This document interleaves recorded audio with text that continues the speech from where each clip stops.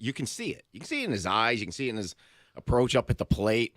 Maybe, like I said, that's the last shot. But, I mean, I know somebody criticized me on text for saying all the hitting's on him. Look, he has a 608 OPS, a -1 WAR. He was supposed to be your cleanup hitter. Yeah. I mean, you were talking just if he was just 8-9 homers, hitting 235, that would probably be somewhere between 3, 5, 7 more wins for this team. I don't know about 7. I don't know about 7. Well, it's all situational. If he does it in all those 2-1 losses. Yeah, that's a major if. I mean, they're just not getting it. They've had to move him down in the lineup. The manager said he's not sending him down to. He's going to set him next to him. Right. I don't know. It's just come on, guys. You mentioned the mental stuff. Did you see the video of him the lip reading after the skiing strikeout the other day? Oh yeah, I did see. Yeah. Now was he? I assume he was talking to him about himself. I would think so. Yeah. I mean, he can't hit a major league fastball. Right. Hard of the plate. He called himself an effing small cat. Okay. The word I can't use. Yes.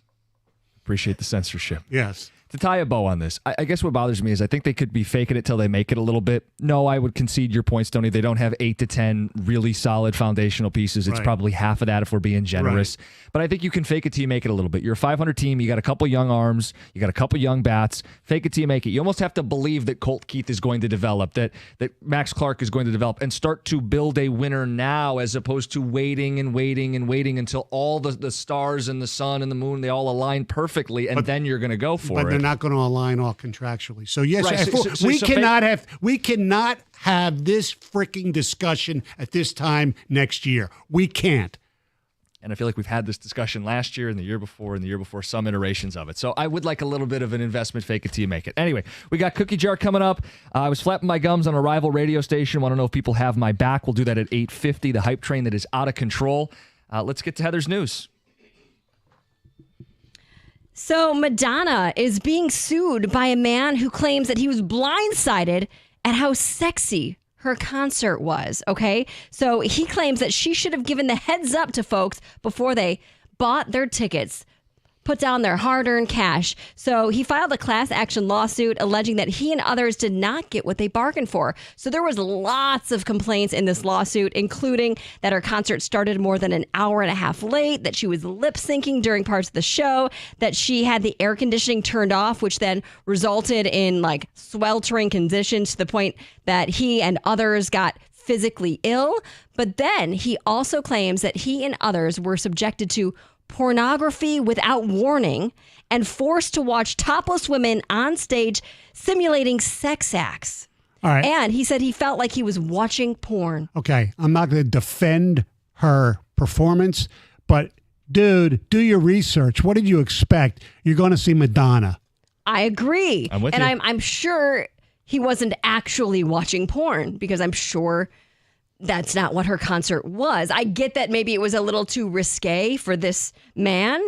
However, but it's Madonna. I know. So the suit demands a refund for tickets and or profits Madonna made from the concert. Good luck. Yep, good luck with that. 2 suspects are in custody after police say a pizza delivery driver was robbed at gunpoint on the campus of Michigan State University. So this delivery driver was outside Snyder Hall when he was approached by 2 young men. One of the men, who was armed with a handgun, demanded the victim's wallet and the pizza.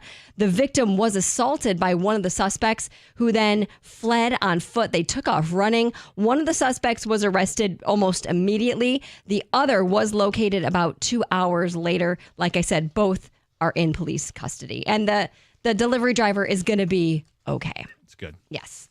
A 30-year-old man has been charged with a second-degree murder after allegedly fatally shooting his younger brother following a fight over the family dog. We discussed this.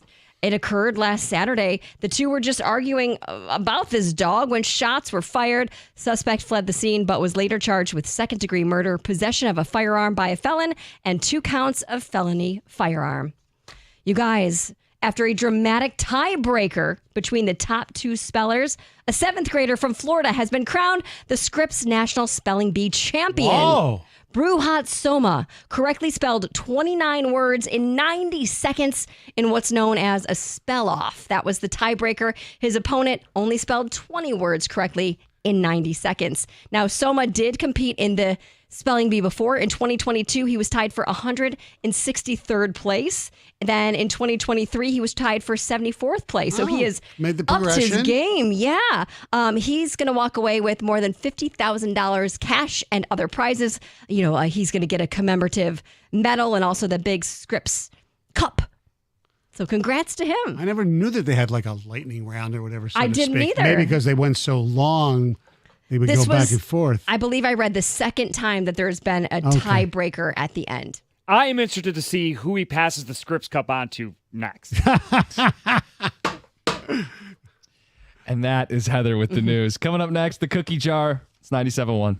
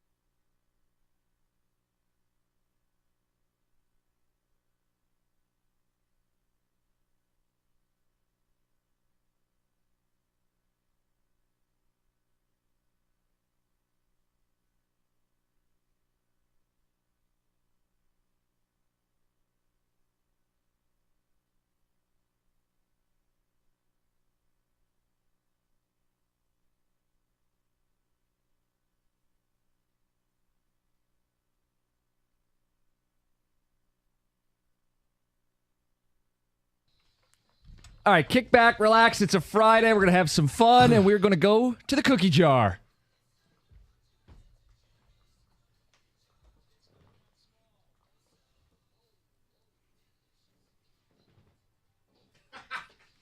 The theme, 'tis the season, vacation, graduation, and imagination.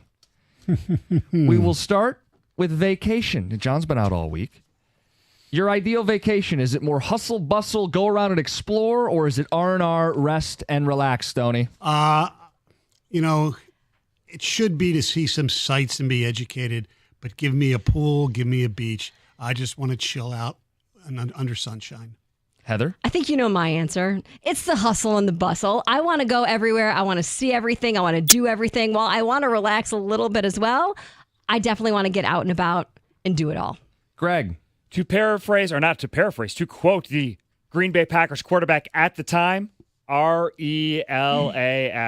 Relax. Split ticket, Gov? I am Mr. Relax for sure. Maybe sprinkle some exploring, but I'm there to chill. I can hang out at a pool with Stoney any day. Yeah, exactly. I feel like if I'm at the pool for like more than a day, I get antsy. So I am hustle, bustle, go, explore, see stuff. That's why I'm there. Yep. The dream vacation spot you've never been to, Stoney? Australia. Always wanted to go there my whole Why? life. I don't know. It seems beautiful, cool accents. Everybody says it's a wonderful place. Underrated hot accents? Yeah, probably, yes. Heather? Might not be underrated. I know. Those accents are hot. I want to go on a safari. I want to go to Africa. That's It my doesn't dream scare vacation. you, like lions and...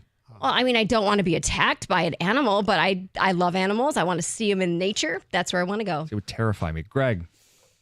Europe for sure, specifically out of that. England, Germany, I've heard is really nice. So those two places. German chocolate, beer? That's one accent I don't like. The Yeah. angry German? Yeah. It goes with the relaxing. Aruba. I've never been to Aruba. I've been to Aruba's good. I've heard it's great, and I went to Jamaica. I love the Caribbean, however you want to say it. What's great about Aruba is it's hot, but because of the breeze, you're not completely like sweltering. Mine's Italy. Love to see the food, the culture. I know you'd be running around, but I would love to go to Italy. you're You could get real bolognese. Yeah, you're Italian. yes. Authentic Doesn't need to come from the bolognese. can. Now you're piling on. I know. This next one is in the theme of graduation. You remember when you were in high school and they filled out the yearbook, the superlatives? Oh, yeah. We're going to do station superlatives. Oh, boy. Who at the station is most likely to receive these high school yearbook superlatives? The first one is biggest flirt. Stoney. I don't know if he's here enough. Birchie. Oh. Birchie, plus Kind of a he's got ladies' the, man? the good looks and all that kind of stuff. And yeah, I'll go with Birchie. That's a great answer. This one was hard for me. I honestly couldn't think of somebody. So I'm going to agree with you, Stoney, because once you said that, I was like, that's it. It's Birchie. You're not going to think about this. I'm going to say Gator. Hi, Heather. Is that what qualifies? Tom, biggest flirt at the station. We'll go Mark Ryan. Oh, the new guy. I think he's got a charm to him. Certainly flirting with the city of Detroit. Tell me where to go Yeah. out to eat. I'm going to go with Rico Beard. Little Rico Suave. Oh, okay. Class clown. Gator. Stoney? Gator. Gator makes me laugh. Gator, you say Stoney. Yeah, he always makes me laugh, whether Right. he means to or not. That's a good point. Greg? I'm going to say Kang. I enjoy the 5 minutes of crosstalk with me and Kang every day. Tom? Evan Jenkins, our web guy. He has such a good soul, but he can just go down to the most Yes. inappropriate joke level, and I just love it. I love that too. Yes. I had two names and neither got mentioned. I initially thought Rieger for the class clown, but I think the right answer is Wojo. Yes, it is. Well, yeah. Wojo is the answer. Most likely to join a cult. Don't take this the wrong way, Gov, because he always talks about going off the grid and being far away, and a lot of times that's cult-like behavior. It's not John? political or anything like that. John, yeah. John going with Jansen. You want to elaborate? I could not really. I just I could see it maybe happening. He's in one. He's already That's there. right, the Michigan cult. That was my answer. I'll jump in right here. John is in the Michigan cult. Yes. Greg? Oh gosh, really busting me here. In a cult. that is such strong language. I know. There's already an afternoon show that's a cult. Well, yeah, that's the cult of hating Michigan. That's a cult unlike itself, unlike any other. Greg, if you're uncomfortable, we can move on. I do not know the answer to this. Okay. I got nothing, guys. Tom? Stoney so miscast me there. I'm so disappointed. No. You know, one of the things I remember from my college orientation more than anything was guarding against being in a cult or being recruited by a cult. No way would I ever be in a cult. I'm not in the Michigan cult. Famous I'm very last words. I know, but you understand what I was saying. Rico. He's in Rico- one too, just like John. I Yes. mean, come on. Oh, the Yeah. others. These Yeah. are easy. It's a Okay. layup. Most likely to become president. Wow. If I have to say it's me because right now all we have is old people running. Okay. That's true. Right. This is hard. I'm just going to go with Greg because I think you're very smart. That's not always a qualification. I know it's not, but in my head, I know it's not a qualification. That's but what you would for want me, to. I think Greg could be a good president, and he's thoughtful. He really thinks things out before he shares them. That beard looks very presidential. Yeah. And we have no idea who he ever voted No, for. we Just have have no worked clue. with him. Exactly. Greg? I'm going to go with Mr. America himself, John Jansen. Now we know Red, where white, he and leans. blue. Tom, most likely to be president? You know, I was going to say maybe Doug, just because he seems to have neutral capabilities, which is what we really need in Right. this country. But I'm going to go with Kenny Cock because he's like Biden. He'll never leave his basement. So I went with Doug, although he doesn't have the felony charges, which may be a Who do requirement. we know who leans one way now? But yeah, I would go with Doug Karsh. Treat everybody with respect, like you said. A little politician sometimes doesn't want to inflame people. Well, isn't he also Well, that's me. I'm Oh, the Mr. fence rider, yeah. yeah. Oh, yeah. I mean, I Okay. try to appease both parties. Yeah, but you would never make a decision. Both parties would hate me. Last one for the superlatives. Best dressed at the station. Valenti. Pocket squares. When you see him out and about, I don't think it's even close. Yeah, I said Valenti as well. Now, see, I instantly think that I think of what you wear to the station, and we all dress like slobs. So there's no answer. You're the Dude, winner. I'm including myself in this. No, you're the winner. You dress better than any of us. I mean, I don't get dressed up to come here. She's like, that's not saying much. No, I Don't know. grab that Kid Rock guitar over in the next room. That's Well, right. get a cigar Get the and cigar. jump in John's truck. And Oh. Yeah. Is that a euphemism? Go ahead, Greg. I will go with Will Birchie because I do think, A, he does dresses well, and secondly, I think anything that he puts on will look good on him. Like, sometimes he wears hats into the press box at, Michigan State. It's like, he can do that. Like, I couldn't rock that. He can. So I'll go Birchie. Tom? I'm going to go with two people. Gator for a sweater collection, very underrated. When Gator comes in, dud it up. And then how about Wojo? Every single day, it's blue shirt and black pants. I have a friend who can't understand why he wears the same thing on Channel 2 every single. He goes, does he man own a sport jacket? He just wears the big. I said, that's Wojo's look. It's him. For time, I'm going to skip down to imagination. Imagine a movie about your life. Who would play you? Wow. Young me would be Tom Hanks because back in the day when I was really thin and there was a resemblance. And people have said, now you're so old with your gray hair, it's B. Arthur. No, I'd say Mark Ruffalo maybe. oh, I can see that. I wasn't thinking like you are. I was just picking somebody that I would like to play me, like Margot Robbie or something. Oh. She could play me in a movie. But you know Yes. who I used to get all of the time was a young Olivia Newton-John when she was I really get young. that. That I would look get like that. me. So Yes. maybe her when she was younger. Yes. Greg? I think Heather Park should play herself in a movie. She's got 4 movie credits. That's You know true. what? Oh, There you I go. didn't know this. What movies are you in? Oh, we'll discuss later. Okay. Real Steel, baby. Yeah.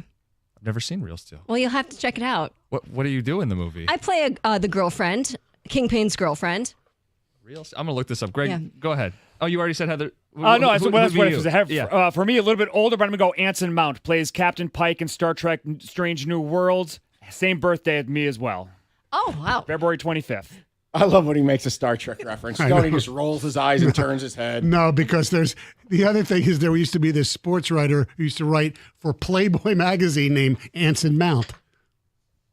And it had nothing to do with Playboy, but he did the Playboy All-America team. I'm almost positive. It's one of these. I think I'm right, but I'm not sure. I'm going Adam Sandler. good heart, good soul, can be funny at times, but has serious anger management issues. Some self-awareness. I like that. I wanted someone who was snarky and sarcastic, so I was initially looking Robert Downey Jr., but then went Ryan Reynolds. That's a good one. Who wouldn't want Ryan Reynolds to play them in a movie? Do you look like him? You think so? I don't know. Deadpool. And that is the cookie jar. It's 97.1.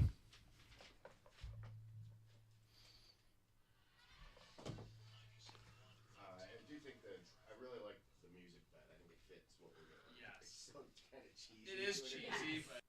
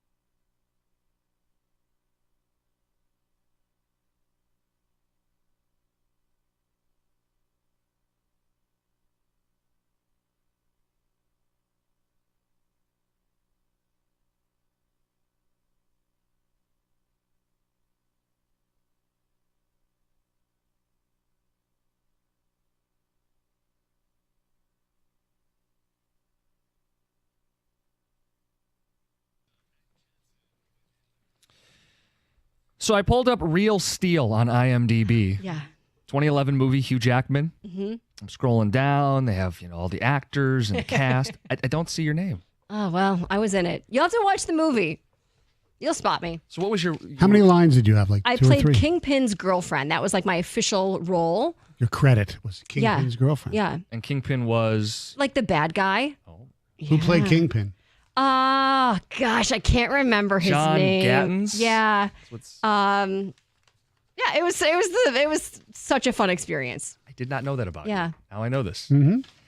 Some ticket text on the cookie jar. And that's something we didn't get into that I want to spend a little more time with. Texter says, Doug doesn't return shopping carts. Once the general public learns that, he would lose the election. He doesn't return shopping carts? He seems like the type that totally More than any... would. Oh, I don't believe this. no. Because you're right. He treat everybody with respect. Yes. He But doesn't also return just shop- like he likes to be active. A couple more steps. Let's make sure the earth is clean and Do your carts are parts. put away. Yes.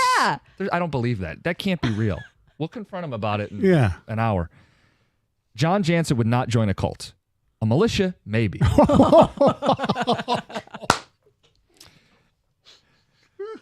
Class creep, Stoney. Aww. We didn't do class creep. Absolutely.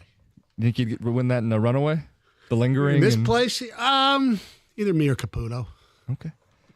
Costa doesn't look anything like Ryan Reynolds. He does sort of resemble Tim Robbins, though. Okay. I don't see that at all. No. Sign me up for a beach, a pool, a mimosa, and a nap. Relax for me. Chris in Houston, not Chris Houston. Yeah. Good to hear from Love you, Chris. Chris in Houston. We did vacation, graduation, imagination. We didn't have time to get into one of the graduation questions I had. Okay. Which is, where do you draw the line? Right, this time of year, you have high school graduations, you have college graduations. Some will do a kindergarten graduation, a fourth grade graduation, a middle school graduation. Where do you draw the line? Of all of them, I think the middle school graduation is the lamest, to be quite honest with you.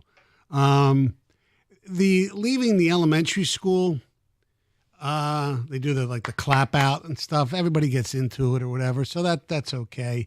I have another question, by the way, considering with this. Why do high school graduations get more pomp, circumstance, whatever words you want to use, like parties, than college graduations? To me, it's more of an accomplishment to graduate college than it is to graduate high school. No hesitation. To me, graduating high school, if you can't graduate high school, there's something wrong. I And totally we're celebrating what? agree with you, but I think it's kind of like a send-off, Okay. right? Yeah, I I look at guess. it more like that. Like, Okay. yes, you graduated high school and it's kind of expected, right? But Yeah. here you are, you're now like entering adulthood. You're going off on your own. You're taking this leap into another type of life. So let's make sure you're prepared for that. That's kind of how I look at it. Fair. So, yeah, high school is a big transition. You might not go to school again. You might be entering Right. the professional workforce. True. It's a big transition. And in college, big accomplishment, right? Huge on what- accomplishment. Allegedly. Allegedly. Although you could debate that. Yes. But it's more difficult. And then it's the same thing. At that point, you're likely done with schooling and you're going off into the next phase of your life. Mm-hmm. I get celebrating both of those. I don't get like from first grade to second grade, or we're going kindergarten to first grade, or we're going fifth grade to sixth grade. Yeah, the fifth grade the middle school one, I just don't understand. I don't understand those either.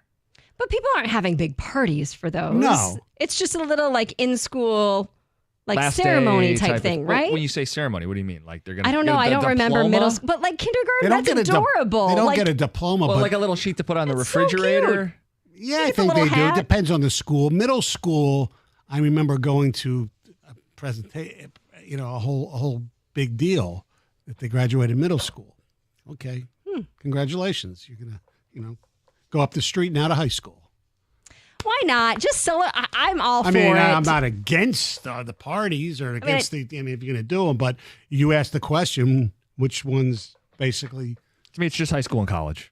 Those are the ones that you would give money to. You go to a grad party for. Yes. Those are the ones worth celebrating. They're Yes, major they milestone are. transitions in your life. The other ones are cute. They're cute, but why not celebrate your kid for doing something great? Celebrate him every day. Okay. But is that great, though? See, you use the word great. Is graduating expected. kindergarten great? But like, let's encourage them a little bit. Yeah, why not? I think it's know. Look, What's the harm in it? I did it. The My kids put on a cute yes. little cap and gown. I remember making mine out of a styrofoam bowl that I painted blue with construction paper on. Like, it's just silly, but it's fun. Yeah, I get it. All right, so you've hit on something here that's actually happening in our house right now. And it's Connor graduating from middle school. Right. 8th grade, next Thursday. Sam has a baseball game that I'm a coach on at the same time. And we've been going back and forth on which do I need to go to. And I personally align with Stoney here in terms of the significance of graduating from 8th grade. Right. I just don't think it's that big of a deal. No. Because Now, he does back in the day, it would be graduating 9th grade because high school used to be just 10, 11, and 12 when I was. So the deal breaker here, though, I think to go and then Sam, they'll just have to get somebody else a coach for that game, is that the kids are speaking because Connor goes to a private school and all the kids are saying something. And to me, that's why nice. I need to be there. Okay. Other than that, I don't think I need to be there. I just think 8th grade, it's like, okay, really? It's kind of the everything is awesome. Everything has to be a big deal mentality in society right now. To me, the preschool one is cute. They put our kids in the whole gown and hat, and to get the picture. It's adorable. It was worth all the other stuff, Right. It's the photo. To have the photo for their, but other than that, all the others are such a joke. I mean, I'm almost with Gibby. Remember when Gibby blew off his kid's high school graduation to manage? Yes. Yes. I'm that ilk. I just, like, high school, okay, I wouldn't do that, but college is the big one, and college often doesn't get celebrated like high school. Not at all. That's why I say that you don't see yard signs. Congratulations, Tom, you graduated, the class of this. But there's tons of yard signs out for people who graduate high school. You don't have a lot of big ass graduation parties for college. You do for high school. I didn't hold it against Gibby that he didn't go to his kid's high school one. No, me neither. No, there were people that thought he was I know, being a jerk. a bad father. Graduating high school is, in terms of an accomplishment, not a big accomplishment. If you want to be there for the memory of it, right, that's different. Right. And if he went to the high school graduation, I'd have no problem with that either. Correct. As long as it wasn't a playoff game. Uh-oh. The Stoney rules. You draw the line. Playoffs, right? Texter says it's high school. It's not even close. You won't see 95% of those people ever again. It's a graduation of youth into real life and responsibilities. That's the biggest one for that reason. Okay. Everyone gets a trophy. Yay. B from Taylor. Playing off what Tom just said. A few more coming in. 248-539-9797. My wife lived in Chicago when she was young. 8th grade graduation is huge. Why? Beats the hell out of me, but apparently in Illinois, it's a big deal. I don't get it. Look, 9 o'clock hour, we're going to get to something else in Illinois that's apparently a big deal. The Chicago Bears. They're on Hard Knocks. I was flapping my gums on a Chicago radio station last Friday. I am not afraid of Chicago. They were caught off guard. We'll talk about that coming up in the 9 o'clock hour. Quick phone call. Tim and Flint, you're on 97.1. Yeah, how you guys doing? I'm sorry to ask that. I hope great. Anyways, I just kind of called to bust balls a little bit. The other two, I can definitely see their points. But I think it's more ridiculous to have a gymnasium for your cat in your backyard than to celebrate your children's accomplishments. Well, to be fair, and I tend to agree with you, Tim, but the cat that he has no children. So building a catio, basically the cat graduated from running around the house to his own little space. That was his graduation. He gets a catio. Fantastic. So I don't think you did a good job defending me. Tim, I appreciate the hard time as always.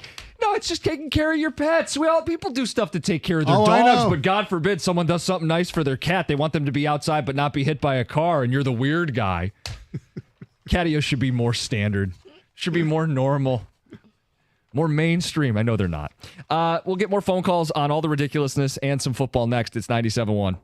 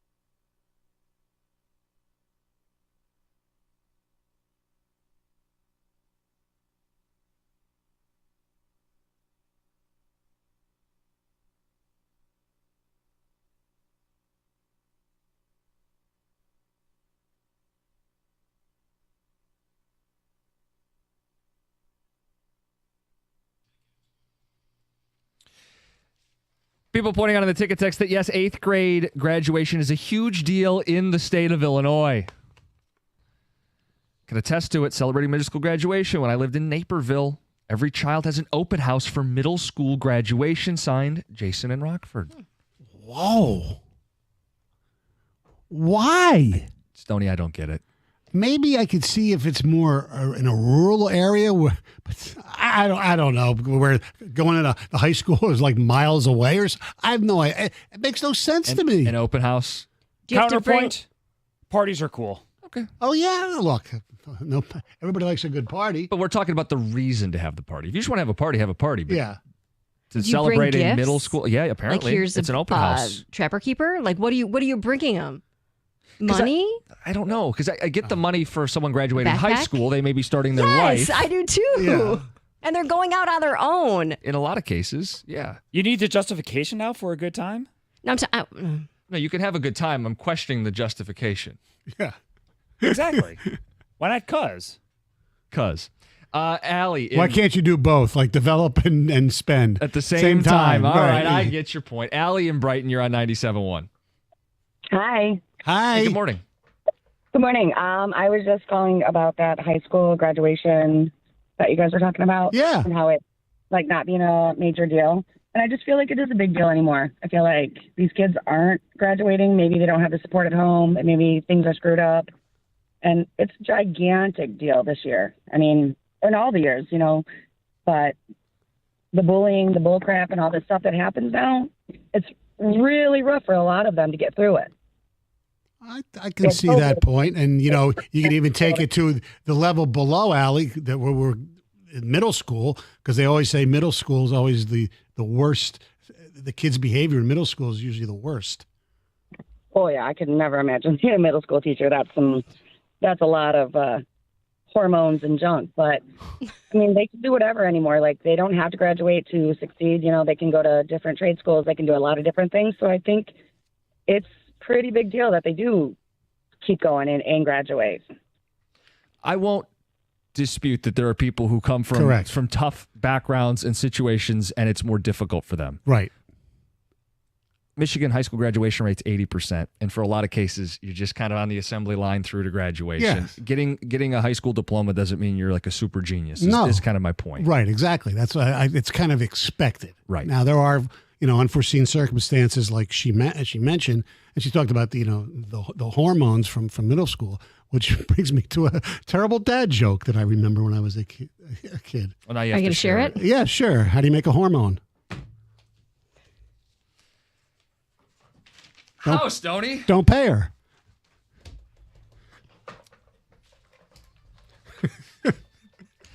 I wish it was that easy. Oh my goodness. We got to wait another 20 minutes on that. Hey, you got 53 minutes left of me for a while, okay? But you're going to be in on other day parts. No, I know. I'm talking about the show. For us? Yeah. You'll infect the midday show and the afternoon show later in the month of June, and we love that you're not going anywhere.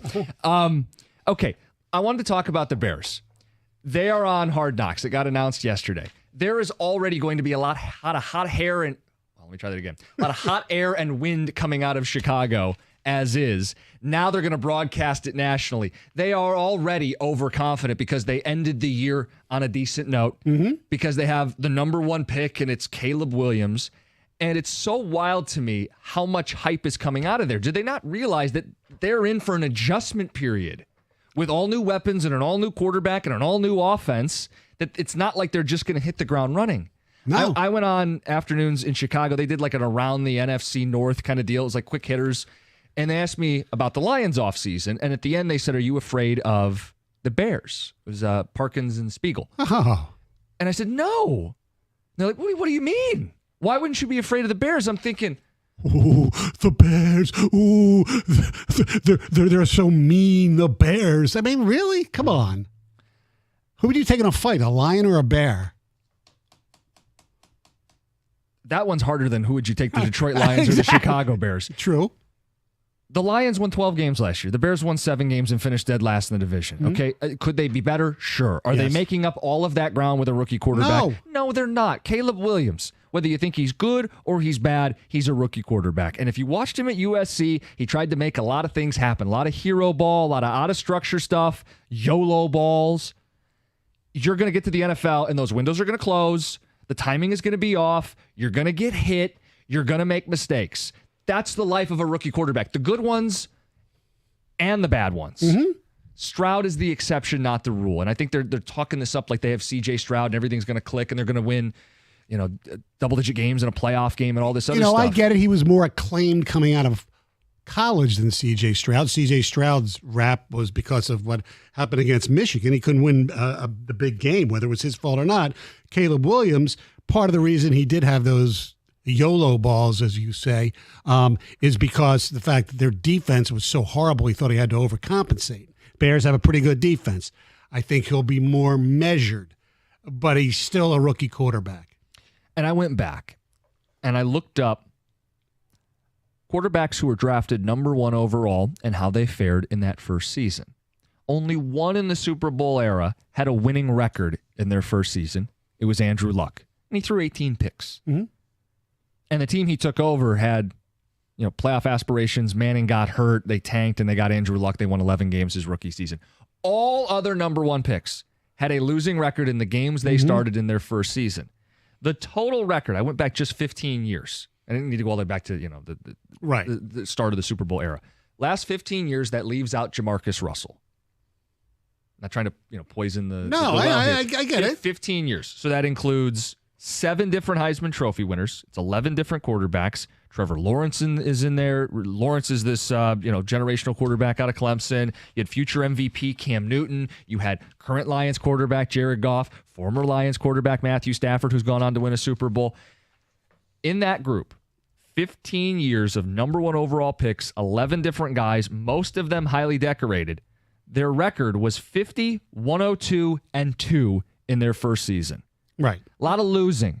Doesn't mean you're going to be a bad player. A lot of those guys ended up being very good players. Yes. But the first year is going to be an adjustment for them. Now, you want to tell me 2-3 years from now, Chicago's going to be a thorn in the Lions' side? Yes, fine. I'll agree with that. Could they beat Detroit one time in the regular season? Sure, they did it last year. Yes. I'm not worried about them taking the North. I'm not afraid of the Chicago Bears. And I would think people would back me up on this. They seemed offended that I wasn't afraid of the Chicago Bears when I went on with them last week. Well, their schedule definitely is advantageous because they play a lot of the easiest teams early.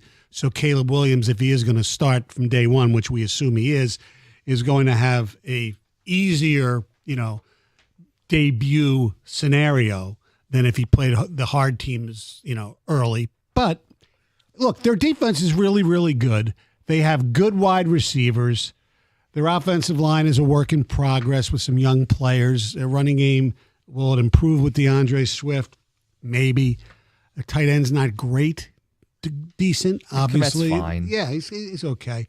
I think they'll be better.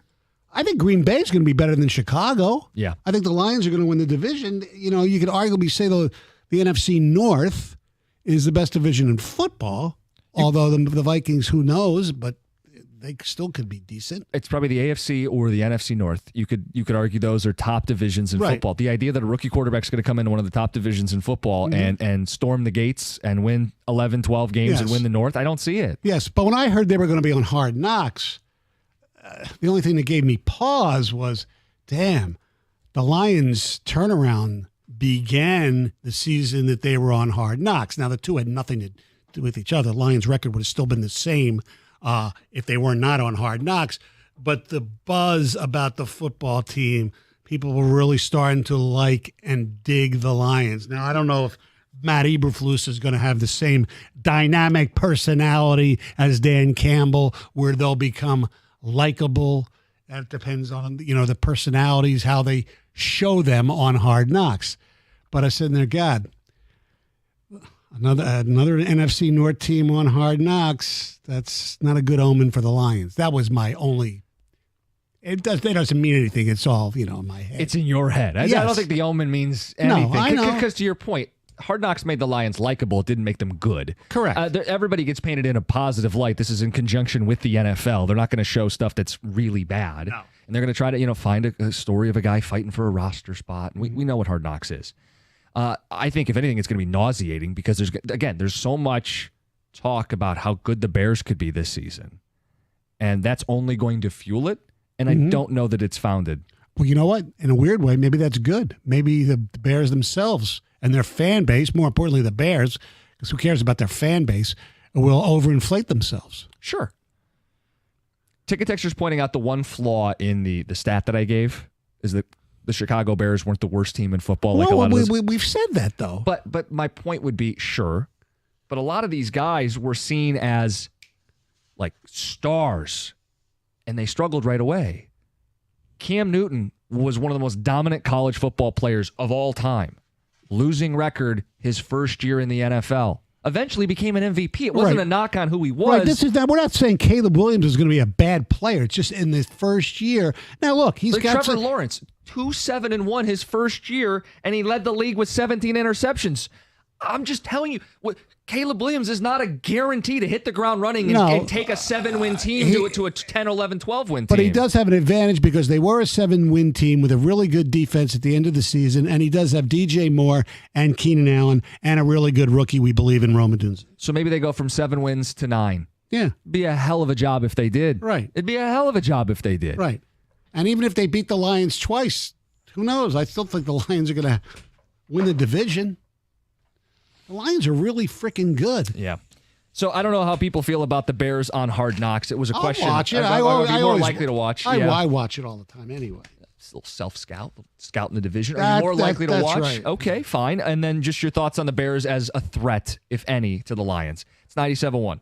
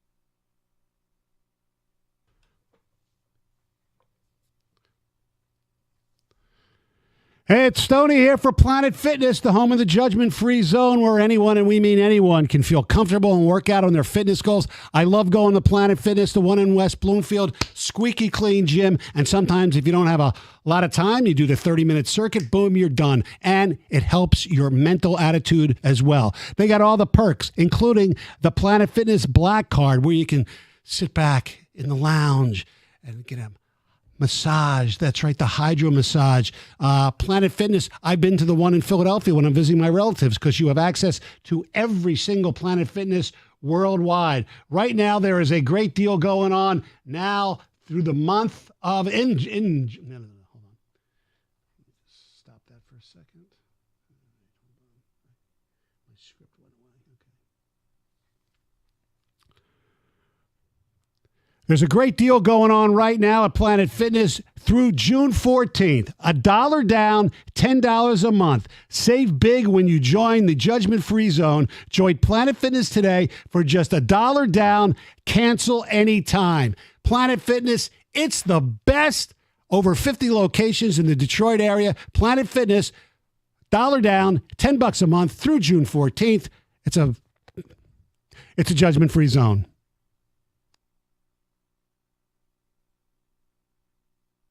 Thank you. Sorry for my hiccups.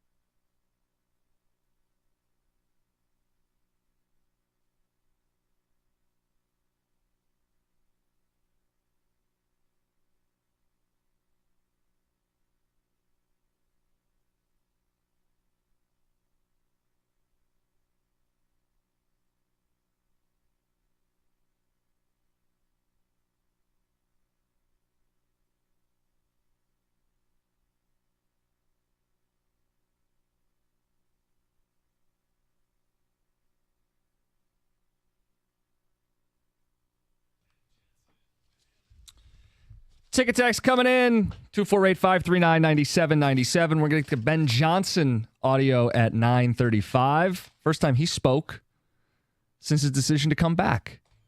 It was illuminating. He shared a lot. It's nice when the assistant coaches speak. Just going to let that linger. Yes, thank you, AJ. These Bears fans are really starting to sound like Dallas Cowboys fans. Super delusional. No one's accounting for the adjustment of a rookie quarterback, especially a guy who's tried to play hero ball. You can't do it in the NFL unless you're Mahomes. Go Lions, 13-4, Keith in Dearborn Heights. The Bears are on Hard Knocks, and I brought up this is going to be nauseating. There's already so much hype around this team. Rookie quarterbacks do not have success right away. Correct. C.J. Stroud is an exception, not the rule. And Chicago's all worked up in a frenzy over it, and Hard Knocks is only going to fuel it, which, fine, I guess it'll make their inevitable letdown more enjoyable. But I said on their radio station, I'm not worried about the Bears. You shouldn't be. And I think everybody here would back that up. I think they're delusional over there to think that, well, we can go in and win the North. Not in year one. Maybe 2-3 years you get your act together. Look, if he does and he has a luck-like year, even minus the 18 picks, if he has one of those, seasons that you don't expect a rookie quarterback to have, God bless them, they would deserve it. But I don't think that's going to happen. Stoney, yes, people liked Campbell on Hard Knocks, but the Bears have Eberflus, LOL. Right, I know. That's not exactly the same dynamic personality. I'm not the biggest fan of Eberflus, but I thought he actually did a pretty good job last year, the second half of the year, with that defense. He's a defensive-minded coach. I mean, they averaged only 15.5 points allowed the last 6 games, and you could take that to 8 games, and it was pretty much the same except for the Lions' 2 kind of somewhat miraculous TDs to beat them there. Look, that's where they're going to win, is that they play that kind of defense for a full season, and then Williams is a game manager. Is he capable of being that? I don't think so, because I think he's a turnover machine. I was just going to say, you know what drives good defenses crazy? When they're right back on the field in a short situation because the quarterback turned the ball over. That's a quick way to actually take the advantage of a great defense away when you have a QB who, quote, tries to do too much, which is all over Caleb's tape at USC. Exactly. And in regards to DJ Moore, I don't think he's like a true stud number one. I think he's a decent number one. And he's had a knack in his career for completely disappearing in games, and it's never his fault. I just think he's that kind of – there's an element of Deshaun Jackson to him. Little diva-esque, the DJ Moore? No, more so it's hit or miss. All or nothing, it seems like. Big stat game or 2 catches for 13 yards. Texas says Sharman Williams will get his ass eaten alive by the NFL animals. Hope so. Then the opposite, Bears will make the playoffs this year on Ticket Text. Well, they might make the playoffs, but they're not winning the North. They got to get through Green Bay before they worry even about Detroit. I know. Well, you could have this division have 2 wild cards, too. Yeah, it's happened. Yeah. I'm also interested in Williams, kind of like his off-the-field demeanor. I know John's brought it up before with nail polish. So what? It's the day and age, though, of Sounds like the whole Stafford because he had his hat on backwards. It's come on, really? Just because it's not your druthers doesn't mean it's the younger generation and all that. I don't really know if those things matter. And then also the nickname Sharman. But where does this play in? Where does that stuff play in terms of the fans? Because the fans will grab onto that stuff if he doesn't play well. Oh, yeah. But if he plays well, you'll see all these kids in Chicago with, nail polish now. Exactly. Mm-hmm. It's that simple. You succeed and all the quirky stuff becomes mainstream. There's no doubt about that. And I have not written off Caleb Williams long term. No, that's just for 1 year. Yeah. Yeah. I mean, I don't think any of us are being the quote-unquote haters. No, and I don't think it's a homer deal either. No. I mean, the Lions won 12 games last year. Yeah. Look, I understand. They're a Super Bowl caliber team. The Lions are chasing the Super Bowl. The Bears are chasing a winning record. They are not the same, and they should not be lumped together. And anybody who thinks they should is probably only living in Chicago or a Chicago fan. And I understand that. Now, granted, they've won a Super Bowl. They've been to another. Their history is a little better than ours. I get that. However, most teams are. However, they've been really crap for a long time here, in the past, 2 decades for the most part. So I understand when you have a team that has a pretty good finish to the season before, like the Lions did 2 years ago. You get a highly acclaimed quarterback. You made some really good stuff, off-season wise. But besides that, I could see fans being optimistic and sometimes overly optimistic. I think Caleb's more likely to lose them a game than win them a game in his rookie season. Probably. Yeah. Okay. Listen, they could be excited. Hard Knocks is only going to fuel it. Bring it on. Yeah. Let's get to Heather with the news. So I just saw this article about some new data that shows zip codes in Washtenaw County have higher rates of suicide. Yeah, parts of Ann Arbor, Manchester, Whitmore Lake, and Ypsilanti have higher rates above the national target, which was set by the U.S. Department of Health and Human Services.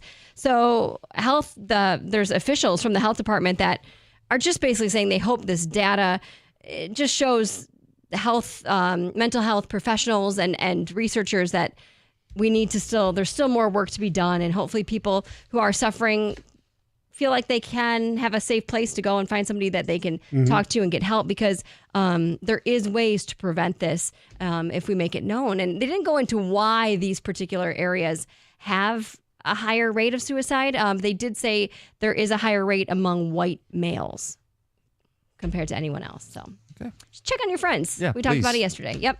A fan is suing Madonna because her concerts are just too sexy. This guy in California claims that Madonna and Live Nation tricked customers into buying these really expensive tickets by basically holding out information, right? So in this lawsuit, he says they didn't tell concert goers that her show was going to start late. She started late. I mean, we've heard these stories like hour and a half later, which is not very nice. No, they also mentioned that it was very hot and uncomfortable, and the temperatures during the shows were making people sick.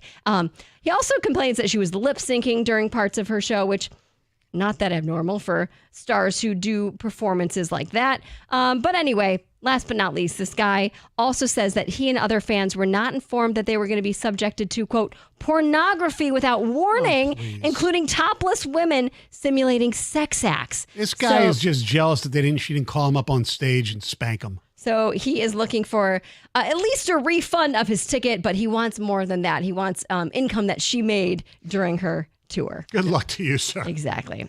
There's a woman who thought American Airlines was just too expensive for her and her friends to go on a bachelorette trip. So there is a call that you've got to hear. She made a call with a private jet company because she thought she could save money going that route. So in her call with this company, she says they found $400 tickets, per person round trip to fly from LA to Nashville. And she was disappointed when she found out how much it would be for a private jet.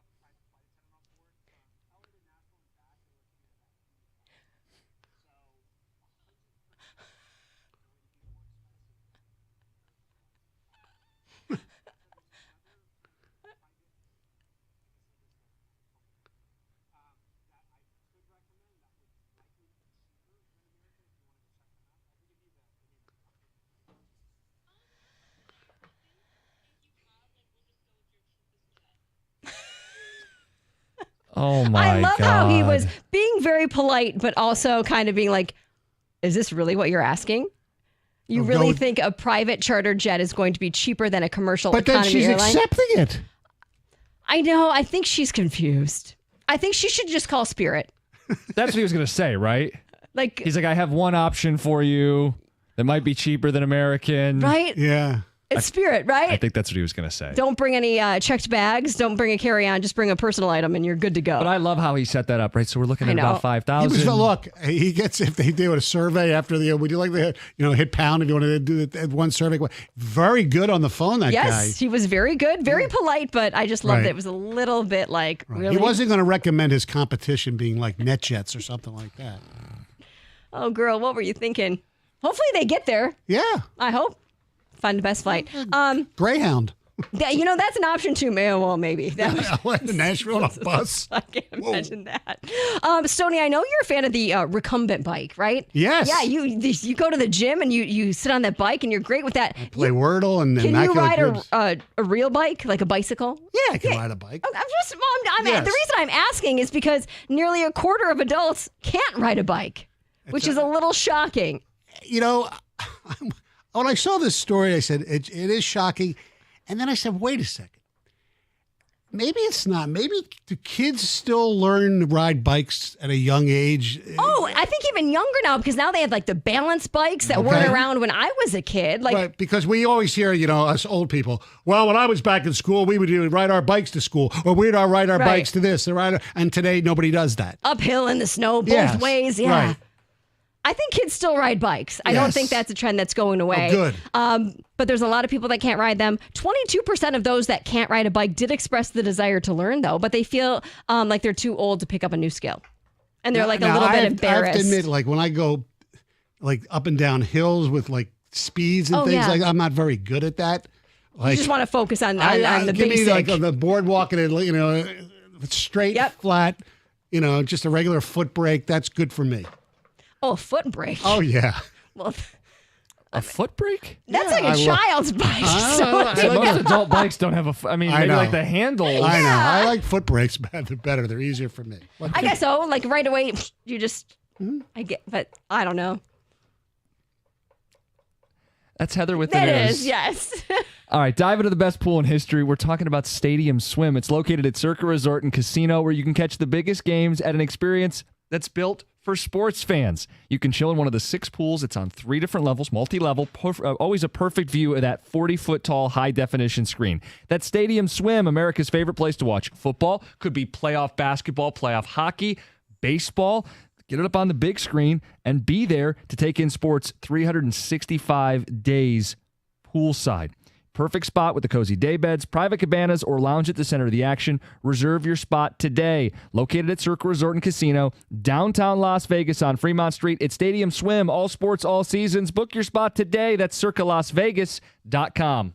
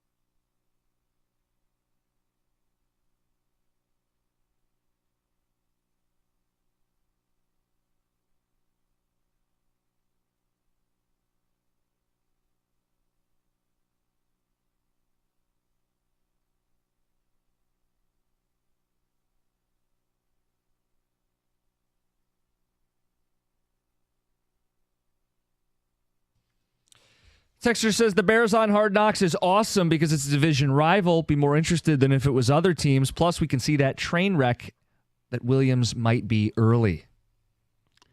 Another one says, I love how fans label Caleb Williams as a hero ball guy, but he does all the things they want Goff to do. Deep throws, extending plays with his feet. He's the guy you actually want. There are people who believe that's the only thing they don't like about Jared Goff is those things, the mobility and the deep ball. But Caleb Williams needs time to do the other stuff that Goff does so well. I was going to say, I think you could argue Caleb has a higher ceiling than Jared Goff because of some athletic gifts. But Jamarcus Russell had better athletic gifts too. You're going to need to develop and you're going to need to adjust to the NFL game. It will be an adjustment for Caleb, something people in Chicago do not want to hear. We're talking about 1 year. We're not saying that Caleb Williams is going to be a failure. Caleb Williams, will probably be a really good quarterback. LMAO, Stoney rides a bike with a foot brake. Is it a BMX, Stoney? No. Anyway, we want to talk about Ben Johnson. He spoke for the first time since his decision to stay with the Lions. Stoney, it was a surprise at the time to me, surprise to you. Yes. And people would speculate, well, does he not feel he's ready to be a head coach? They would say this is going to hurt his standing in the league because he blew off the Commanders, right? They were flying out to see him, and he told them mid-flight, never mind.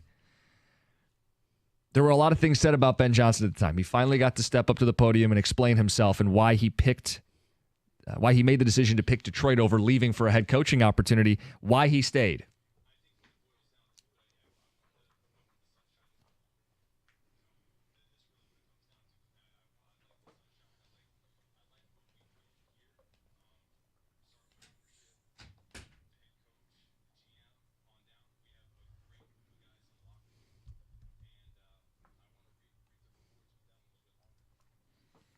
Kind of obvious he likes Detroit, but the analogy Campbell told the team early on, something to the effect of, we're in the Arctic, we're in the cold, we're in choppy waters, but I see the vision. We're going to get down to the sunshine, the Caribbean, the good days. And Ben Johnson said he was thinking about that quote when he got on the plane after the NFC title game, that he wants to be here for the sunshine, for the good times, for what's still ahead. It's a lot of things we're not used to hearing about the Lions franchise. No. It's kind of refreshing, actually. It's incredible. The idea, this is the it place. Us. Yeah, he likes us. It's incredible. He also was very calculated with the decision as to whether or not he should pursue some of these head coaching jobs. He didn't want to go somewhere and fail, and he feels like most hires fail.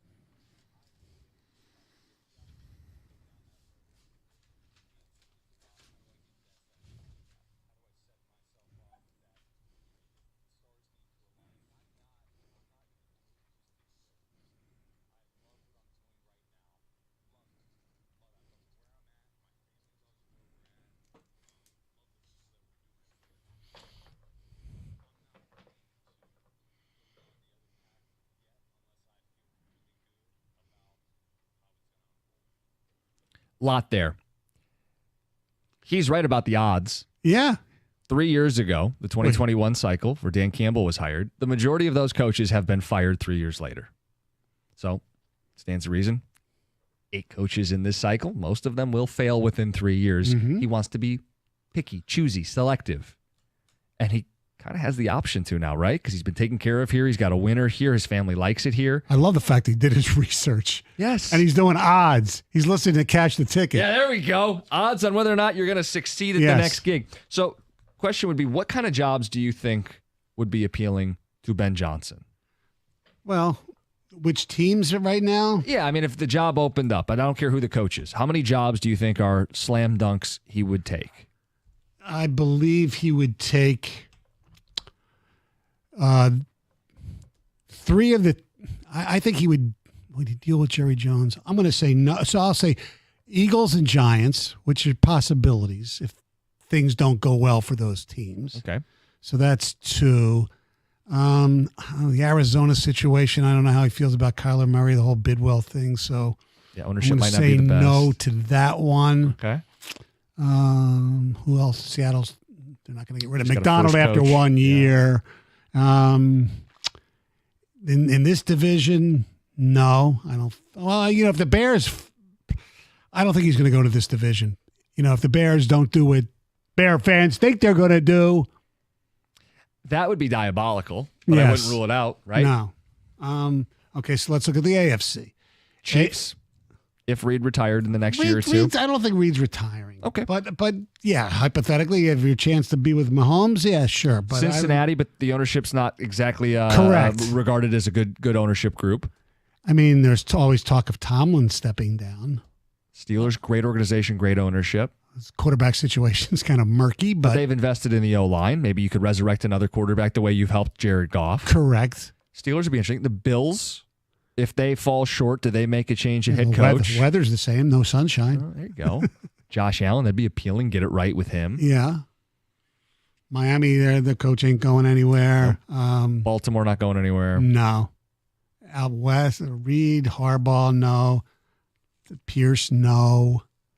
I think the Sean reality is- Payton, he'll be there for a little bit, probably, unless he quits. So there's not that much out there. No, the one team in the NFC I'd go back to would be the Saints, maybe. I could see that job opening. Yes, Dennis Allen is. And Campbell, previously coaching there, Glenn coaching there, maybe they tell him, hey, it's actually a pretty good spot. I don't know. That's a job where you think, yeah, he could be competing against Aaron Glenn. Yeah. Yeah. If the Lions defense takes the leap everybody thinks they could. The bottom line is Ben Johnson came across to me as very thoughtful in what he was talking about. Right.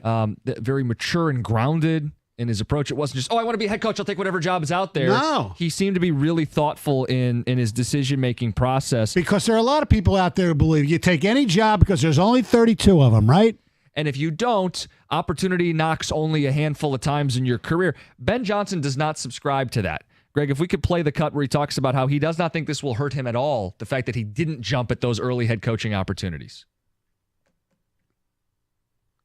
Cut 3.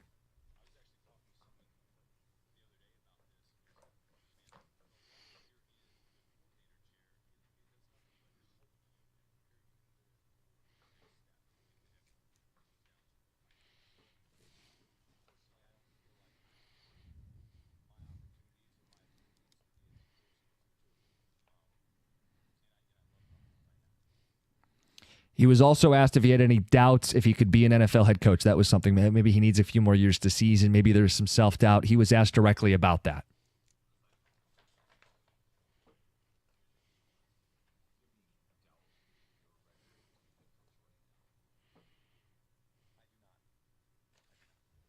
Pretty simple. Definitive. Yeah, good. Good for him. I like the fact that he loves where he is, which is here, and he wants to do what's right for him down the road. And why take a job where you think you're gonna lose the job? You got a good thing going. Right. Everybody said, well, he's going to go to Carolina because he's went to the University of North Carolina. Well, their ownership's bizarre. You could read between the lines. Yeah. If ownership was a deterrent, Yeah. and he was linked to that job 2 years in a row. I mean, I was a little surprised on the Washington thing because it's not Daniel Snyder anymore. But whatever. He also said the consideration for him is he wants to call plays if and when he gets to be a head coach. And Yeah. with that, you need certain staffing to help support you because it's a big chunk of the week is, Game planning. yep, install, play calling, building the script, getting everybody on the same page. If he wants to do that, he needs the right staff, the right support, the right Correct. commitment from ownership top down. We'll get some thoughts on the ticket text and the phones coming up next, 248-539-9797. Also want to give the June Tiger record prediction. John and I have done very well guessing the Tigers month by month. It's next, 97.1.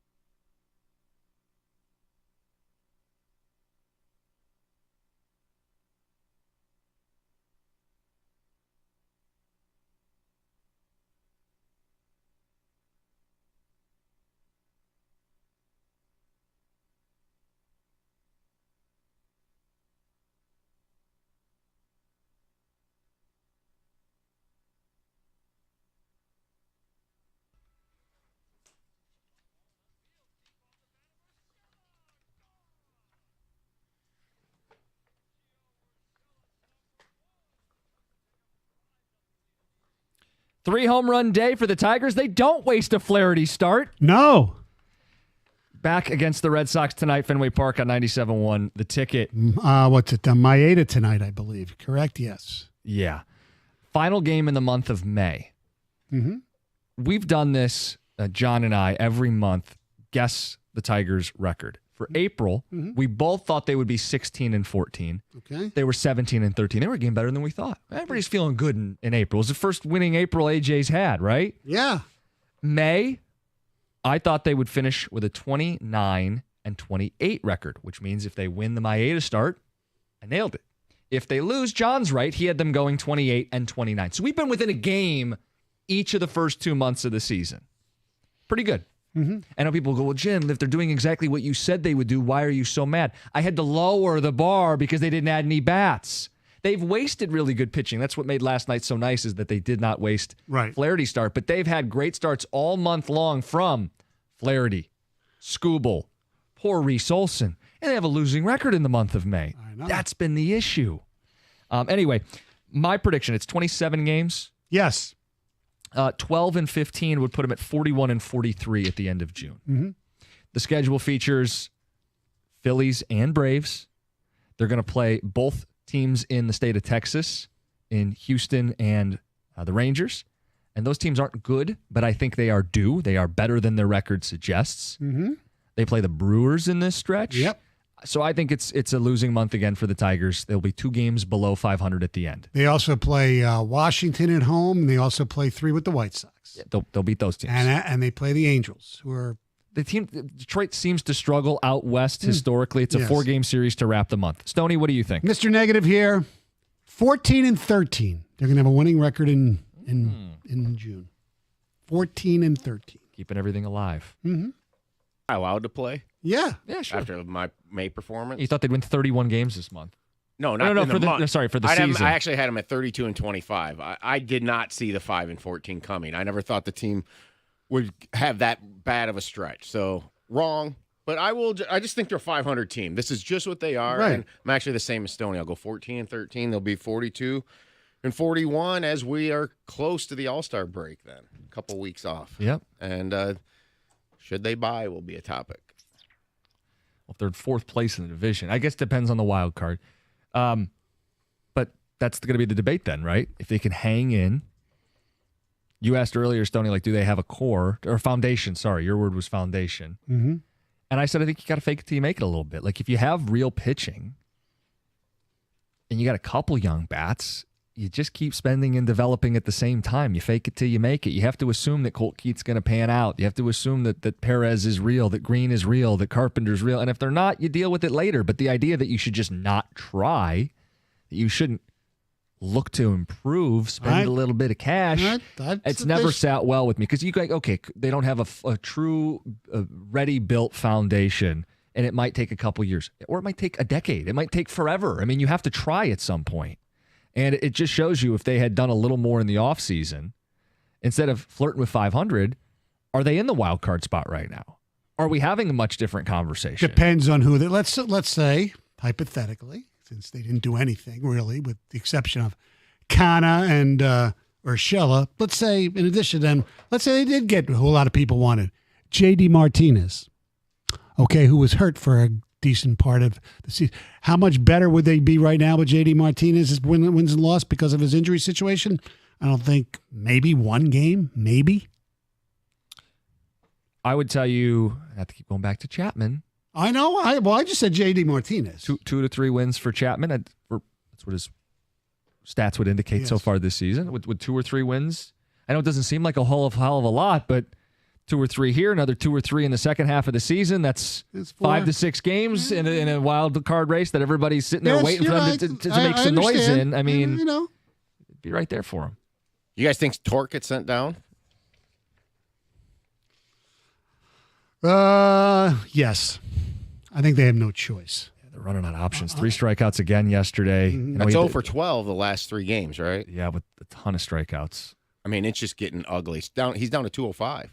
I know they've said they don't want to. To Stoney's point, they're running out of options. I know that there's not much they can do. Can I ask you a question, though? I meant to do this earlier. Yeah. And maybe because it's almost embarrassing that I don't know the answer to this, considering I'm in this field and have been in this field for a long time. Because my daughter asked me the question, because we were playing Immaculate Grid in baseball, and one of the things was whatever team it was, and, you know, 6 or more WAR for a season. She goes, Dad, what's WAR? So, well, it stands for wins above replacement. And, well, how do they determine that? And I said, I don't know. It's some crazy, you know, sabermetric, you know. Can somebody give me the answer how WAR is actually created? I'm sure we could Google it. I couldn't tell you off the top of my head. I To your know, point, it's to your amazing. We got 2 minutes left. Yeah, I was gonna say. I know. We have something we're going to start doing around here on Fridays. Not every Friday, but when it makes sense. Tom collects the ticket texts throughout the show, and he brings them in, and we read, you know, the good ones that are relevant throughout the show. He's also going to start collecting texts out of context, and we're going to debut a few of them from this week today. So, Tom, what do we have? All right, so 2 of them came in today. So the topic first was Caleb Williams off the field demeanor. We brought it up that people have talked about him wearing the nail polish, and also that he's called Charmin by some people. We got this response. A feminized nation is an easily conquered nation. Okay. It's so extreme. And that's the whole point of this. Some of the texts that we get, this is the closest thing to Twitter that we have. Right. And I know that some of them are tongue-in-cheek and stuff. Of course. We also had this one from today. Where do you stand on celebrating graduations for college, high school, middle school, kindergarten, and preschool? Heather belongs on The View for her opinion. Seriously? I mean, you've taken just one opinion and taken it that far? Mm-hmm. All right, this one was from yesterday. Should the NBA come back to Detroit? WNBA. Or WNBA come back? Yeah, Well, exactly. I like the Actually, the NBA too. NBA should Yeah. come back too. Freud. Yeah. Of course that lefty snowflake Stoney wants more women's sports. Keep following the marching orders set by Sleepy Joe, Pocahontas, and all your lib heroes. Look at that gets you. That gets you, though. That's why. No, but what gets me is I said the question was an MLS team or a WNBA, and I said MLS. Right, I think we both did. And I said a WNBA team would be You think that be response is okay. a little extreme? A little bit. A little bit. Yeah. And then finally this one. You know, Heather's back Tuesday after Memorial Day talking about her trip to New York City. So she goes to New York City, and she visited the 9/11 memorial. 9/11 was an inside job. Yes. Signed the person who was protesting in front of the Trump Tower yesterday saying free Mother Teresa, okay? That's that person. And that's text out of context. We'll collect them. We won't always read them, but we'll collect them, and we may debut them occasionally on Fridays. Gator, I'm sorry you walked into that. Oh, it's okay. We learned something today about your co-host. Yes. As he walks in. As he walks in. I did not know this about We were Doug. all shocked, I think. I know. We were You think very I'm about shocked. to learn something too? Or? I'm sure it's come up on your show. Yes, We that's had- how we found out, I guess. We had a texter who said Doug doesn't return his shopping carts. Yeah, that was a big controversy on the show. I worked at a Kroger, and my favorite thing to do was cart collection. You could get out of the store. I hated being in the store. I was a bagger and a bottleman guy, and those jobs were awful. So I always volunteered to cart collect. Yeah. And I loved walking around the parking lot and collecting carts. I came to realize when everybody said that, you know, that's really super rude, and I'm like, weird, because when I worked there, that was my favorite part of the job. I know that tells you what the job was like, but so now I put them back, but I didn't before. Oh, okay. So you're that's different. We thought, we were under the Mr. treat assumption everybody that with respect is leaving the carts So for yeah, someone it's else funny, to pick but, them but up. what's funny about it is I was just going from my experience, and Right. I would put on headphones and just walk around the parking lot, Yeah. this big parking lot, collecting carts, and that was, I mean, look, it wasn't. So you a thought great you were job. doing these guys a favor by leaving the carts? Well, I just didn't think it was a big deal. It wasn't that I was doing them a favor. Well, Well, you they were also didn't saving have the the best cart- part of the job for them. But they didn't have the cart corral back then either. I mean, if you got the cart corral, you They can't- didn't have a cart corral? I don't Back know. in the day, I don't remember any I cart actually corrals. don't remember, but now I got shamed into it. I put them back, but I honestly I saw it as kind of no big deal. But So for us who put the carts back, we're depriving workers of I exercise. don't know if you look at it that way, but like if I worked at a Meijer with those massive acres of parking, I would have loved that. But I mean, when you're 17, the things that you get out of your crappy jobs, that's what it was, collecting cards. We got something for Gator right out of the gate. Okay. Yeah, big day for him. All right. And I'll try not to spoil it off air this time. All right, it's coming up next. Hey, by the way, thanks for letting me in for all week. I had a blast. We loved having you. All right. It's 97.1.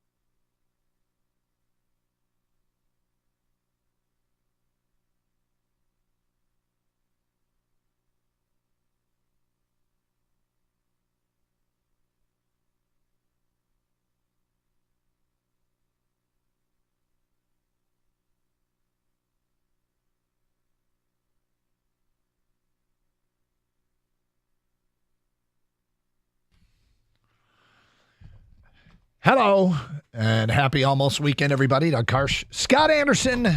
Gator, how are you today? Just fine, Doug. Yeah. Just fine. Anything exciting last night in the Gator Casa? Not really. I subbed again in the golf league last night. Oh, yeah? How'd that go? I was one stroke better than I was last week. There you go. Improvement. Yeah. There's improvement. 9 holes? Yes. Okay. Yeah, there was a really awful 4-hole stretch. So, how many par 3s, par 4s, and par 5s in that stretch? There were, I think, 2 par 5s and 2 par 4s. Okay, so you had to be a par 18 strokes. That's and right. how many strokes did it take you to in those 4 holes? 18 being par. 29. Okay, yeah, that's 7, 2 8s, and a 6. double. He was playing some double bogey golf. Yeah. After starting off single bogey for the first few holes. So this is my goal. Like my goal is to break 90, which is bogey golf, right? Typically, I mean, some courses are different, but par 71. But so I go through, and this is a psychological trick Doug plays. I take my pencil and I literally cross out all the 3s for par 3s and turn them into 4s. All the par 5s, I cross them out and turn them into 6s, and all the par 4s I cross out and turn them into 5s. That way, I am playing against the score that I want to shoot. So I can say to myself, and it really helps, hey, I'm 1 under. Or I'm only 1 over as I work my way around the course. Now, it also, I noticed, changed my approach. Instead of trying a miracle shot, I can see the flag from here. If I just fit it between these 2 trees, instead I just punch it out in the fairway. I've played smarter golf since I started to do that. Total psychological trick, works for me, but maybe I'm a simpleton, but that works for me. If it works for you, that's great. I suggest it to others. How many times you've shot around 90 or below? 4 or 5. I think I've hit 90 4 times, 3 or 4 times, and I shot a 89 once. But yeah, this is a rough start to my I've only played 18 holes total. 9 holes last week, 9 holes this week. Went to the range once. It's been a rough start. I don't feel comfortable out there at all. But it's okay. It's golf. It's something you play, you enjoy. See how the elbow holds up. Yeah, you make the most of it. If you're having fun, who cares what you shoot? Yeah, just find a way to have fun and enjoy the game. So, all right, Gator. I don't know if you saw this, but something debuted on television 18 years ago today. 18 years ago. Yep. So, 2006. Mm-hmm. So that's the year the Tigers. This is how my brain works. Yep. This is so the Tigers, which is always fascinating, by the way. Yeah. Tigers go to the World Series. Did it debut around this time? Like today? 18 years ago today. Yep. I mean, I don't know if it debuted around 10 a.m. I suspect it didn't, but it's 18 years ago today on TV. Huh. Is it Netflix? It is not Netflix. No, Netflix is around longer now. I don't know. What do you got? You got a hint? Any? Yeah, it's a show you watched. Show I watched. Yeah. How long did this show last? Kang, do you know how long that show lasted? I believe it was 6 seasons. 6 seasons. Was it Deadwood? Was not Deadwood. I mean, maybe it did, but I'm not. 2006. It's not the show we're thinking of. Sopranos? Not Sopranos. Is it an HBO show? No. Okay. I don't know. What do you got? Did we find it or no? No. Okay. So 18 years ago today, The Hills debuted. All right. What? Just I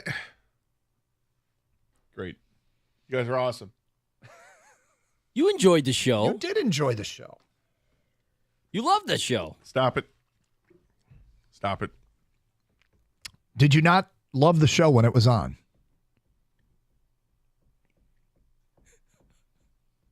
Gator. Dude. What? Did you not love the show? I don't know what you're talking about. It's not a show. I mean, I don't know what it was. It was, I mean. Well, it was a show. By definition, it was a show. Maybe not a reality show completely. Well, but it was a show. It was supposed to be. It was how it was billed. But it clearly wasn't. The ending ruined it that much for you? It is hostility towards the show. Mm-hmm. So what happened in the last? Punch Brody Jenner right in the face. What happened exactly in the last show that? I don't know. I'm asking. I'm really asking. Some things I don't talk about.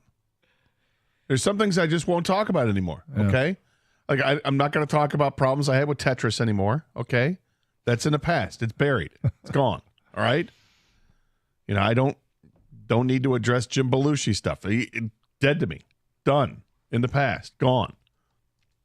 The Hills? I don't recall. I'm just okay. know. The way I remember it, and what was that show about? The way I remember it, it was a reality show that followed a bunch of.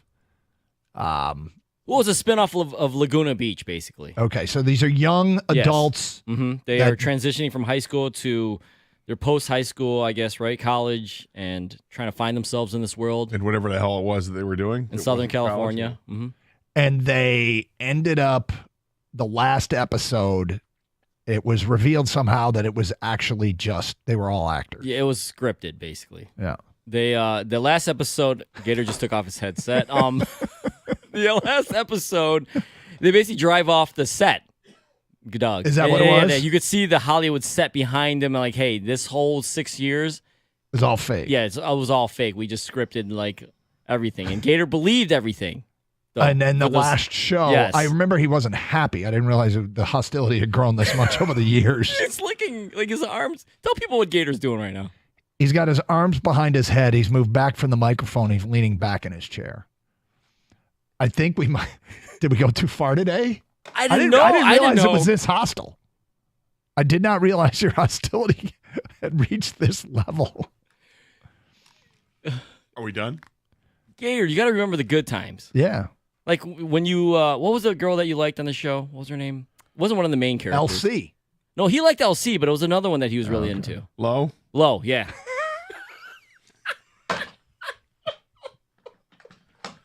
Lauren Bosworth. Yeah. Oh, you know the last name too. Well, it debuted 18 years ago today. Does this mean that 18 years ago today we were introduced to Spencer and Heidi? Spidey. Well, anyway. Sorry, I honestly didn't realize. I did not either. Ran this deep, I thought there was a lot of good times that were had during that run, and Gator would be, okay. Apparently not. All right. Sorry, my man. Didn't mean to bring up something that apparently that deep of a scar. How about Jack Flaherty? I got an interesting note on Jack Flaherty, who went out and dominated the Red Sox last night. We'll get to that today at 10:18 here on Karsh and Anderson, or maybe just Karsh. 97.1 The Ticket. So weather. It's great. By the way, wrestling's fake too. Somebody. I'm sorry. What was that? What'd you say? Kitech says nobody tell Gator pro wrestling is fake too.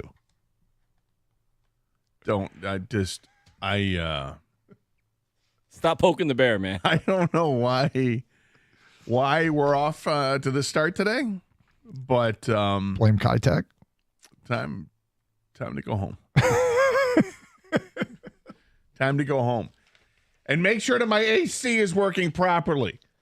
Because if it's not, you're going to be miserable this summer. Like you're forced to watch some awful TV show from 18 years ago that you thought was real and found out it wasn't real. Found out it was a complete fake, a complete sham. You don't want the sham. You want the real thing. You want things fixed and be done the way you want them to, right? Air conditioning working. You want your pool in the backyard to be heated and ready to go this summer. You don't want any problems. You don't want any water or moisture in your crawl space or your basement. Check it out. If you got any of these issues, make sure you call the right people to fix those issues. Birmingham Plumbing, Heating, and Cooling, and they're going to take care of you. And you don't want to play the waiting game and get burned. You call them today, make an appointment today, and they will take care of you. They're awesome. Schedule an appointment online at birminghamplumbingco.com. That's Birmingham Plumbing, Heating, and Cooling, your Metro Detroit boiler experts.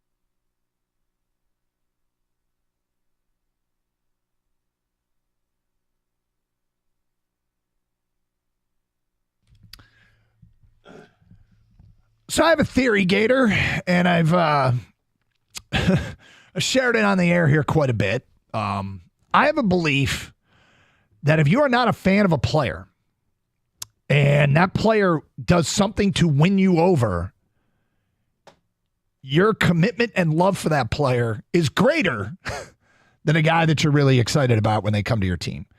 If a player goes from being thought of as a net negative when you get them, like I think Jared Goff did that for a lot of people in Detroit. When you go from a net negative to I actually really like this guy, I think the love is deeper when that happens. And I know it's true with me. When I go from really disliking a guy or mocking a guy, and then I'm like, holy crap, he's pretty good. I'm like, you win me over. And my commitment and my dedication to you is deeper. And I've talked about that in context with Goff and the city of Detroit quite a bit. Jack Flaherty is hanging an L on my offseason take that he's not a significant signing. And I'm about to, I'm about to become the president of the Jack Flaherty fan club.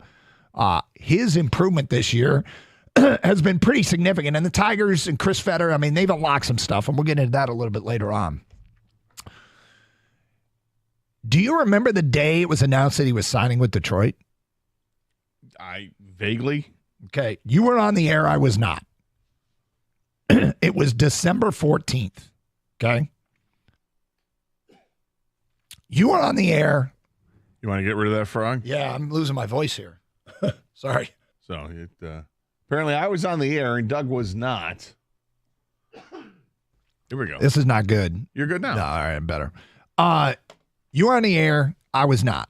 Kang went back and looked at the notes. You did not bring up the signing at all.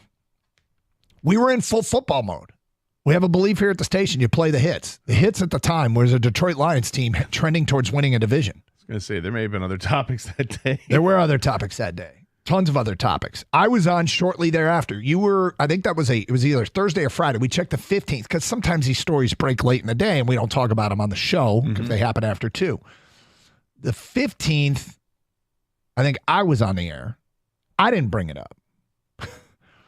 On the 15th, we were doing football. Ben Johnson to Carolina was a hot rumor. We had Dave Burkett on. He did the Wide 9 Omaha 4-down Round League Blitz thingy because you were out. And we talked about which of the Detroit sports logos was the toughest to draw by freehand. and we didn't get a mention. In fact, I would guess it would be the Red Wings. But okay. Well, I think the Old English D, it's hard to get the Old English D correct. The reason we did it was because there was an auction item of Red Wings drawing the Wings logo, just drawing it by freehand. You could buy it. And so we kind of debated that. But the Flaherty signing didn't move the needle. And he's been really good here. Really good. He set his career high in strikeouts. His ERA has dropped year to year from 4.36 to 3.46. His walks and hits per innings pitched dropped from 1.58 last year to 1.05 this year. His batting average against went from 287 last year to 230 this year. His strikeout rate went from 22.8% to 34%, which means over a third of all plate appearances result in a strikeout for Jack Flaherty. Gator, this is really turning out to be a great signing for Detroit. Now, what becomes of it is the question, and we can get into the particulars of last night's game, but this was a non-needle mover when they signed Jack Flaherty. Yes, I'm aware of this. Yeah, and, last night, another good performance.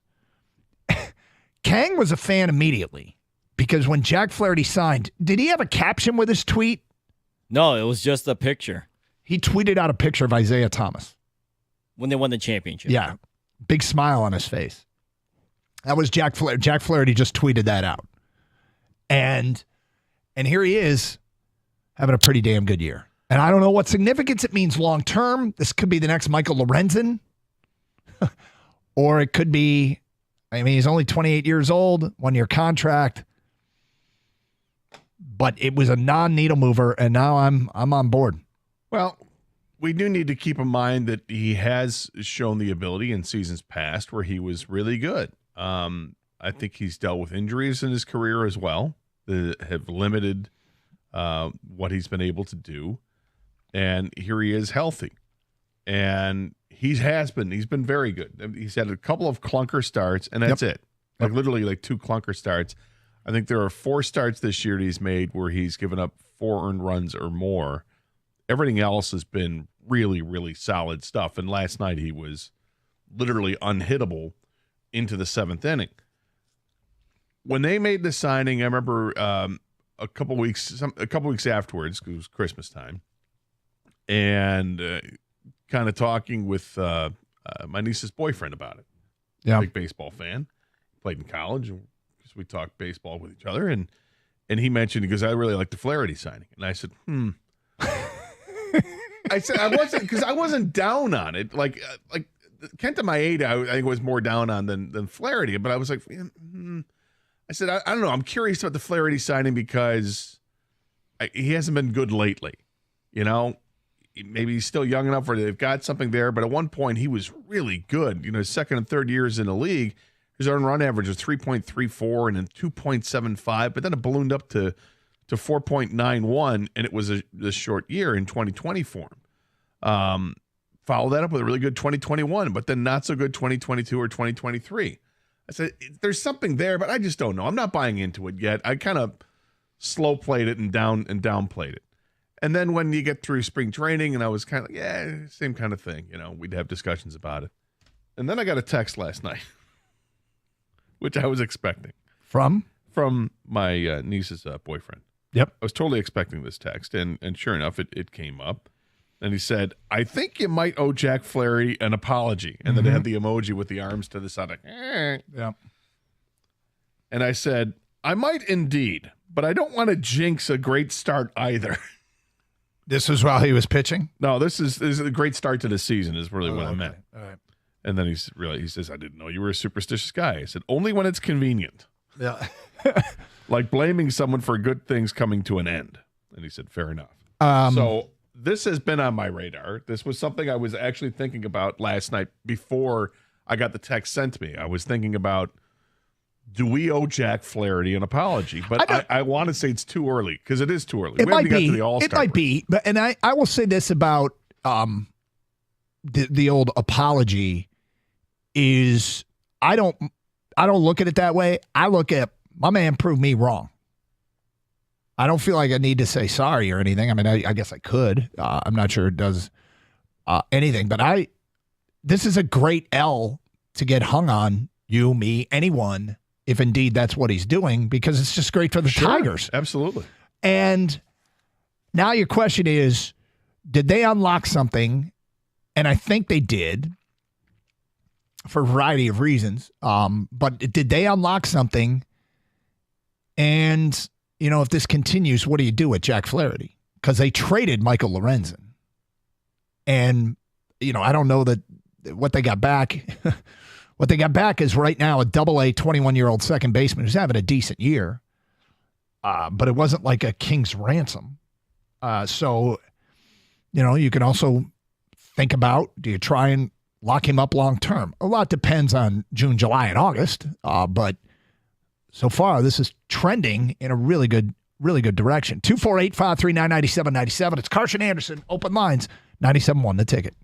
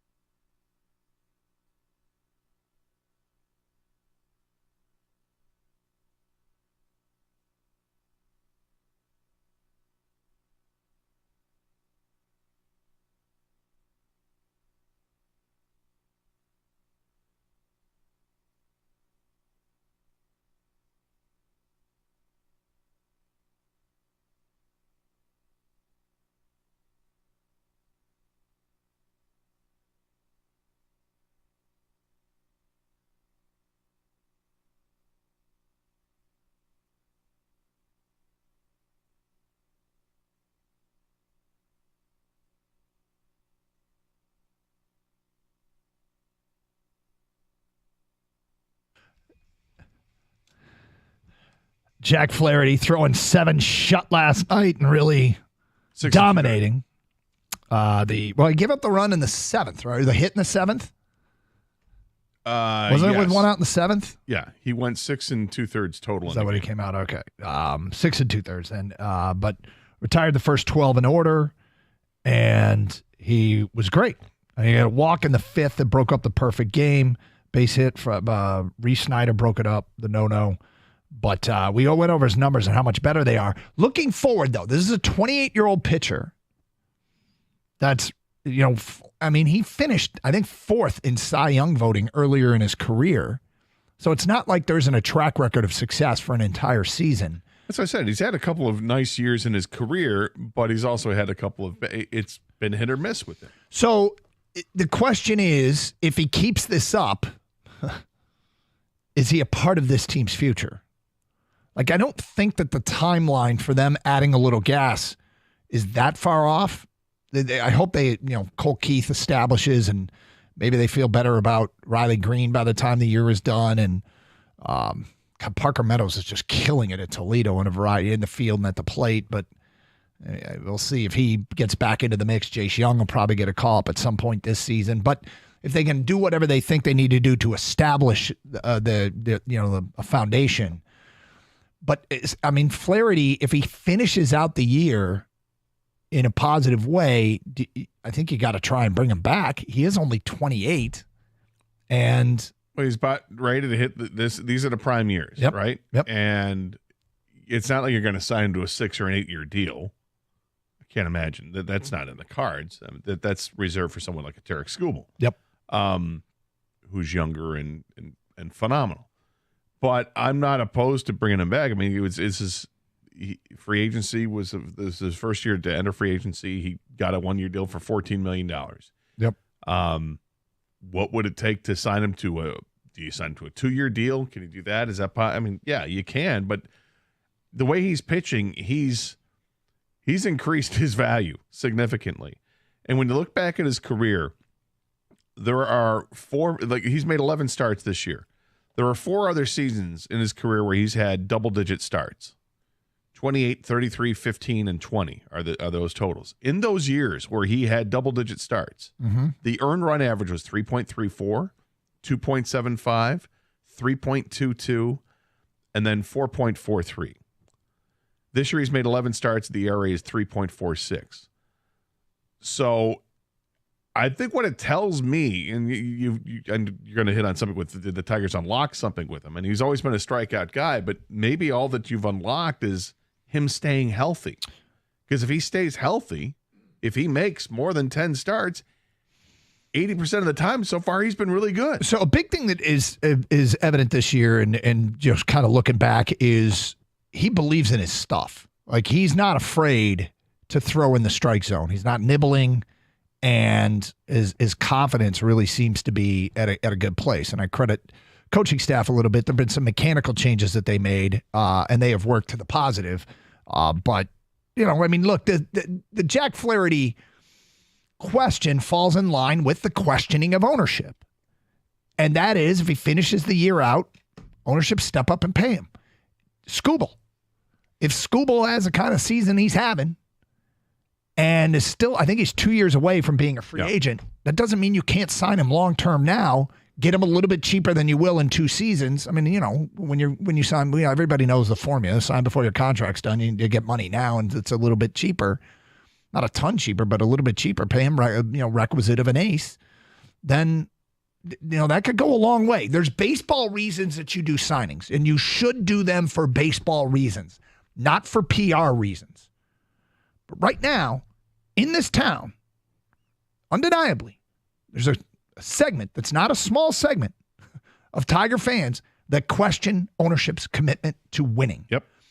I'm all about doing the signings for baseball reasons, but I also am aware that, oh, by the way, if you are an advisor of Chris Ilitch, this would help kill a narrative. Now, it's, to me, do it for baseball reasons, but do it. Do it. Well, yeah, because I don't think of the Tigers as being a medium market team that can't afford a payroll that's going to be north of $150 million. We've seen this team have a payroll that went beyond $200 million. Yeah. Obviously, they were ultra competitive at that time. But when you're not ultra competitive, you need to build a foundation. I agree with that with Scott Harris. But I think you also need to make a commitment to some of those players and start to look outside of bringing in guys that you think could also be foundational pieces.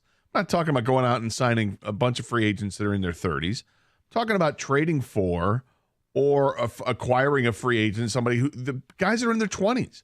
Guys that you can look at, put on this team and say, I want this guy to be here for the next 6 years because he's going to be great. Okay, go get that guy. Yeah. That's not just adding a free agent piece. That's adding a foundational piece. And there are plenty of those players out there. You have to identify who they are, and hopefully you can, wrest them away from those teams that have those players. And while plenty of teams are going to the tank and they're ready to throw in the towel, you start to look at those teams and say, okay, well, do they have some veteran players, guys that are in their mid to late 20s that have already been in the league for a while that you think you could benefit from having them? But those teams aren't going to sign those guys to long-term deals. And that's what happens with those types of teams.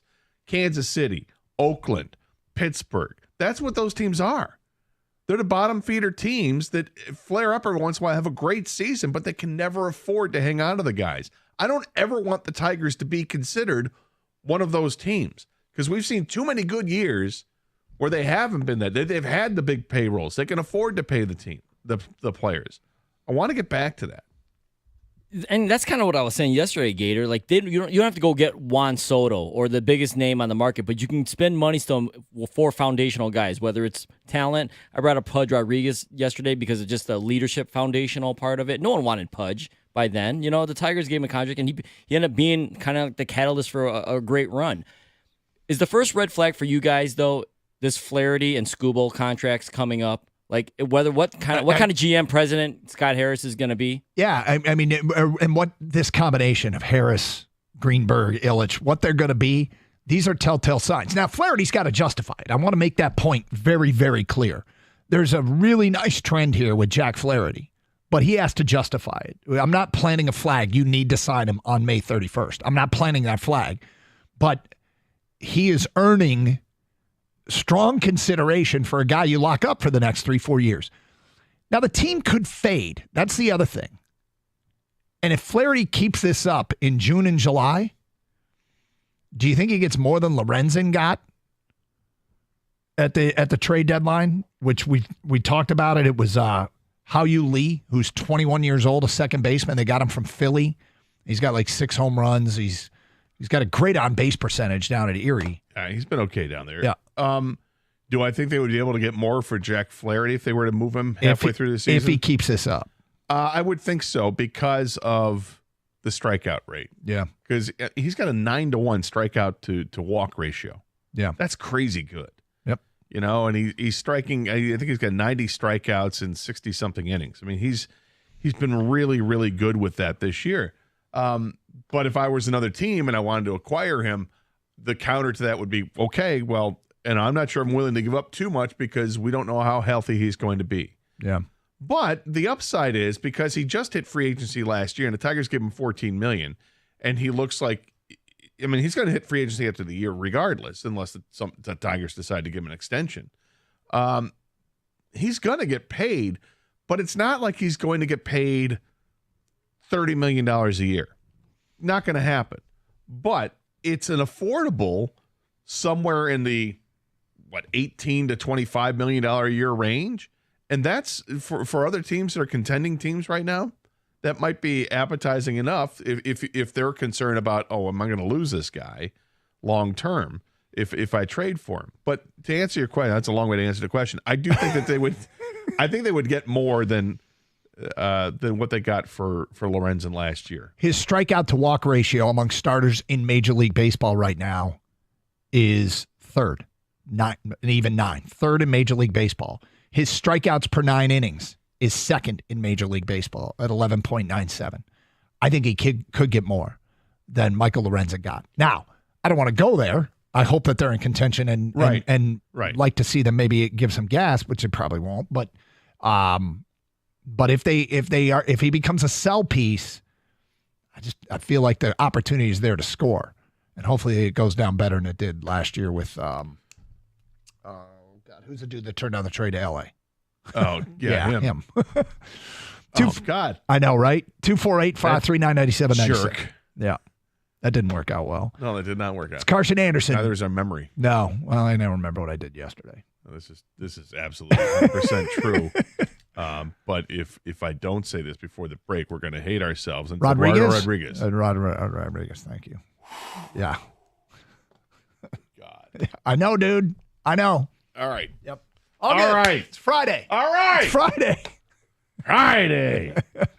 97.1 the ticket.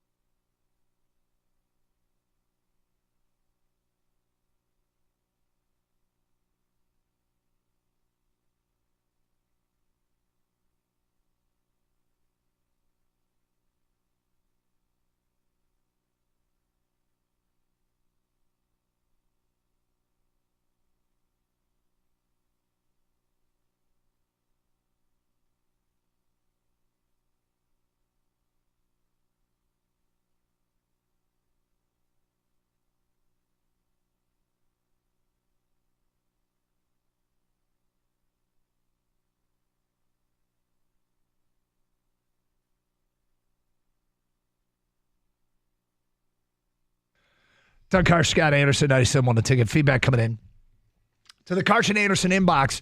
First, Lorenzen has a resurrection. Now, Flaherty. How about some love for Chris Fetter and the job he is doing with the staff? That's Nick in a brown truck. Yeah, he gets his creds, as my kids say. Creds. Fett gets his creds. He's been really good.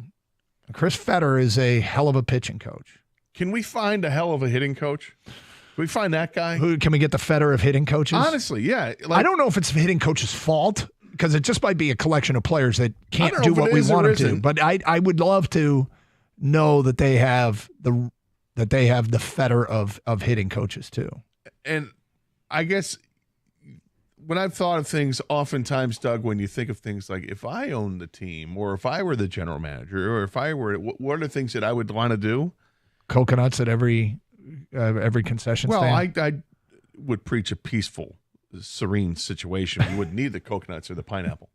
No, but if I owned a team, one of the things I've thought of with the Tigers is that people I hire, I would spend money. You know, everybody looks at money spent on the manager or the players. I would give money to the scouts. Who are the best scouts in baseball? Find out who they are, right? And pay them more than what they're getting. In addition to that, you also go to the coaching staffs. Who's the best hitting coach in baseball? Well, everybody thinks it's just, I'm just throwing a name. Everybody thinks it's Marcus Timms. Well, go get Marcus Timms money. Yeah. Pay him. You know, force the other team to match it. Whatever. Make an offer. Get the best of the best in your supporting cast, right? Yep. Because those guys, they get paid, but it's not like they get paid an exorbitant amount of money. But if you allocate that money to those resources, I think you're really I think it's a smart investment, and I'd like to see some kind of movement. I think he's done that with his Scott Harris has done that with his scouting department. I think they've gone and gotten scouts from organizations that have done well with scouting, whether it's San Francisco or Tampa Bay or some others where he's gotten his guys. I think Ryan Garco is one. I think he's got him from one of those organizations. But I want to see that now with a hitting coach, somebody who you know is this guy has a track record of developing guys that can hit, because it's a struggle. The only problem with Jack Flaherty signing is that he's going to be one and done. Jack will be long gone by this time next year. That's from an unnamed texter. Well, I mean, again, I hope it's only for baseball reasons. I pray that it's only for baseball reasons. And what I mean by that is that if he is long gone, I hope it's because they didn't offer him a contract because they didn't want him. But if he has a good second half and they don't bring him back, or if he's doing really well at the trade deadline and they don't make a really good trade, like if he's long gone because they fade and just aren't realistically in contention for a wild card spot, then I have no problem with him being long gone if they trade him and get a healthy package back. And I think they would get more than they got from Michael Lorenzen. My guess is that he will be traded because he is a free agent at the end of the season. And pitching prospects that they have, I mean, people are already asking why wasn't Matt Manning pitching the other day instead of Montero? And Jackson Jobe is going to be returning to action real soon. You expect him to be part of that rotation. They do have some other pitchers in the minors they really, really like. So it wouldn't surprise me at all if Flaherty ends up getting moved.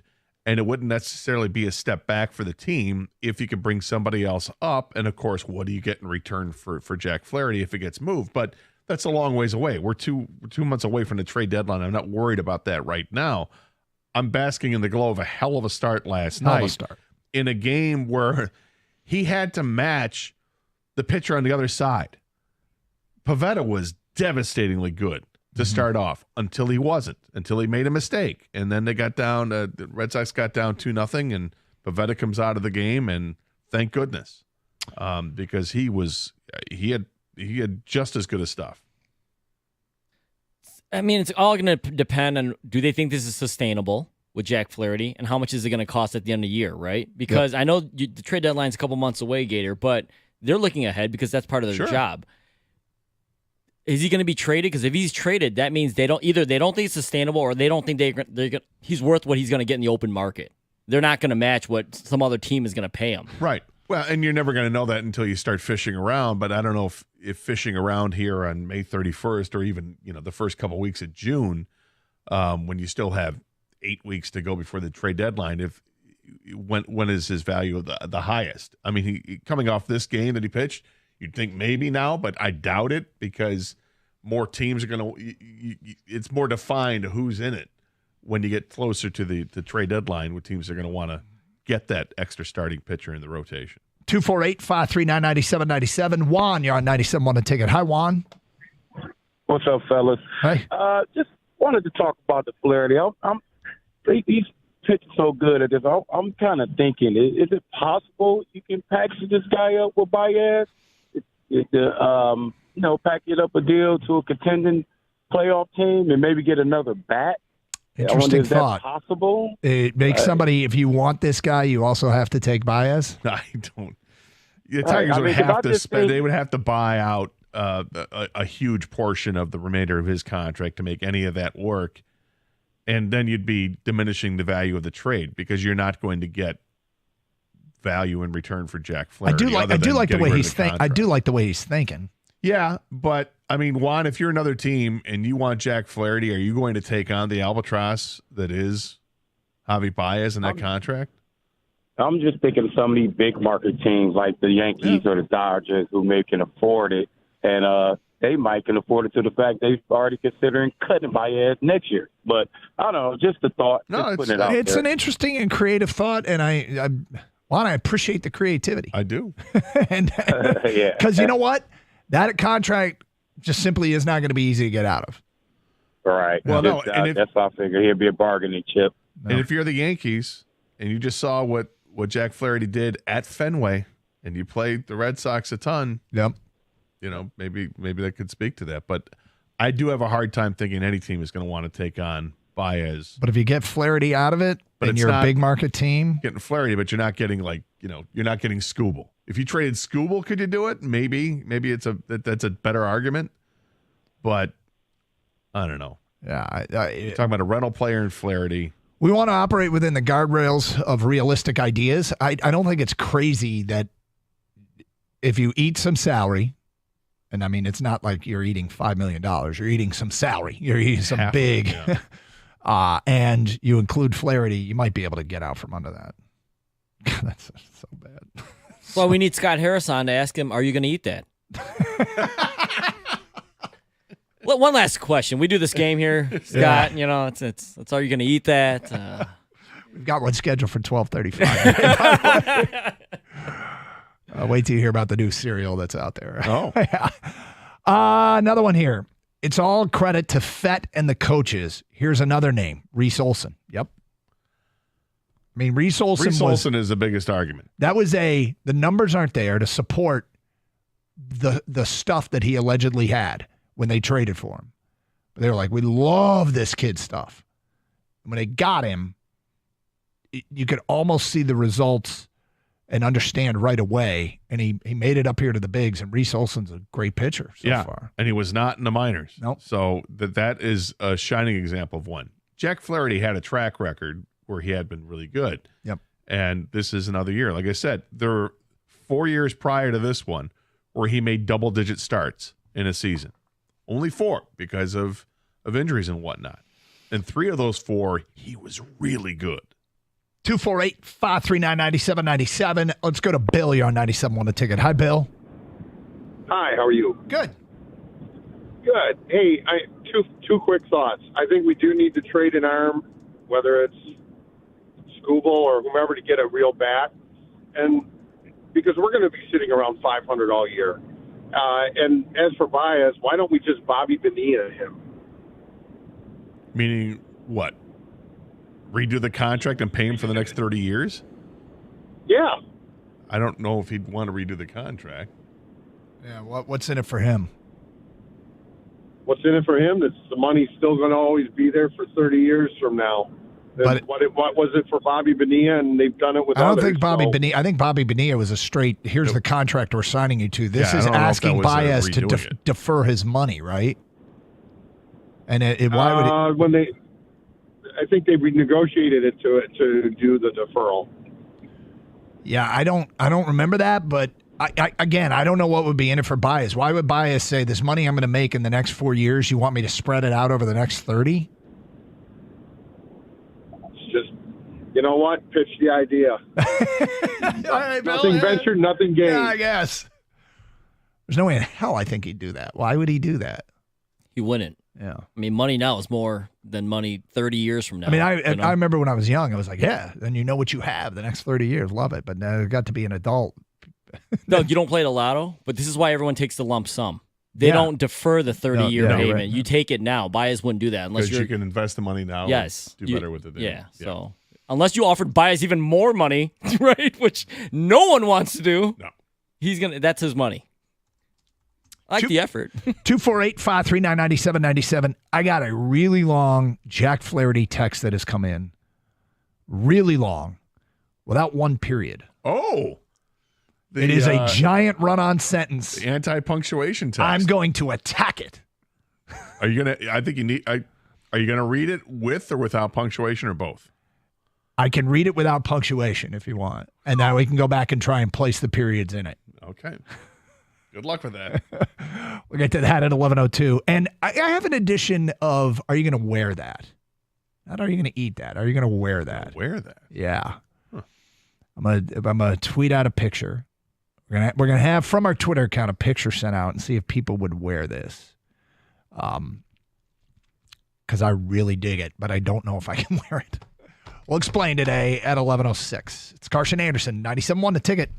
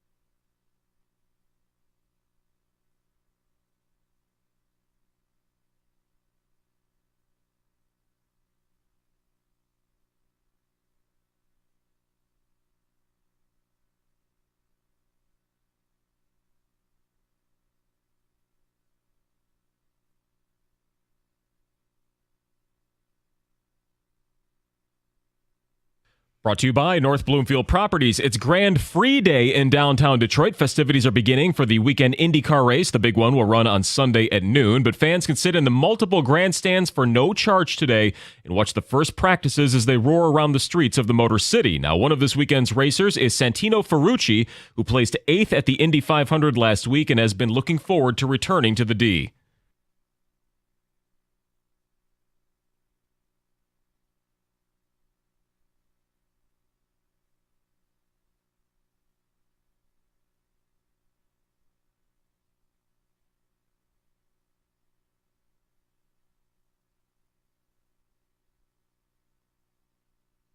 Yeah, autograph sessions with drivers will begin at about 12:30 at the RenCen. The Tigers can guarantee a split in Boston with one more win tonight. Kenta Maeda will make his second start since returning from the injury list. Game time at 7:10. The television broadcast of tonight's game will be exclusively on Apple TV Plus if you're looking for it. Dan Dickerson's play-by-play, as always, right here on 97.1.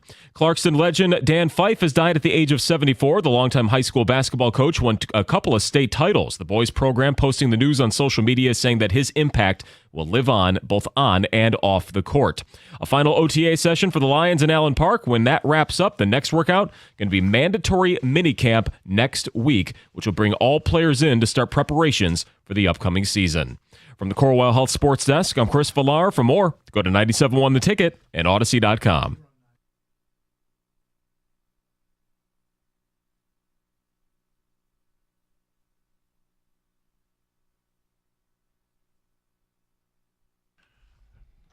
Okay, maybe this is going to be easy. Maybe it's going to be tough. It's not super long, but a long run-on sentence text just came in. All right.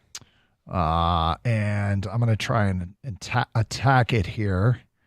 I'll read it as it's written first, okay? Without pausing or periods or anything, okay? You ready? Yep. Flaherty is exactly what people wanted this GM to do on bat side of the ball. He's a off-season move that has upside but not long-term and can't help you compete this year if at or above 500 in July, or you trade and collect a decent prospect in July. If team is a seller, this why I scoff at Harris did nothing off-season. He really did things, just not to certain narratives, and did it differs. Guessing the differs is auto correct Could be. word when he wants differently or something like that. And differs came up. Okay, so now let me add. Or is that how the kids are saying things? I don't know. It could be. Let me add the periods, I think. Flaherty is exactly what people wanted this GM to do on bat side of the ball. He's an off-season move that has upside but not long-term. He can help you compete this year if at or above 500 in July, or you trade and collect a decent prospect in July. If team is a seller, this is why I scoff at the Harris did nothing off season. He really did things, just not certain narratives, and did it differs. So I think this is a pro Harris. Now that I've read it again and put some periods, it's a pro Harris tweet text. It is, and I'm glad that I'm glad you put the punctuation in to further articulate what his point was, but I think those are points that are well taken. This was a good acquisition. Mm-hmm. Kenta Maeda pitches tonight. That's the other big pitching acquisition that they made, and we'll see if he stays on track, because his last start was great. Spent some time on the injured list, came off and was great. If these two guys end up being, it's season's end. Like, am I expecting Jack Flaherty to still have will he have a low 3 ERA, or will he be in the high threes? If he's in the threes, I'm thrilled with it. Okay? But I also think that he is a piece that could be traded. But the guy's right. Had the Tigers gone out and got a bat in the lineup that would be the equivalent of this, somebody who's hitting 275 with moderate power, would that suffice? And it would. But the thing is, he didn't go out and get that guy in the bat side. They've done some things. They Mark Canna and Gio Urshela are the acquisitions, and neither of them are guys that make you go, wow, there you go. But they're also two of the better players on the team, two of the better bats that are in the lineup or at bats in a lineup because Canada can get on base even if he's not hitting great. Yeah, I don't. Urshela hit the home run last night, and he can hit, but he can also field. But those are placeholders until other guys come up, and other guys are rated to come up. But I kind of like the analogy there. By the way, just on the surface, that guy that called, the last guy that called before the break and asked. The Bobby Bonilla thing? Yeah. Did he say 25 or 30 years, spread the money out? I forget what we just had somebody call and suggest that the Tigers sign Javi Baez through the year 2054. I mean, isn't that what he just suggested? Kind of. Redo his contract. Let's keep Javi on the books and sign him through 2054. Translation, after half our listening audience is long gone, the Tigers will still be paying Javi Baez. They'll still have him. Excellent. On the surface, seems like a crazy idea. All right, Gator. Even if you dig a little bit, it's a crazy idea. Yeah.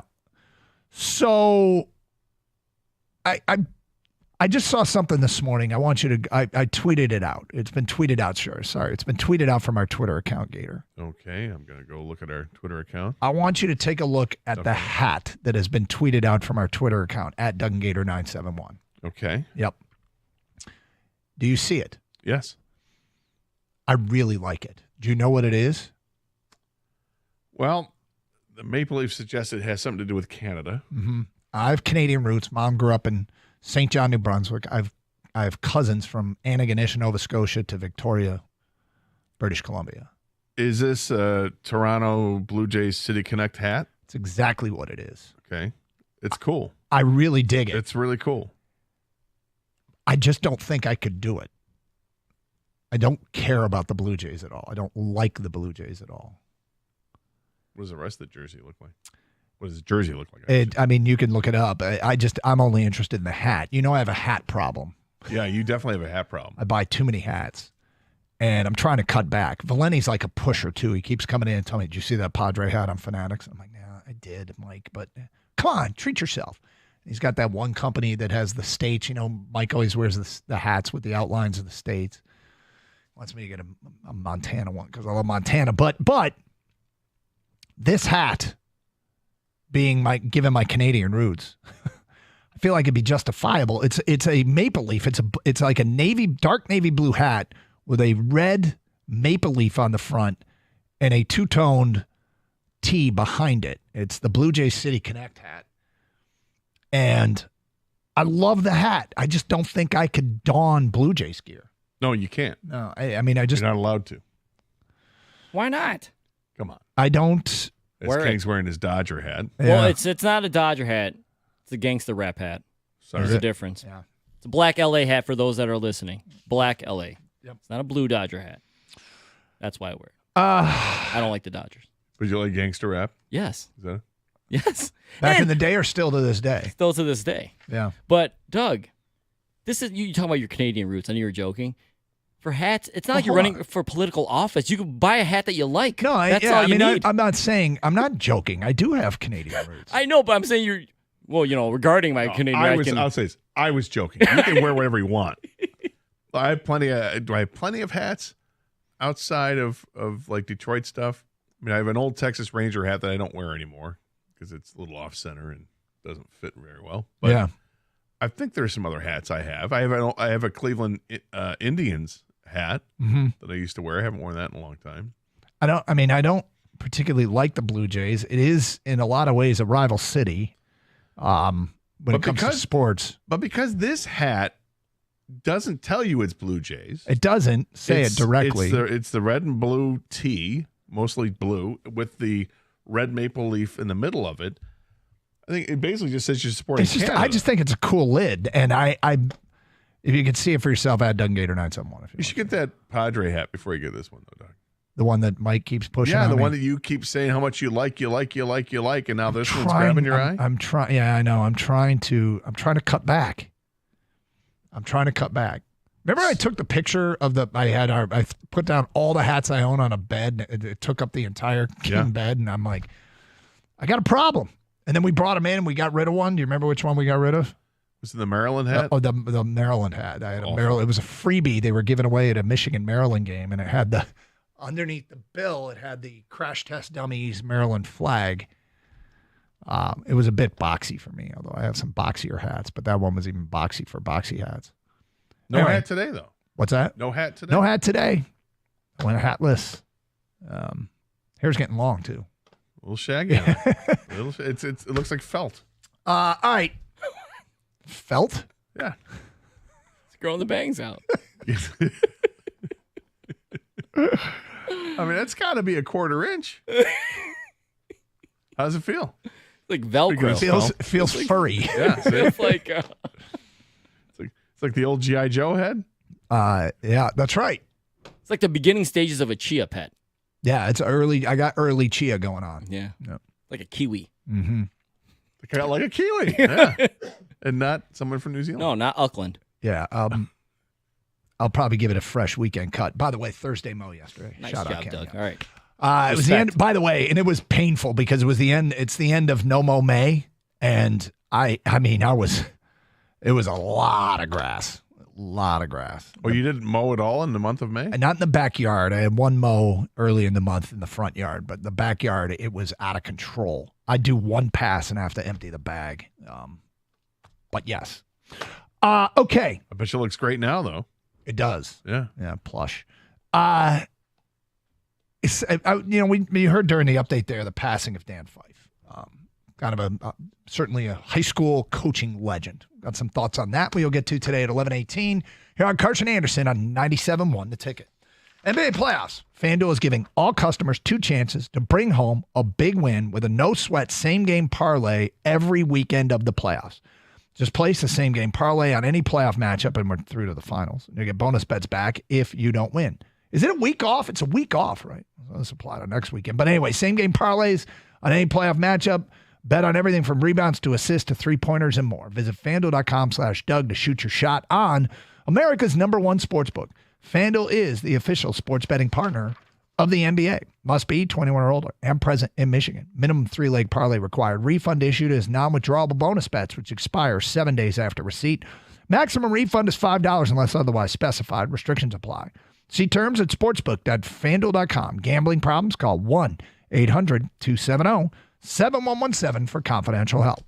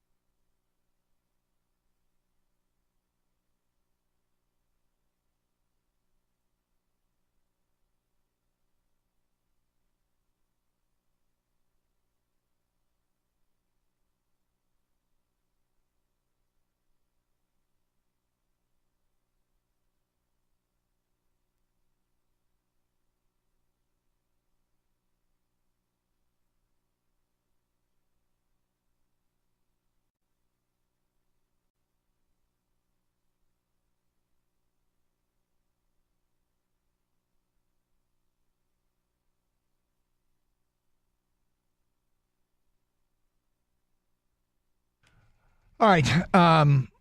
Dan Fife passed away, 78-year-old legendary head high school basketball coach at Clarkston, retired in 2018. And, Gator, I think probably most people over the last, sports fans, maybe not most people, but sports fans over the last 20 to 30 years kind of got to know who Dan Fife was, and certainly thoughts and prayers to the family. Of course, sons Dugan and Dane went on to play at Michigan and Indiana, and Dane, longtime assistant coach under Tom Izzo. It's a real credit to a high school coach when you're around long enough and have enough success that everybody. I shouldn't say everybody. I don't want to, but you know what I mean. Sports fans know who you are. Mm-hmm. And he built a powerhouse out there at Clarkston. And there are guys like this, that are longtime high school coaches that just kind of reach that legendary status. Named like Perry Watson, and was it Harrington at Farmington Hills? Harrison, I think it was. Yeah. You get. I mean, Alfred Casa. Yeah, these are. Yeah, these are kind of legends. If anybody out there played for Coach Fife and have any stories to share, we'd love to hear them. But we also want to invite everybody in. High school coaches can really influence people. Mm-hmm. And we've talked about high school sports and high school coaches a lot on the show over the years. You do great impressions of two coaches you had that certainly left you with memories, man, in Coach Muta Shamaka and Coach Buford. Yeah, in high school, and I played more sports than football in high school. I swam for a couple of years, was part of the state championship swim team, and that coach was the best, Mike Lane. He was very well decorated as coaching many boys state championship swim teams and girls. They won, I think, 5 in a row with the girls. So they were fantastic. The girls won before the guys did, and then finally my class was the one that got him his first state championship for the boys. But yeah, there's great examples of things that worked and things that didn't work, when it comes to coaching and different approaches. And, I try to take that with everything, with work too. Great examples of how to prepare, how not to prepare, with people that I've worked with over the 30 something years that I've been doing radio, more than that when you go back to high school. That I think you're making a mistake if you're not recognizing the good and the bad when there's teaching moments. And when there's examples in front of you how to do things, how not to do things, learn from both and employ them at some point. And that's absolutely what coaches are there for, not just high school coaches, but coaches all throughout. Hopefully somebody makes an impact on you. I think it's a really tough job, and it is one that most of these people aren't doing it to get rich. Let's just say that. Absolutely not. Not in high school. The time and effort that you're putting in probably far exceeds the amount of money you're getting paid. So I will say to everyone out there having kids that have gone through the experience, when you get a good high school coach, I mean, feel blessed, because it's tough. I mean, it's really, really tough. And I'm not. Part of me is, hey, the people that are doing it. I don't want to say they're borderline volunteers, but they almost are. It feels like. I think if teachers first. Not all of them. Not all of them, Yep. but most of them, it's like they're teachers first, and then, oh, by the way, they also coach.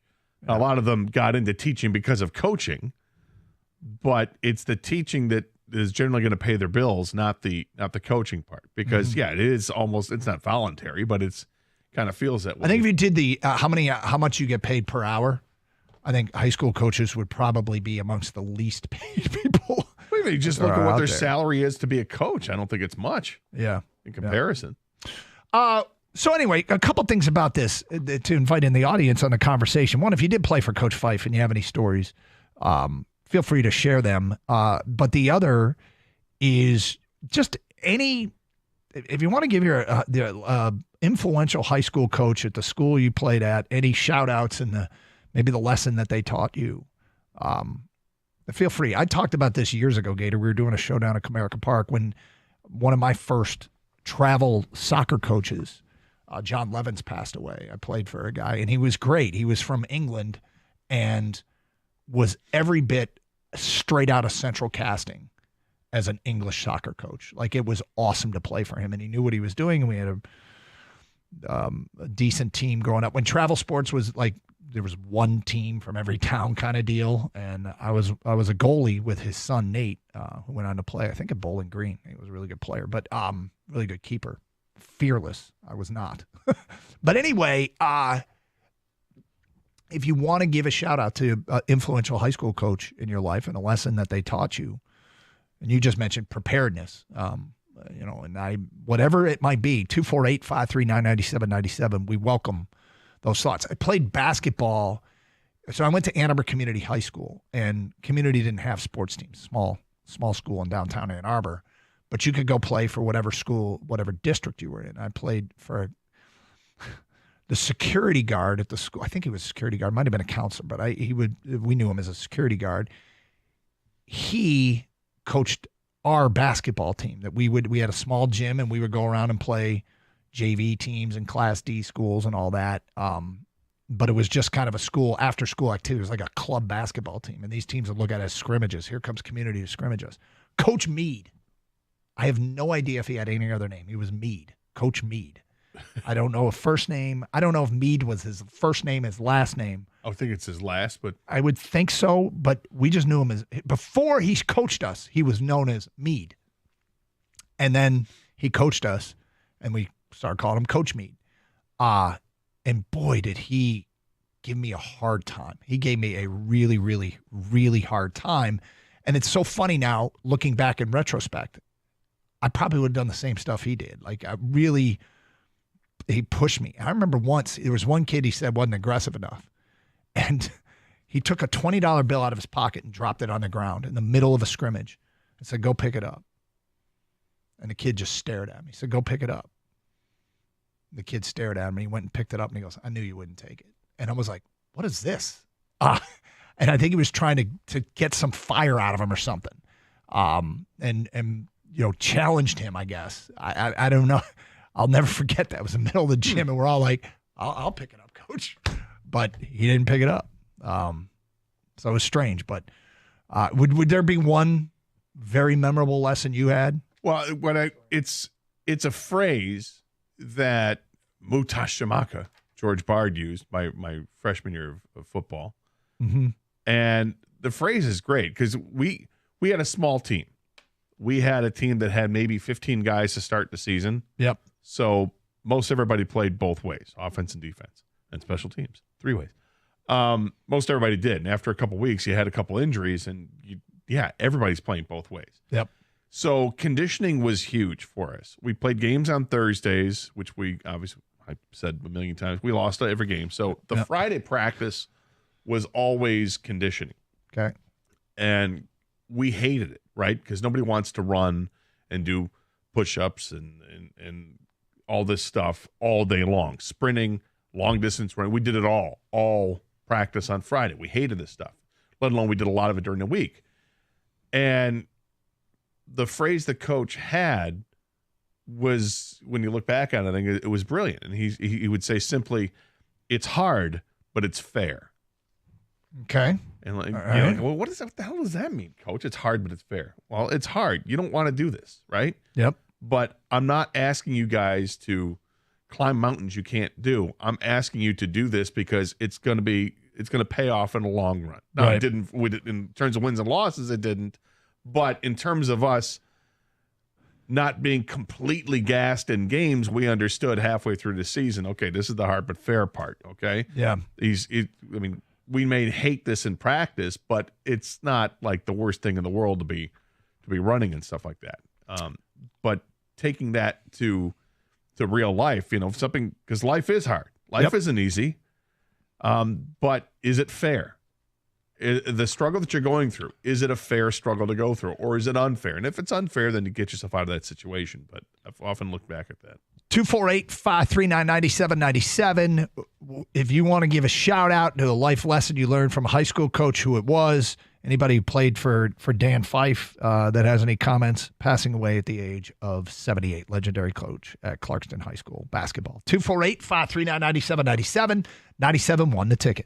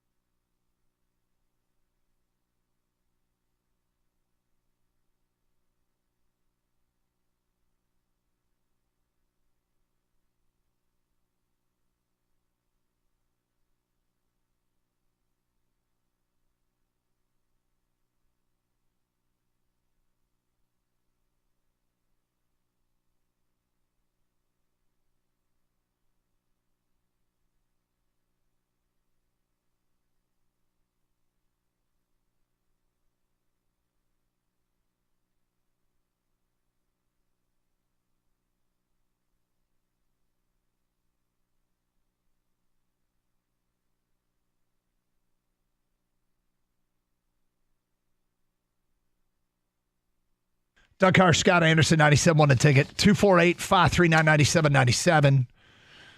Talking about the passing of a legendary high school coach in Dan Fife up at Clarkston, who retired at back in 2018 state championship Clarkston, and to become a legendary name in a major market at the high school level,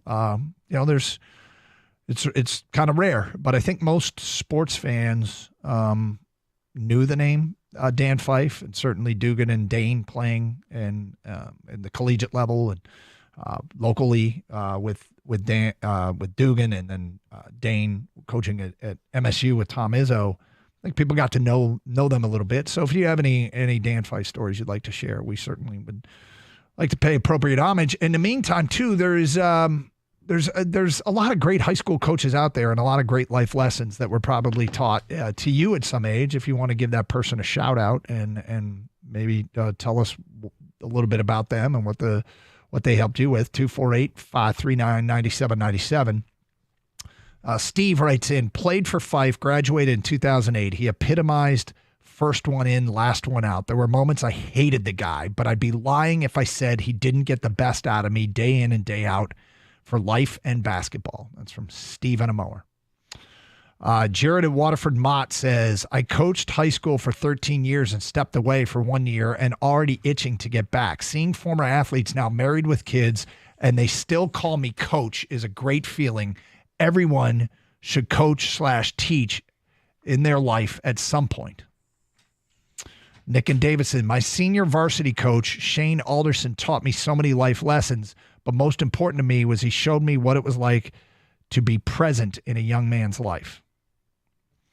Another one here. Shout out to Coach Waller and Coach Sakalis from Westland, John Glenn. Hope I said that right.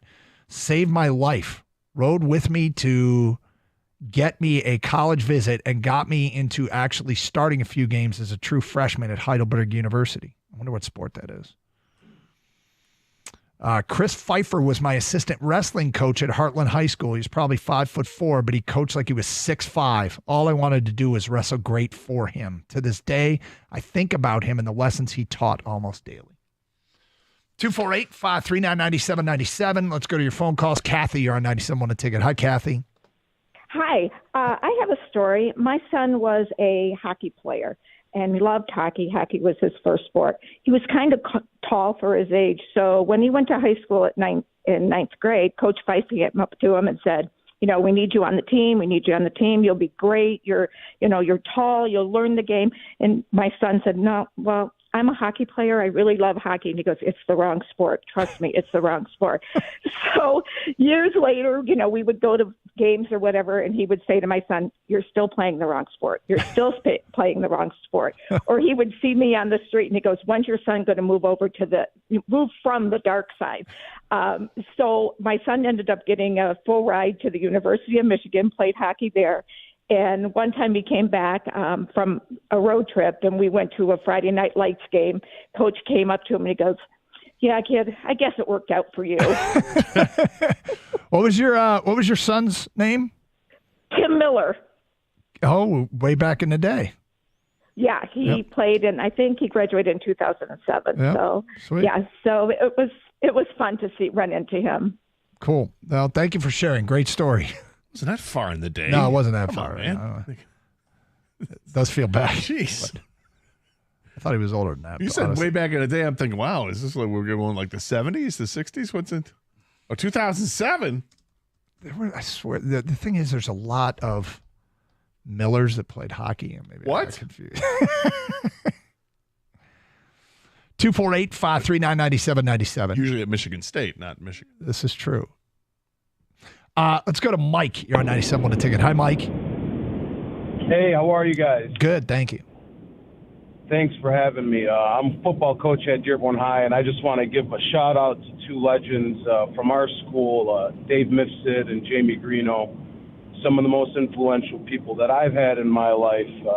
They've taught lessons like you guys were saying earlier about preparation and hard work, and the harder you prepare and the more work you put in the preparation, you'll see those results come Friday nights. And I've definitely taken those things and applied them to my career now, and it's very rewarding. Being able to be a coach now and coach D-line, and the impact that you have on the kids' lives is truly remarkable. So shout out to all the high school coaches out there. You're doing a great job, and just keep it up.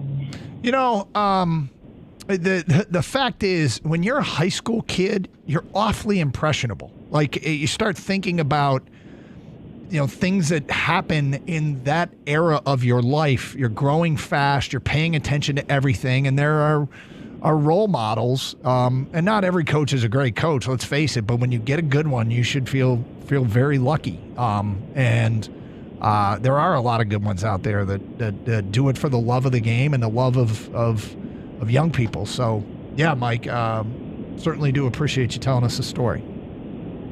Yeah, for sure. And like you guys were saying, as high school coaches, you don't really get paid anything. And if you're not a teacher volunteering your time to do it, there's no money in it. So, big props to all the guys out there, all the sports. We really have an impact on these kids. Yeah. Great topic. Thanks for having me on, guys. No, thank you for calling, Mike. 248-539-9797. Joe is next here on 97 on the ticket. Hi, Joe. Hello, guys. How's it going? Doing great. Just calling from Windsor. Just a shout out to my old high school coach, who ironically passed away this week in Windsor. Coach Upham, former Cub. So you could imagine, as a wide-eyed kid, going to high school and one of your coaches being a former major leaguer. Loved him. Influential. Direct. Used to tell it like it is. Sometimes in colorful language. But back in the day where, you could do that and parents wouldn't be complaining to the principal or the superintendent. Very, very influential in the baseball community in Windsor, local Hall of Fame, provincial Hall of Fame. So just a shout out to him, especially because he passed away this week. Oh, well, yeah. His name again, I'm sorry? Coach John Upham. John Upham. Yep. Played parts of a couple seasons in the majors. It was at one point hit 356 in 1961 as a 19-year-old in the Phillies minor league system. Interesting side note, was the last player before Shohei Ohtani to both pitch and bat. So that's a little interesting side note. But like I said, just to have that influence and to still stay with you into adulthood just shows you kind of guy he was. Hey, thank you for the phone call, Joe. Appreciate it. Good story. 248-539-9797. So just to be clear here, the Tim Miller call, I thought she said Kip Mauer.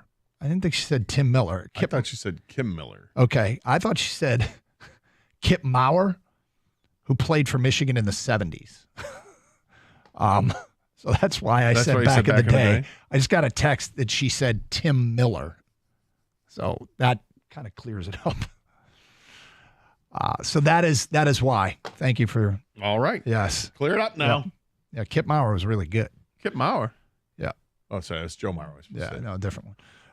Pete, you're next here on 97 The Ticket. Hi, Pete. All right. Hey, guys. Just wanted to give Coach Fife a shout-out. I was fortunate to work with him for 15 years and talk to him on a daily basis about, raising kids and sports and being a good father, and he certainly was all of them. And I just felt fortunate enough to, be around him for that extended period of time. Yeah. What can you tell us about playing for him? Was he tough on you? Was he, 6 a.m. practices? I didn't play for him. I'm a teacher in Carson. I'm still a teacher in Carson. Oh, okay. I'm sorry. I actually had Tim Miller. I actually had Tim Miller in class. Yeah. By the way. Okay. I was like, no. But, you say Kip Mauer? Yeah, no. Just talking with Coach Fife on a daily basis about, I have 2 children of my own and how to raise student athletes, and it was just fantastic to have a mentor like that. Not at my disposal, but be able to pick his brain for 15 years was fantastic. Yeah. Thank you for sharing. Appreciate it, Pete. 248-539-9797. Let's go to Matt next here on 97 The Ticket. Hi, Matt. Hey, how you doing? Good. Hi, Matt. I just wanted to give a shout-out to my dad, Sam Bohanna. He coached for over 20 years at Notre Dame and Harper Woods. What sport? Having a debt. What's that? What sport? Football. Okay. And growing up with a dad that was a high school football coach, you're always like, man, this guy's a jerk. But it wasn't until starting to play the sport myself and after him passing away and getting messages from his former players and students and stuff about the impact he had on them. And now that I coach myself, it's kind of changed the way that I've looked at coaching and approaching things and stuff like that. He actually played for George Perlis in high school. He used to coach at St. Ambrose in Grosse Pointe. So just something I wanted to give a shout out to. Appreciate it. Thank you very much. Thank you. Yep. And certainly a lot of great coaches out there. Thanks for all your stories. 248-539-9797. Talk a little Tigers next hour. Also, coming up, we got a Take 10 text.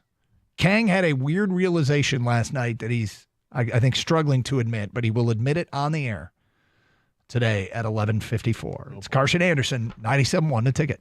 You guys hear me talk about Twin Peaks a lot. It's hard not to in terms of being a sports bar. No one does it better. But compared to other restaurants, they deserve your time. They don't just serve up bar food. It's elevated and impressive. And they actually have a scratch kitchen with a team in there every day at 7 a.m. prepping the food for you to enjoy. They smoke their own ribs, brisket, chicken wings, and thighs.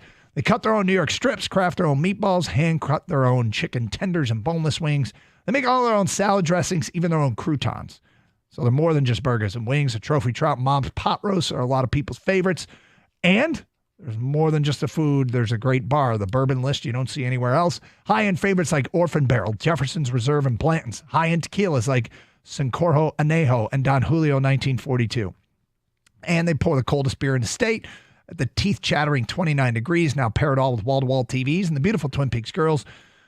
Wow, what a perfect place. And you should know that it's a monster UFC night featuring UFC 302.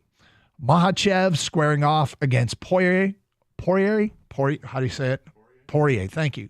Poirier. But the action doesn't stop there. Deontay Wilder is in the ring facing off against Zhang. Get there early. Enjoy front row action from any seat in the house. Twin Peaks, eats, drinks, and scenic views.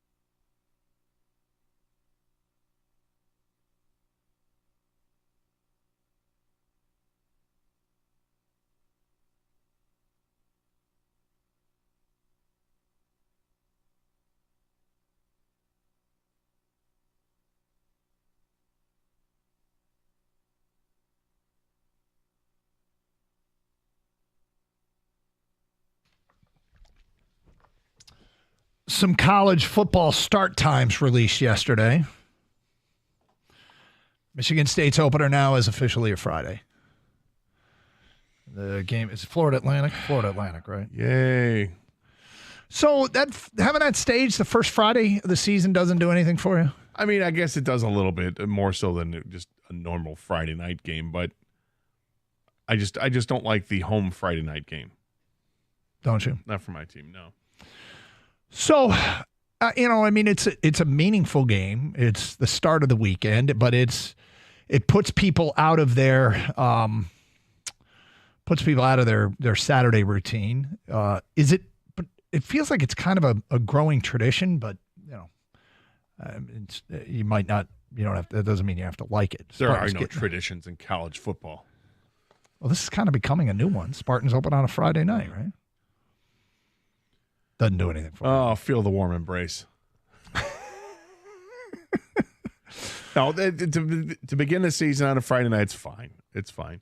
Yeah. I just, from a personal standpoint, I don't like Friday night games because I want to attend some games, but a Friday night game means that leaving East Lansing at earliest, midnight.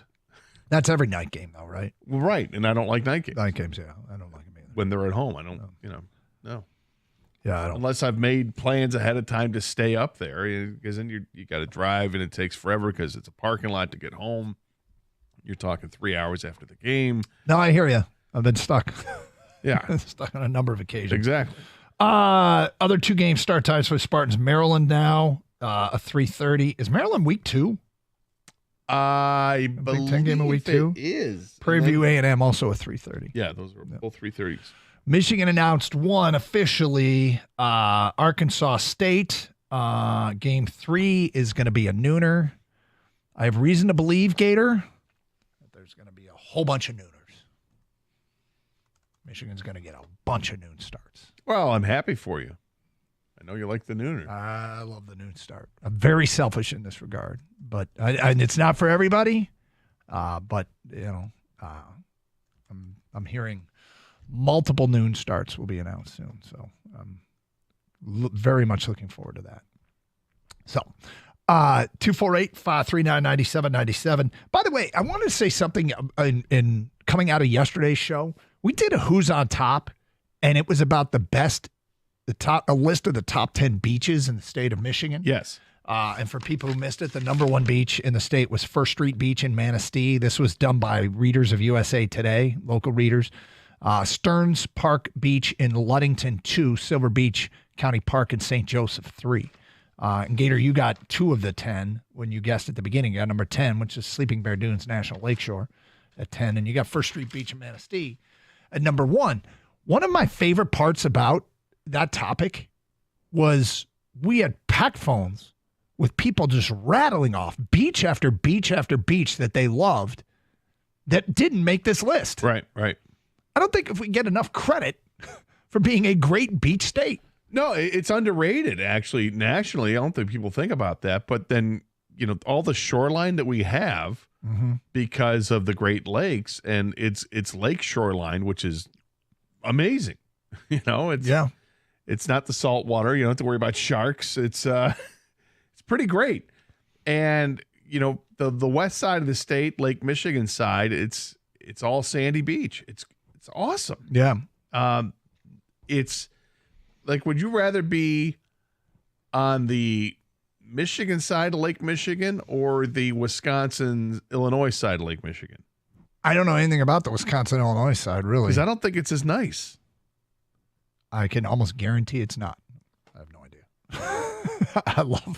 And Kay and I were talking about this before the show yesterday. I think there's a difference between the west side and the east side of, like, when you look at Lake Michigan side for Michigan versus the east side of the state and the Lake Huron side. I don't know what it is about facing one direction of why it would be better or not, but I don't think that the east side of the state has as much beachfront. Sunsets get a lot more credit than sunrises. Well, there's that, and sunrises are great. Sunrises are amazing. I'm a huge fan. My kids hate them because I took them on vacations as kids and said, we're watching the sunrise. Get up. But is there as much, is sand as prevalent? No, it's all like rocky and pebbles and, At least for our lake state. I mean, Yeah. Ocean is different, but for our lake state, it feels like everything on that east shoreline is all rocky. And I think that's similar to the that other side of of Lake Michigan for those that live in Wisconsin and Illinois. So one other funny aside, as we were talking about this, I'm just as I started to fall in love with Northern Michigan, and the people up there that were regulars would they'd say, "Wow, it's a beautiful house," and they always said the same thing: Chicago money, Chicago money, and look at that yacht, yeah, Chicago money. Somebody here at the station came in during a break and said, "You know what it is?" And I said, "What?" And he goes, "Phipps." I'm like, "Phipps? What's Phipps?" Oh, I remember. Yeah, I remember the nickname Phipps. Blanking Illinois people. Yes, right. It was used frequently. So, yeah. 248-539-9797. Jeff, you're on 97.1 The Ticket. Hi, Jeff. Hey, guys. Great show. How are you? You're doing great. Thank you. Hey, there is no comparison. If you're on the west side of Michigan on dry land, facing Lake Michigan, you get the sunsets. Yeah. So just like being desirable here, like if you're on Lake Huron, or the Great Lakes are all awesome, but if you're on the east side of Michigan, you're experiencing the same thing that Chicago and they experience, right? You're looking out at the sunrise. Right. The sun sets on the west side of Michigan. Nothing compares. It's beautiful. Yeah. If you're sunrise, I love sunrises. Okay. I love getting up early and I love seeing the crack of dawn, but it's not for everybody. Colors are amazing though. The sunrise colors can be, look, sunrise, sunset, they're both great. Yeah. But I know from, letting the dog It's out a different experience, but yeah, I agree. Yeah. Anyway, I was happy that the more I thought about it, I thought the people might get all 10 beaches, and we didn't come anywhere close to the people getting all 10 beaches. But it speaks a little bit to how many great beaches there are in the state of Michigan. All right, so last night the NBA Finals matchup was set. Dallas eliminated Minnesota. So it's Dallas versus Boston. And you may recall on yesterday's show, our guy Kang, who sits behind the glass, talked about, look, I get he's a great player, but you can no longer stand Luka. Yeah, as I watch the NBA playoffs, I watch a lot of it. I just started to dislike Luka Doncic's play. And he is a tremendous player, probably going to win an MVP at some point during his career. But he is what I would call a foul hunter and a complainer. Mm-hmm. To the nth degree. Like everyone kind of foul hunts now and everyone complains, but I feel like he does it a lot more when he doesn't have to because he's so good. And then, so his play just started really annoying me. I started rooting against him, even though he's a really good player. But now that player that you're rooting against is playing the Boston Celtics. Yeah. So you have a decision to make. Root for annoying-ass Luka hunting fouls and whining, or root for Boston, which is simply Boston. I don't know what's going to win here or win out here. It's not just Luka. Oh, it's Kyrie. You got to. Some people don't like Mark Cuban. Some people don't like Mark Cuban. There's a Cuban factor. A lot there. Mm-hmm. But does all that trump Boston? That's the tough thing. It's Boston, man. But didn't Luka talk smack to Snoop Dogg last night? Oh, yeah, he was going off on him. I don't like that. I don't like that one bit. You leave Snoop alone. So before Kang gives his answer, let's take 10 texts right now. Now, if you don't want to answer, you say, I don't want to. They're both awful. Got it. All right, don't answer. But who are you rooting for?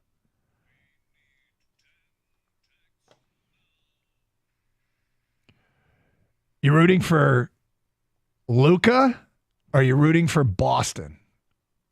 Have to make a choice. 248-539-9797. We'll take 10 texts. You tell us who you're rooting for. Kang will admit who he is. It's just going to grit his teeth and say, I hope this team wins the NBA Finals. We'll read the first 10 texts. Remember to sign your text so we know who sent it. Send it now at 248-539-9797. First 10 that get in. And you can tell us why, too, why you're rooting for them. That would be good. Or maybe you're just rooting against somebody else more. With that said, we'll have Kang's answer and get to some Tiger stuff. Got a Who's on Top schedule for 12:35 here on 97.1 The Ticket.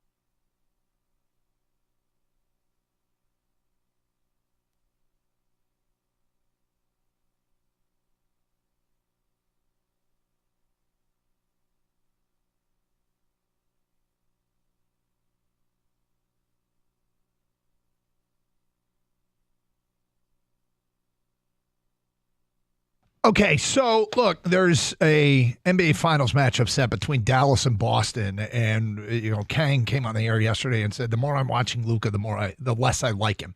Not denying that he's a great player, but you're sick of the foul hunting and you're sick of the whining. So I thought, well, now that they're in the NBA Finals, you have a hell of a decision to make. As much as you don't like Luka, they're playing Boston, man. I don't think at any time I could say that I've rooted for the Celtics to win anything. Anything. Now, these scars go back to the Pistons, bad boy days. Yeah, kind of. But even when it was just the Lakers, it was Magic and the Lakers versus Larry and the Celtics before the Pistons were good, I was rooting for the Lakers in those matchups. So I don't think I have ever rooted for the Celtics. Ever. Yeah. You have? Yes. Oh, okay. Weren't you a big Dennis Johnson Dennis fan? Johnson Yeah, was that's my right, Gator. my favorite player growing up. It was because of what he won a championship with Seattle. Mm-hmm. There was once an NBA franchise in Seattle. Yes, with the Sonics, and then went eventually played for Boston. But I always liked Larry Bird. Obviously, growing up with the Bird Magic thing, loved Magic Johnson. Great. The truth is, it was a great era. It was. Basketball in the 80s was a lot of fun, but I hated the Lakers. Did you? I loved Magic, and I hated the Lakers. It's funny. You love Dallas. I hated the Cowboys. It's weird, but it is what it is. Anyway, we asked for 10 texts. Who are you rooting for? And we got them. Chad in the truck says Dallas. Who are you rooting for? Jeff says Luka and Dallas. I'm actually a Cuban fan. Wes says I'm rooting for not Boston. So there's another vote for Dallas. Kyle and Holly says Boston. Jeff says Boston. I like Tatum. Barry in a car just says F Boston. From Kevin at lunch, definitely rooting for Boston. Can't stand Mark Cuban. Jeff in a truck says Dallas. Patrick in Grosse Pointe says Mark Cuban is a trump card. Love him, so I'm going for Dallas, despite my disdain for Kyrie. And Max in Ipsy says I'm rooting for Boston because of Xavier Tillman. So if you're counting at home, that's 6 Dallases and 4 Bostons. So does Boston, aside from the fact that they're from Boston, is there anything?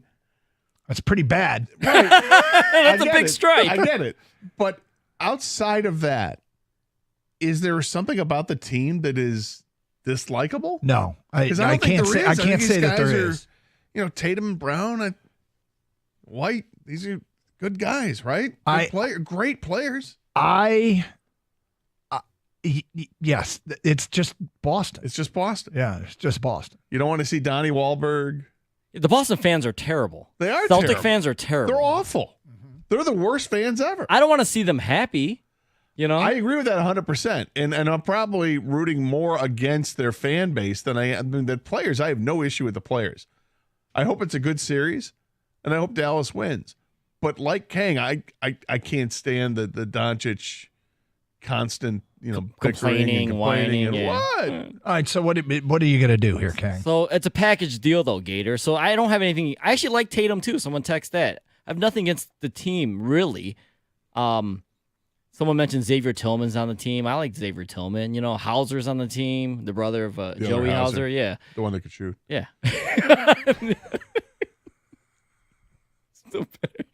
But it's a package deal that comes with the fans and the whole city. Mm-hmm. But Luka, he just complains and complains. And then Kyrie, I've never been a fan. He's kind of redeemed himself this year. I always thought he was a bad teammate, but it seems like he's matured a bit and become a really good teammate since he's been in Dallas. Like the whole Cleveland, Brooklyn thing, that bothered me. I've heard bad things about Jason Kidd. Cuban I actually kind of like. Mm-hmm. In the end, I mean, it's bad, Doug, but I'm barely rooting for Boston.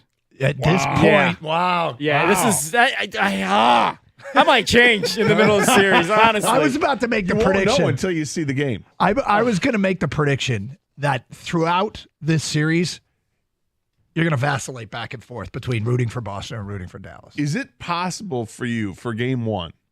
I mean, it's possible. The question is, will you do this? Can you record or have your wife record your reactions while you're watching the game? Because you can think about who you're going to root for now, but you're already going back and forth. You don't know until the game's underway of who you're going to root for. This is the ultimate you're rooting against. All right? Like, I'm not like, yay, Celtics, but I'm more like, no, Mavs. So, I'll ask her, Gator, and we'll see if she can pull this off. Or I'll just remind her and see if she can catch me, like, candidly, from behind the couch or something like that. But, it's going to be tough. This will be tough for you. I'm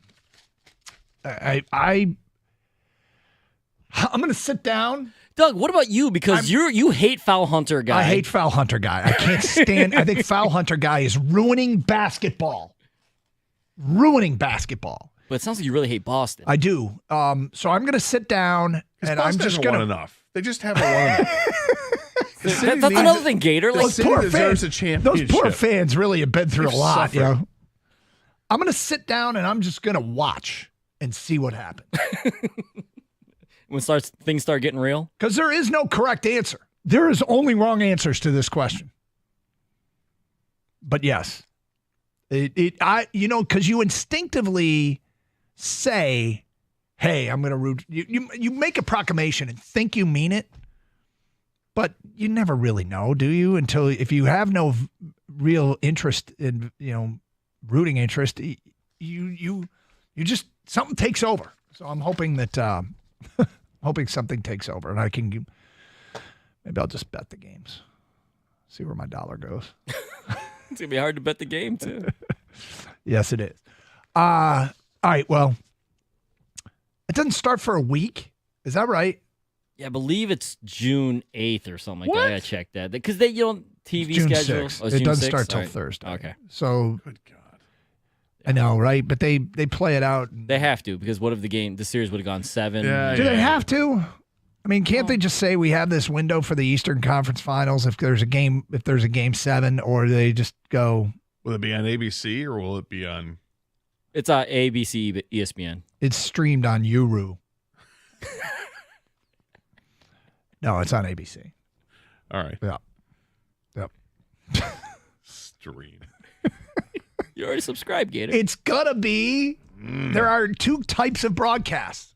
Ones that are streamed and ones that will eventually be streamed. That's That's all. We all see it coming, and we all want to give you all the birds and the up yours and all the because it sucks.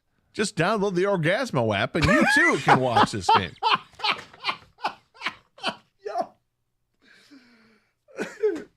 Oh, you get it for a free trial. Oh yeah. Yep. Get a week's free of it.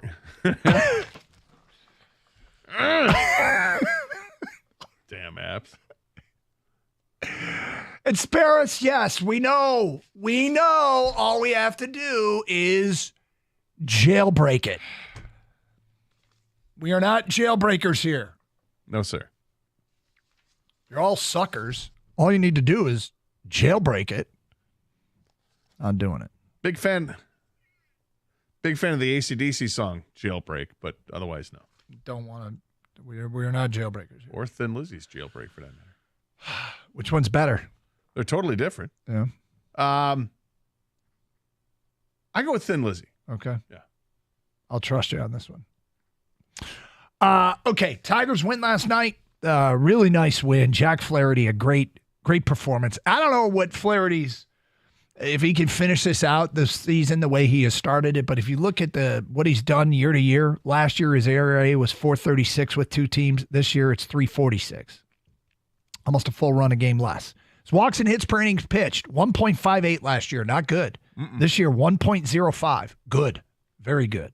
Batting average against last year, 287. Batting average against this year, 230.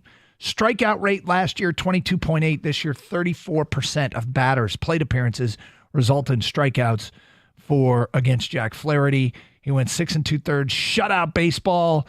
Didn't give up a base runner till the top of the 5th, I believe it was. Yeah, a walk broke it up in the top of the 5th. The perfect game.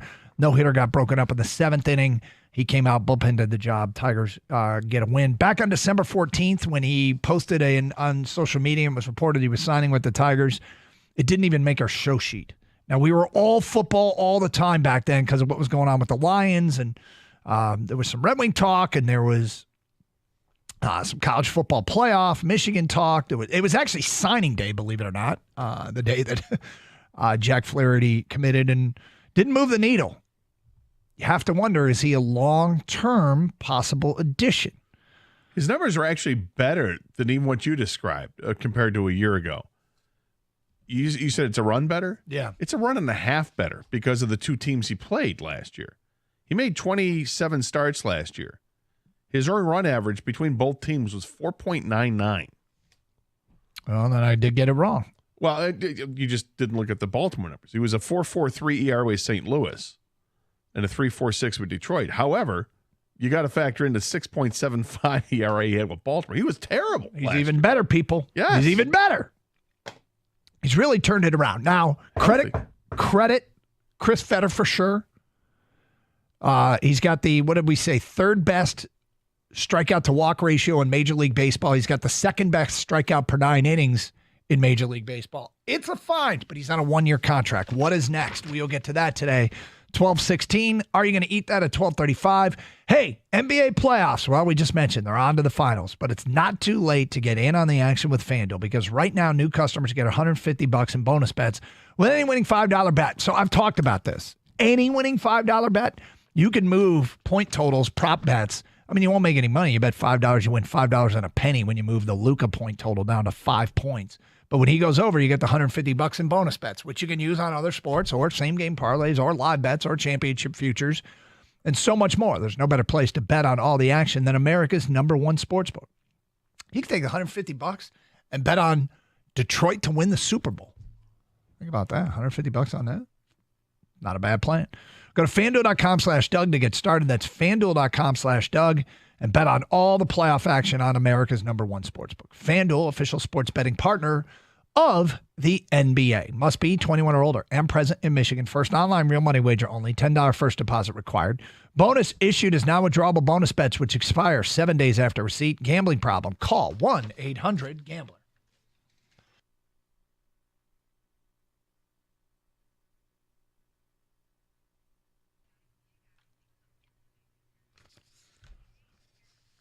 Chuck.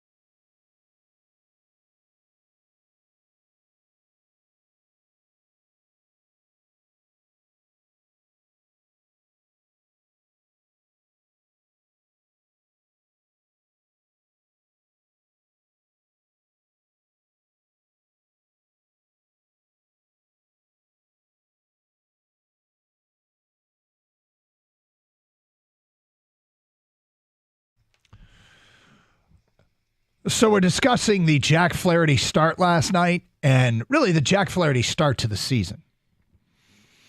And he's on a 1-year, $14 million contract. This can go a couple of ways, Gator. This can go in the team stays competitive, scrambling and trying to get a wild card berth, and Jack Flaherty helps you to do that. And then you look at a 28-year-old pitcher that really has meshed with Chris Fetter, who's got some confidence back. His secondary numbers are great. And, it's not like it's completely out of left field. This guy had some pretty decent seasons earlier in his career. What he hasn't had, he hadn't had a good year in a couple years, but I might be owning a real big L on this one. I had no interest in this signing when it was made, but now look at him. Look where he is now. And so if he keeps it up, he could fall into that, re-sign him, bring him back, and you got another pitching piece for the future moving forward. That would take a financial commitment from the ownership group, which, led by Chris Ilitch, which hasn't really curried a lot of favor from local fans. They think he's trying to, a portion of the fans are really upset with him, think he's trying to do it on the cheap. Well, you sign him, you sign Skubal for baseball reasons, not PR reasons, but you also get the PR boost. Now, I don't care about the PR boost. I personally, whatever you want to say about ownership, say it. Whatever you feel about ownership, it's totally up to you. But baseball reasons, signing these two, Skubal and Flaherty, especially if he keeps it up. I'm not planting a flag on May 31st saying you have to sign him, but this is trending towards one you want to bring back. Gator, there is the side effect of bringing them back and signing them both to long-term contracts, if the baseball justifies it, is change the narrative a little bit about ownership. It would definitely, if you sign both of them without question, it would change that narrative. From a baseball standpoint, I'm not sure if you need to re-sign or sign an extension for Jack Flaherty. Mm-hmm. He's pitched really well, and I hope he continues to do so. But, he is a free agent at the end of the season, and the Tigers do have pitching. They do have starting pitching with prospects in the pipeline. They've got guys that are pitching well right now. That money that could be better spent elsewhere. But you have to be willing to spend the money in the first place, which is the goodwill towards the fan base and being smart baseball wise. I 100% agree on Tarek Skubal. Sign him. Yep. And if you're not going to, then you better trade him. But you've got a couple of years before I guess you have to trade him. But you would think if you wanted to trade him now because you're not going to sign him, if you're not going to make a long-term commitment to him, then you better trade him because he's not going to be any hotter than he is right now. You don't want to lose anything. Yeah. I mean, look, the fact here is that this is going to be a weird summer if these games never get back on TV and if this team hovers around 500 all season long. Yeah. Well, I like what we saw last night, 3 home runs, all going over the monster in left field. That was cool to see. Good to see Riley Green get back at it. Hit his 10th home run of the year. Mm-hmm. Nice. Gio Urshela pitching in to hit one over the wall as well. Akil Baddoo has 2 hits as a Tiger this year, a triple and a home run. Otherwise, he hasn't done anything. I think he's literally 2 for like 10 with those shots. But like to see that there was a little bit bounce back. They support the pitcher.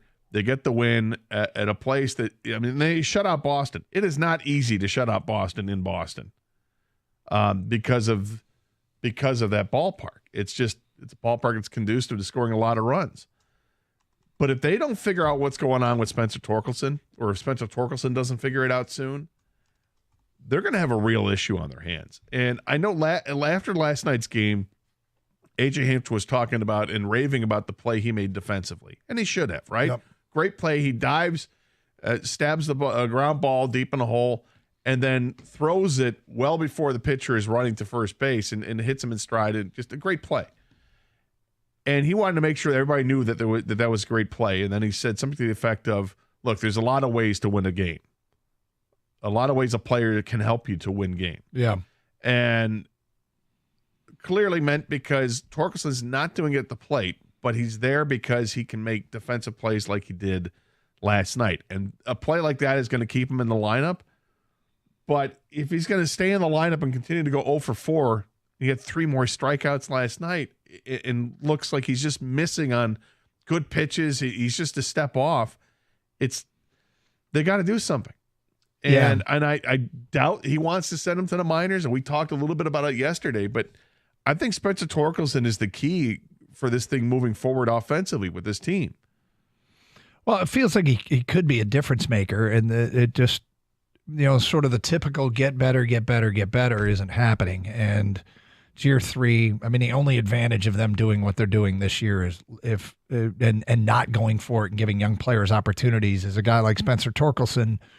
By the end of this year, if it doesn't get better, and I certainly hope it does, but if it doesn't, I think they should start looking for other solutions at first base, and I think it would be totally justifiable. Now, the other thing is if it doesn't get better, if Flaherty keeps this up, but the team keeps losing ground, and they have lost a lot of ground, but if the team keeps losing ground for the wild card spot, Flaherty becomes your next Michael Lorenzen. Guy brought in 1-year contract. Now, Lorenzen, they spun into what felt like a mid-level prospect. But the guy that they got, Hao-Yu Lee, is 21. He's a second baseman. He's having a decent year down at Erie. Not a great year, but I'm sure they love his on-base percentage, and he's shown a little power. But, we'll see if he ever makes it. But I feel like with Flaherty, you could probably get more. I think he could get more, and I wouldn't be counting on Lee to make any kind of impact on the Tigers. It feels like they've You give up on him at your own risk. I will. Yep. I have. I just, looking at the second base is pretty locked up right now with Colton Keith. That's who they like. And Colton Keith stinging the ball again yesterday. He got 2 more hits in the game yesterday. That's good to see. Jace Young is going to come up at some point. He's going to be an infielder with his team, probably over at third base. And what do they have at short? It feels like, the way McGonigal is hitting, he's hitting 340, by the way. 340, McGonigal is. His first year in. He's at Lakeland? At Lakeland. 340, and he's leading off and playing shortstop. Mm-hmm. I mean, it's probably a couple years away, of course, but I just don't see a spot for Lee on this team, so I don't get excited about that. Could they do more than that in trade return because of Flaherty? Yeah, they could. I think they absolutely could. Flaherty's strikeout rate is astonishingly good. It's really good. And teams like that. Teams like to swing and miss. Mm-hmm. Get out of a jam. Starting pitcher can work himself out of a jam. Okay. 9-to-1 strikeout to walk ratio is crazy good. Really is. Really is. So this could go either direction. The direction we don't want it to go is Eduardo Rodriguez, end of year, lose him for nothing. No, you don't want that. We did this dance last year. They aren't happy with the way it went down. It's probably the biggest negative on Scott Harris's era so far is the handling of how that happened, that they didn't trade him. He finished out the year. They tried to trade him. They agreed to trade him to a place that he then nixed it. I'm not happy with Rodriguez either, but right. You should have never been negotiating with a team that he wasn't going to accept a trade he to. Ghosted the team too for a long part of last year. But it's I hope the team defines itself as a legitimate contender for a wild card, which might be a bit of a stretch. But there's somebody in the Tigers, somebody around 500. We did it yesterday. All the 2 teams that were 500 on that date, or one was 1 game above, one was 1 game below. Minnesota and Miami both made the playoffs when they were on May 30th, a game over and a game under 500. So could the Tigers be that team? They could. Got a lot of games against teams that are kind of in the same position as they are over the next month. So make your move, Tigers. Let's see what team you are, what you really are here. 3 more games in Boston. I'm not giving up on Torque. I want to see Torque go ahead and get pull happy in Boston. Feel free. Because if he gets pull happy and hits it hard, it's going to go off that wall at the very least. All right. Are you going to eat that coming up today at 12:35? Carson Anderson, 97.1 The Ticket.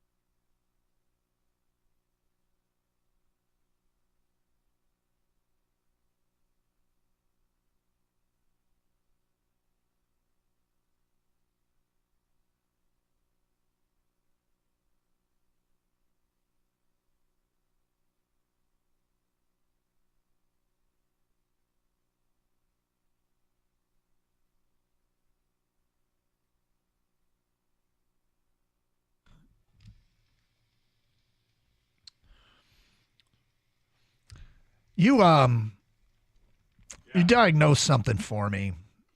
Yeah. And I can't help it, and it's not good for me. I mentioned to you yesterday I was starting to get a sore throat. Mm-hmm.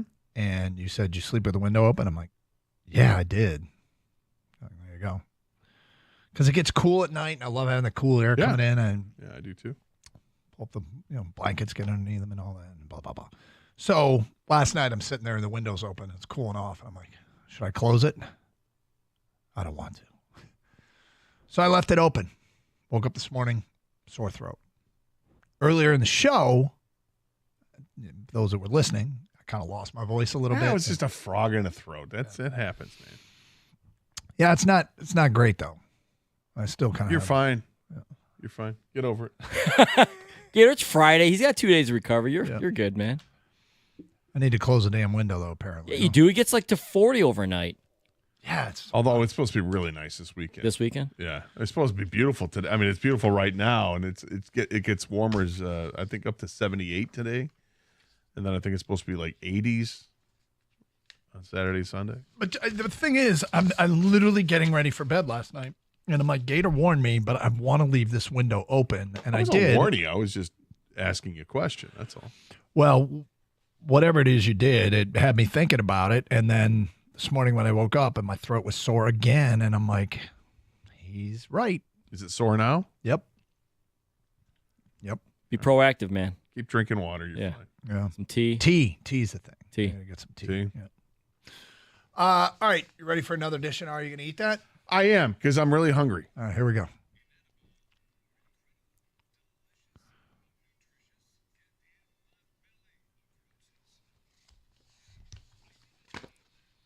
We got a lot to work through today.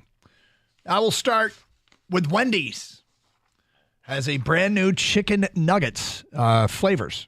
They've released their saucy nugs in the past, which is just a great term. But they're adding some flavors to the saucy nugs. In the past, there's been honey barbecue, garlic parm, regular buffalo, and spicy ghost pepper. Okay. Here are their new flavors. Yeah. Spicy honey barbecue. Okay. Spicy garlic parm. All right. And spicy buffalo. Do you want them more spicy, Gator? The Wendy's saucy nugs. So effectively what Wendy's has done is what Halloween costumes have done. And that is they just sub the word spicy instead of slutty.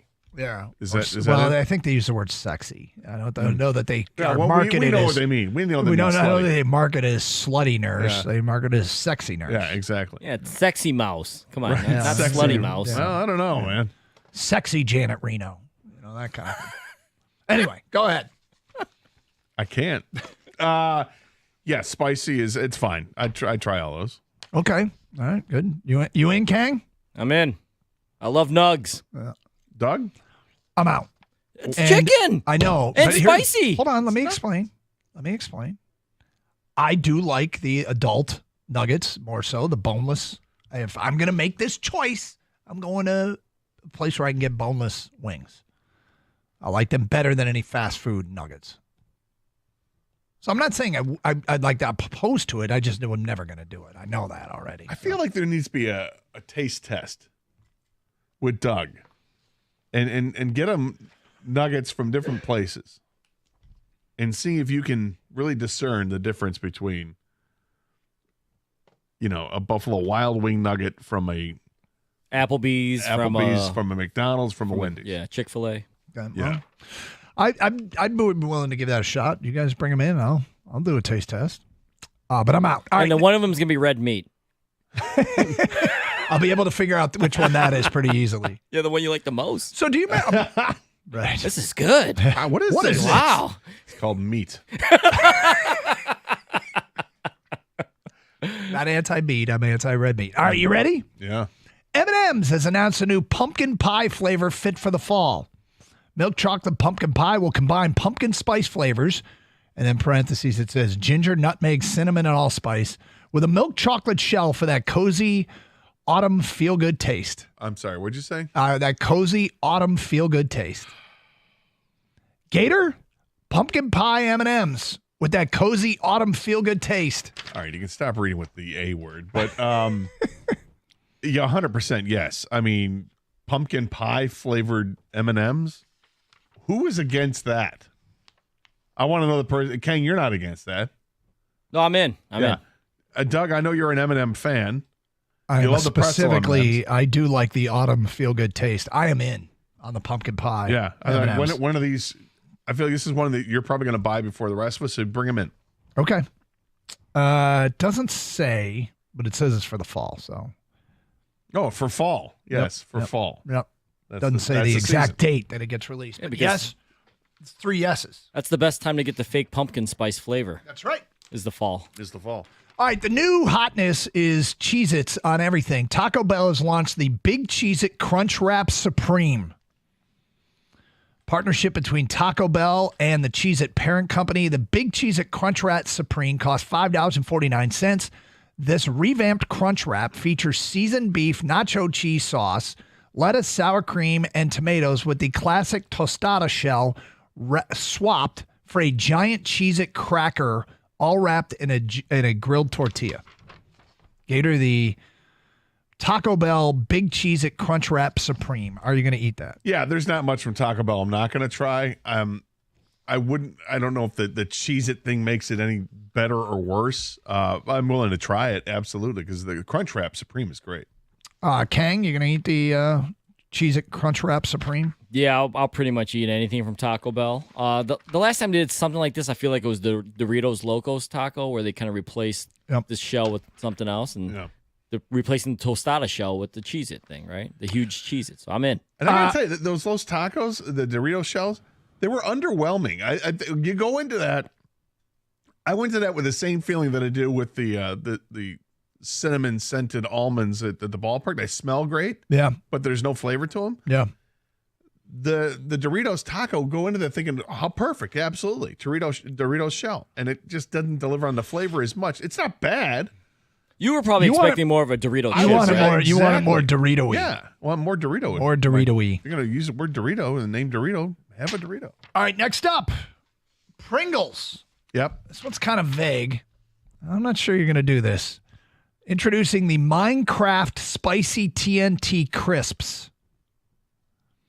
It's a blend of spicy flavors that keeps you reaching for more. Delicious snack inspired by the TNT block in Minecraft. Insanely light and crispy, never greasy.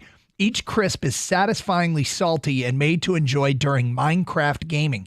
I actually went out and had to Google search a review of these, and what I found was somebody described it as a blend of hearty stew flavors that has a spicy kick near the end. Gator, the Pringles Minecraft TNT crisps. Yeah. Okay. I mean, Pringles are great. You cannot have one Pringle. Once you pop, you can't stop. You cannot stop. The only way you stop is when the thing's done. Like you tell yourself, I'm just going to have, 10 of them. That's it. Like an inch and a half's worth of Pringles. That's all I'm going for. And then you finish those off in like 30 seconds. Then you find yourself digging back into the canister. I just another one. I'm okay. Another little.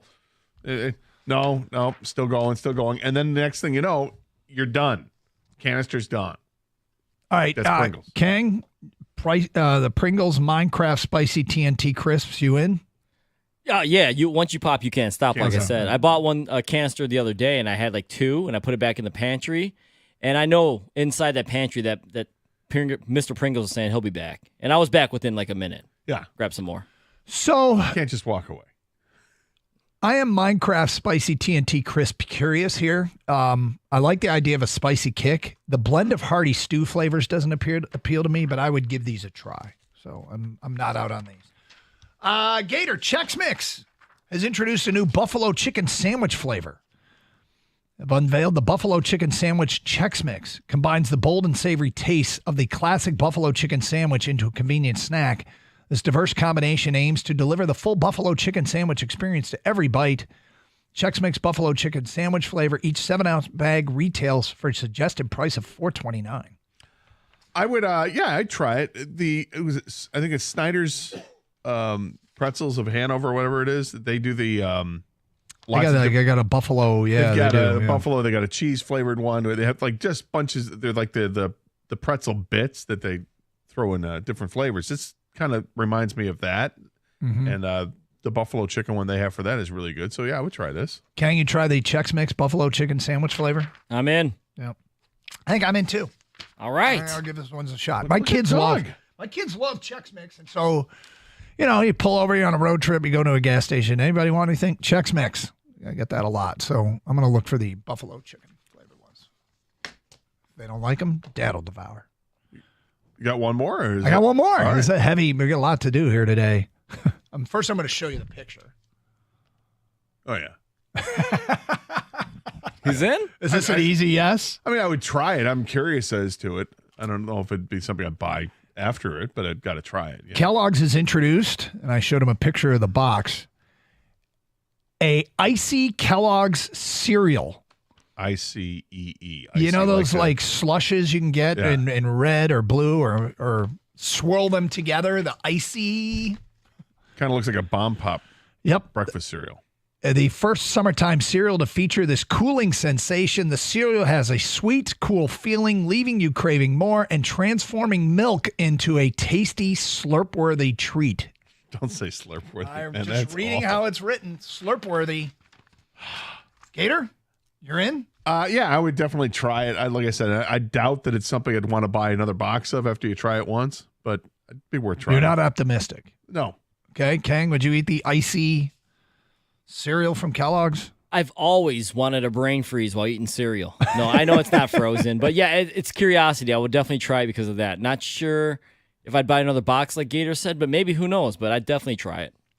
I am out. Not a fan of sugary. This one didn't surprise me. I probably should have stopped him before this because this was surprising. Prior to that one, if we rule that one out, Doug was all in on this. The one he turned down was chicken nuggets, which makes no sense at all. Why he would turn it down. And it's never going to get chicken nuggets from Wendy's. I know it. I can sit here and say, well, if I have to eat at a Wendy's and that's the only choice, there's a chance I will get them, but I don't see that scenario playing itself out in the near future. As someone who enjoys chicken nugget and someone who also, I only get, if I'm going to get Buffalo Wild Wings, I'm only getting boneless. Mm-hmm. I want to dip them myself in the sauce rather than having tossed in the sauce. If I had a choice between like a McDonald's chicken McNugget or the Buffalo Wild Wings boneless wing, I will take the McDonald's nugget. Would you? I would. And so that's why I'm not going to. Here's what McDonald's boneless has. wings that I shy away from because I don't think they're all that great. McDonald's still have the spicy mustard. I think so. Yeah, that's pretty legit right there. So sweet and sour is great too. All right, and that concludes another edition of Are You Going to Eat That? 248-539-9797. We got open lines. It's Carson Anderson, 97.1 The Ticket. Speaking about great wings, head over to 24 Seconds Bar and Grill in Berkeley. They have amazing wings. They also have great food beyond the wings. It's a great atmosphere to watch games. It's my favorite place to go. You want to check out the baseball game or in season, you got football and, of course, the other sports. This is where you go. They have great specials as well. Great new happy hour specials and daily specials featuring $3 margaritas on Wednesdays. You got $3 Long Islands on Thursdays. Head out to 24secondsbar.com. You can check all the specials that they have out.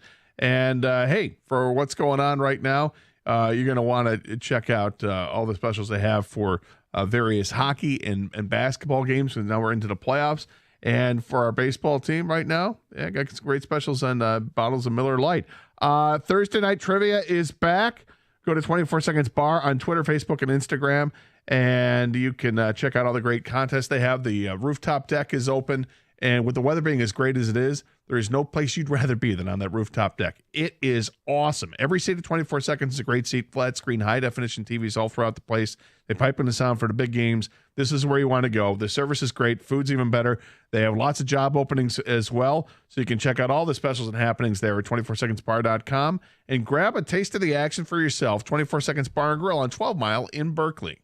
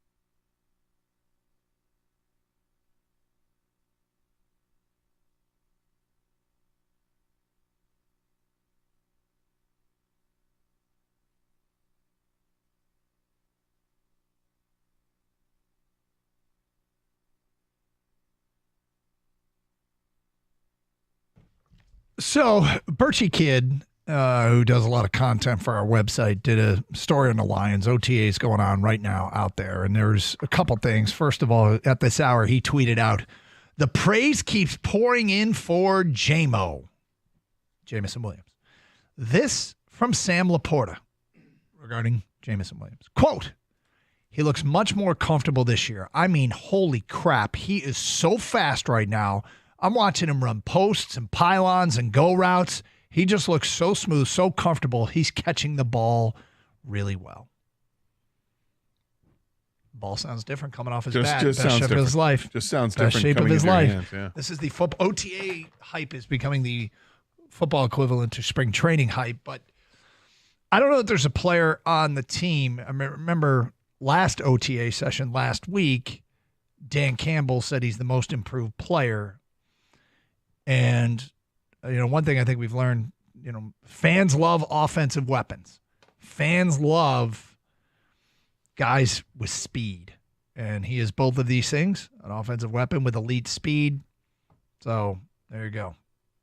There you go. So let the hype machine crank out more hype for Jamison Williams. It continues. Do you guys see the other player that's being really hyped up too as well? I don't know who you're referencing, so maybe. For the Lions. Yeah, I suspected that's what you meant. But who? Jahmyr Gibbs. Okay, so yeah.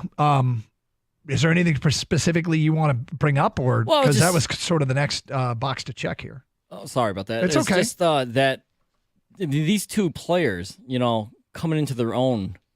Jamison, obviously, the first 2 years because of injury, suspension, but Jahmyr Gibbs too. I mean, Louis Riddick put out there that he might be an MVP candidate.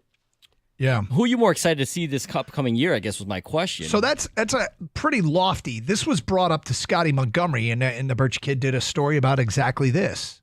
And that was whether or not he could be an MVP candidate. And Scotty Montgomery, the running back coach, said, man, that's hard when you start thinking about the people that won that.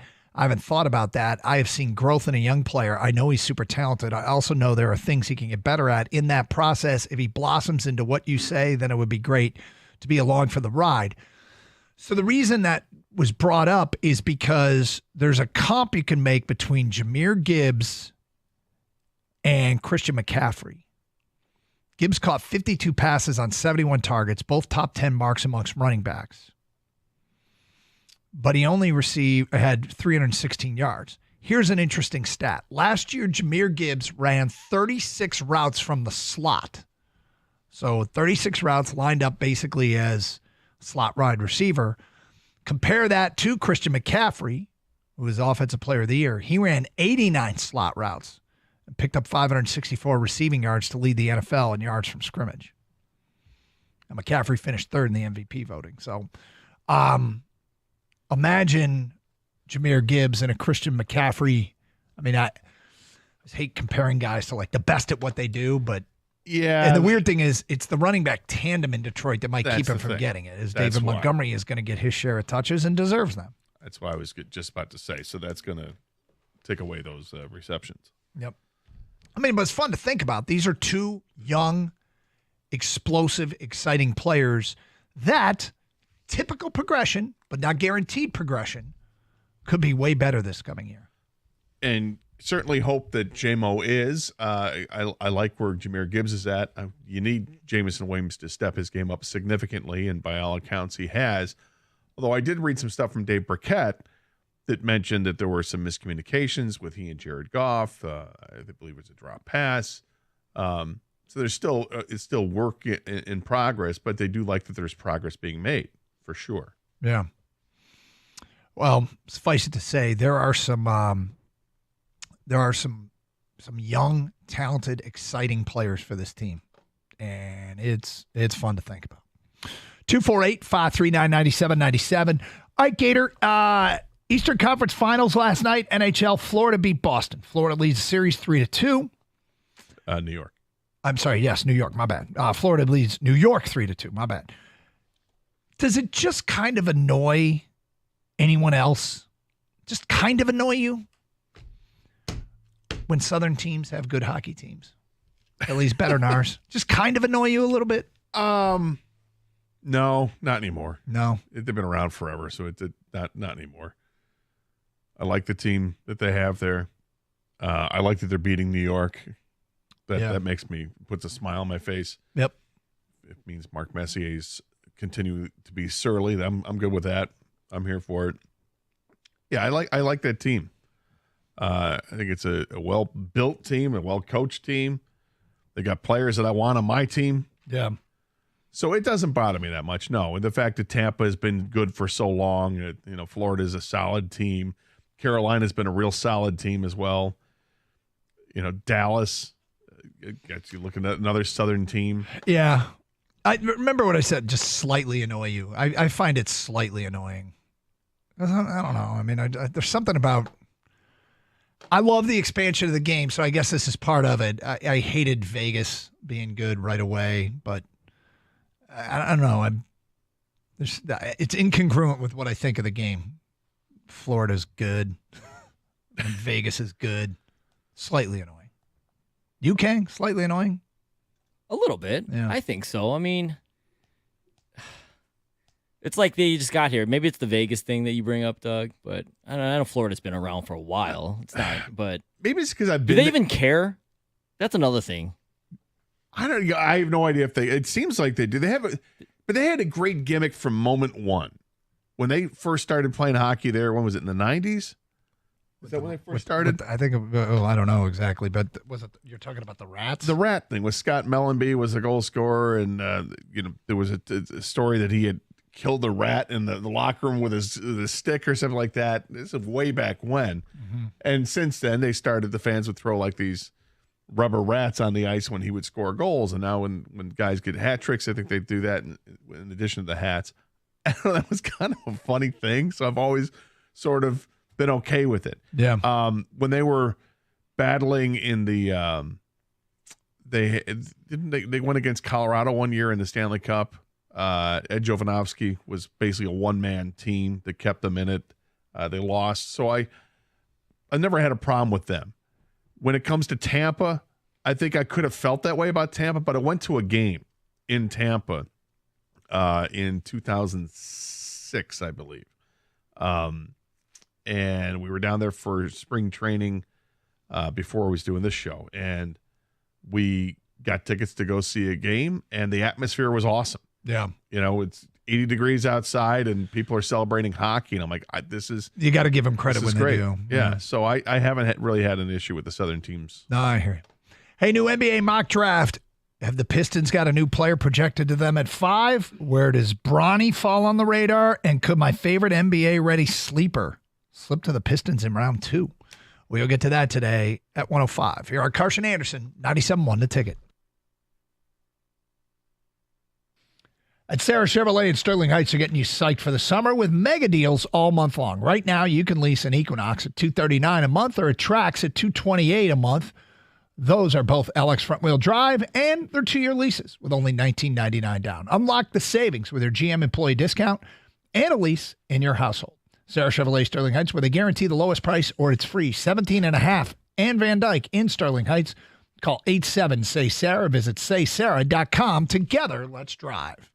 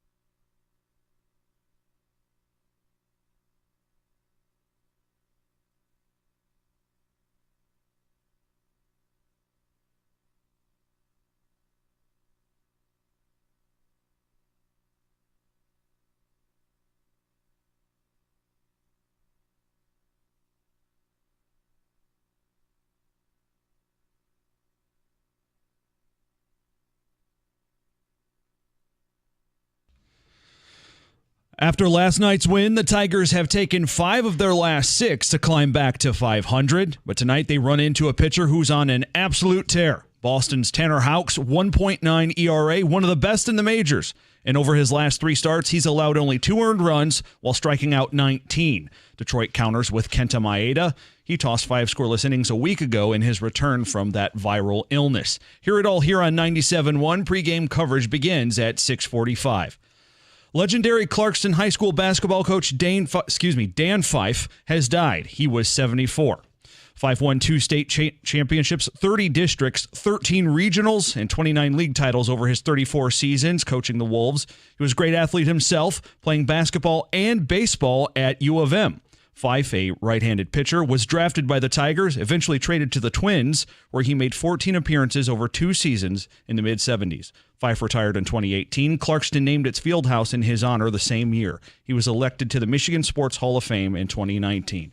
And the NBA Finals now set. Boston, the heavy betting favorite, minus 220 on FanDuel. That's good for implied odds of about 70%. Game 1 of the Finals is Thursday. From the Corewell Health Sports Desk, I'm Beanie Howell. For more, go to 97.1 The Ticket and Odyssey.com.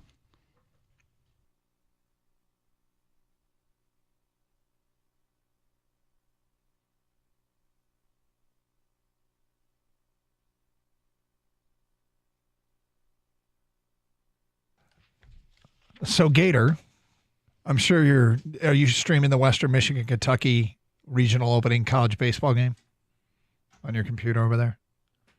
I am not. You're not? Okay. No. Yeah. Broncos trailing Kentucky 3-0. I'm bringing this up, though, because did you know that on the Western Michigan Bronco baseball staff is a former Tiger pitcher? Wow. Yep. I did not. Yep. When did he pitch? He made 73 appearances in 2011 and 2012. A lot.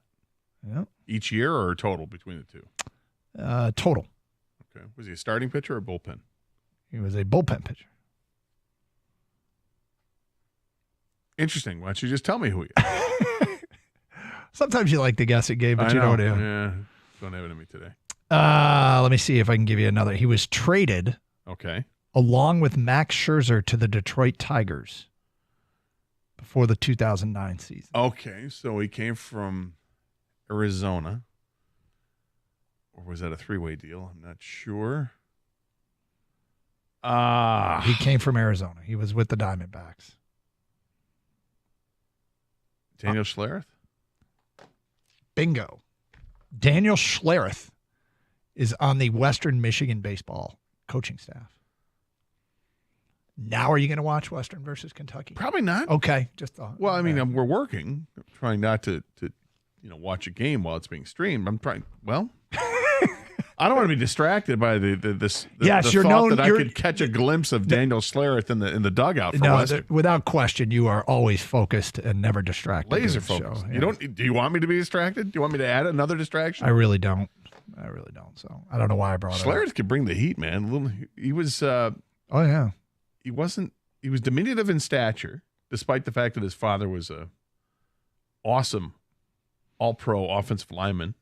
Yeah. Left-hander could throw hard, man. He threw like back in the day. I mean, it doesn't seem that hard now. Oh, he threw 96. Great. Yep. Yep. Because everybody's throwing 99 now. But, yeah, that's good for him. Yep.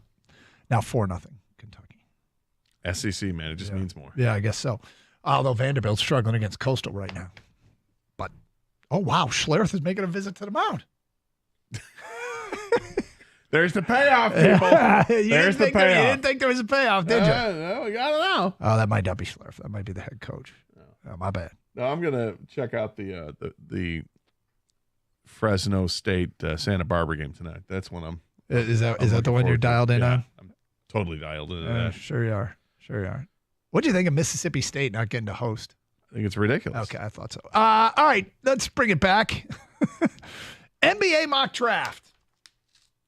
Are you ready, my friend?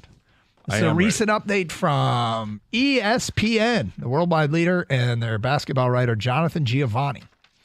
At number 1, the Atlanta Hawks take Zachary Rissicher from Bourg, France.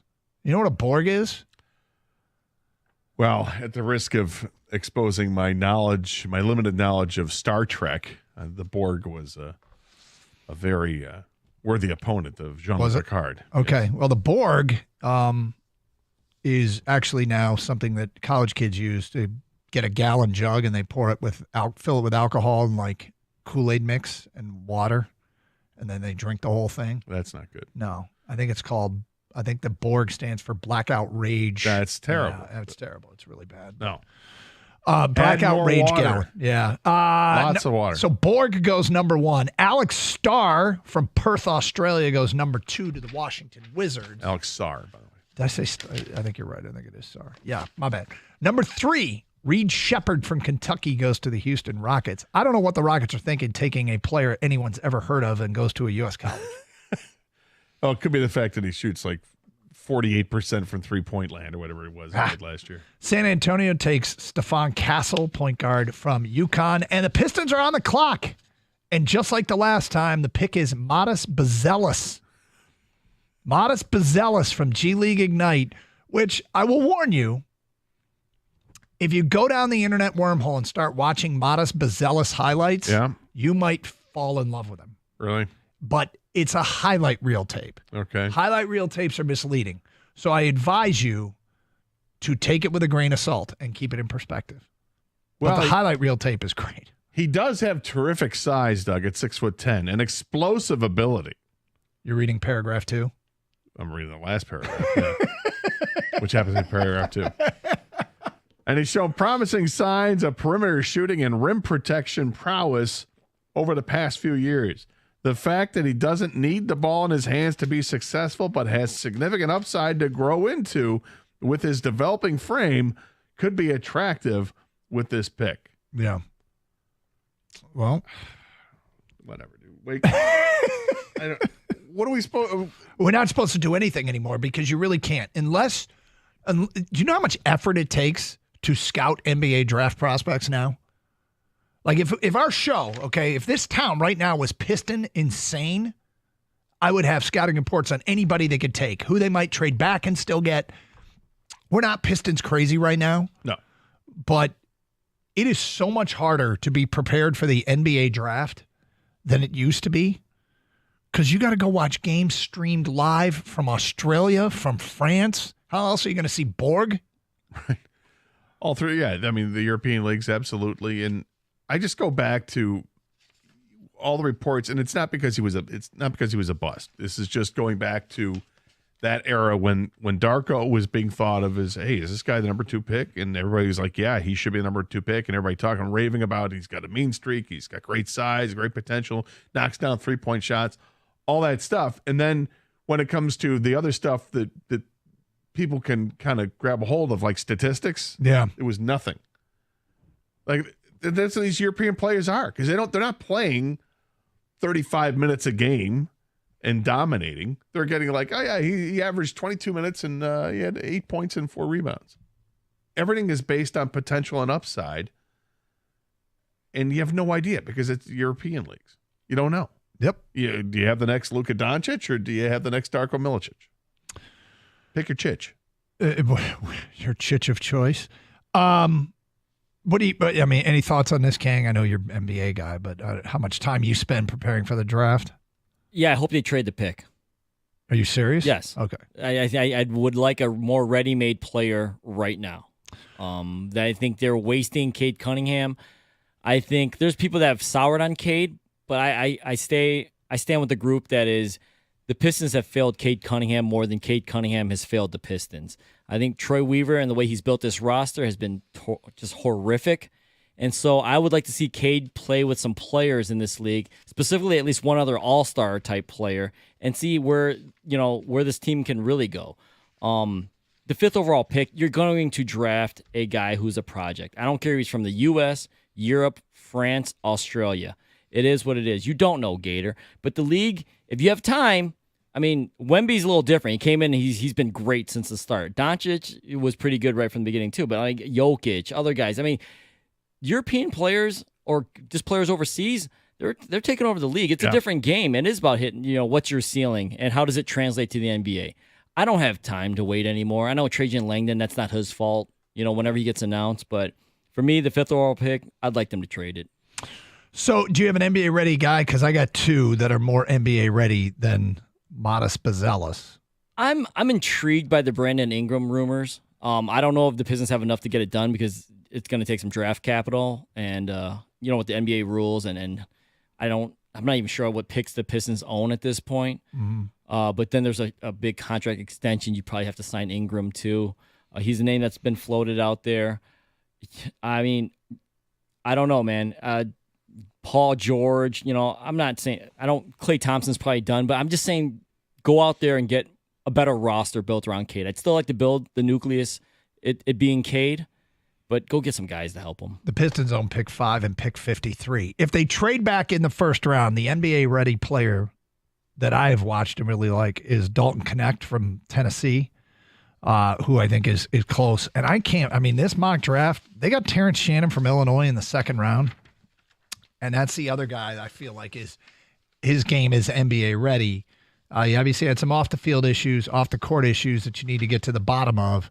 But he was cleared to play with the Illini. Where do they have him going? I know they got him going to the second round before the Pistons pick. Yeah, 35 to San Antonio. But I think the question that a lot of people's minds when it comes to these mock drafts, with the 52nd pick, the Golden State Warriors select Bronny James. Is that a coup to try and get LeBron in Golden State? It feels like whoever drafts Bronny, that's the plan, right? Yep. Because no one believes Bronny's an actual NBA player, unfortunately. It's funny because don't the Lakers have the 55th pick? I believe they do, yes. So, and he's rated he's rated as the 54th best player. That's very convenient. By is that an ESPN ranking? Yep. Yeah. Yeah, that seems like that would be the play. Like I said, whoever drafts Bronny, everyone's going to say it's because of LeBron. Yeah. And then why not if you're the Pistons? We brought up here before. Get some players around Cade. Get anybody. Who's the other player? I mean, Devin Booker. They may sound crazy, right? I doubt Ishbia would do that because he just likes loading up on stars. I'd offer the world for Devin Booker. He's always repping Detroit gear. He's a guy I think that actually would embrace coming here if he was traded here. It's a pipe dream, but I would do anything to get a real star here. Dream away, my friend. Dream away. Instead of these guys. Do you hear the other nepotism that's going on in the draft right now? No. You guys know who Jay-Z Zahir is? Zahir? No. So his uncle, he's declaring that he's going to stay in the draft. Yeah. He averaged less than 1 point this past year. He averaged 0.7 points, 1 rebound, 0 assist a game. He's a sophomore for Bowling Green. His uncle is Tom Gores. Really? People are saying, why is this guy staying in the draft? He's 6 feet, 170 pounds. They're not. No, they wouldn't. They wouldn't do that. You'd be no. I'm just saying it's going around the internet right now. People are wondering why would this guy stay in the draft? People would march with torches downtown. They would not be happy. Come on. You can't do that. They would not be happy. It's the NBA. You get 2 rounds of drafting. It's not. I mean, I guess if you're 29 rounds. If he's planning on signing as an undrafted free agent and has an assurance that he will be signed with Detroit, that's one thing. I guess you got to leave your name in the draft to do that, but they wouldn't use a draft pick on him. Why would you go pro? I don't know. I don't know why anybody like these. We're old men. This doesn't make any sense. Doesn't make any sense. All right, Carson Anderson, 248-539-9797. Gator another day, another Hendon Hooker update. We will get to that today at 1:18 here on Carson Anderson, 97.1. Well, we've got the weather that is changing to be just beautiful outside. You want to make sure that your house is ready for it as well. The air conditioning working? Is it? Check it. How about that pool you got in the backyard? Is it a heated pool? You got that working? Check it. And if it's not, call the great folks over at Birmingham Plumbing, Heating, and Cooling to make sure that everything is working the way it's supposed to. You don't want to play the waiting game. You don't want to get burned. You want to take care of issues right now so your house is ready to go for the summer. Call Birmingham Plumbing, Heating, and Cooling today, or you can schedule an appointment online at birminghamplumbingco.com. Birmingham Plumbing, Heating, and Cooling, your Metro Detroit boiler experts.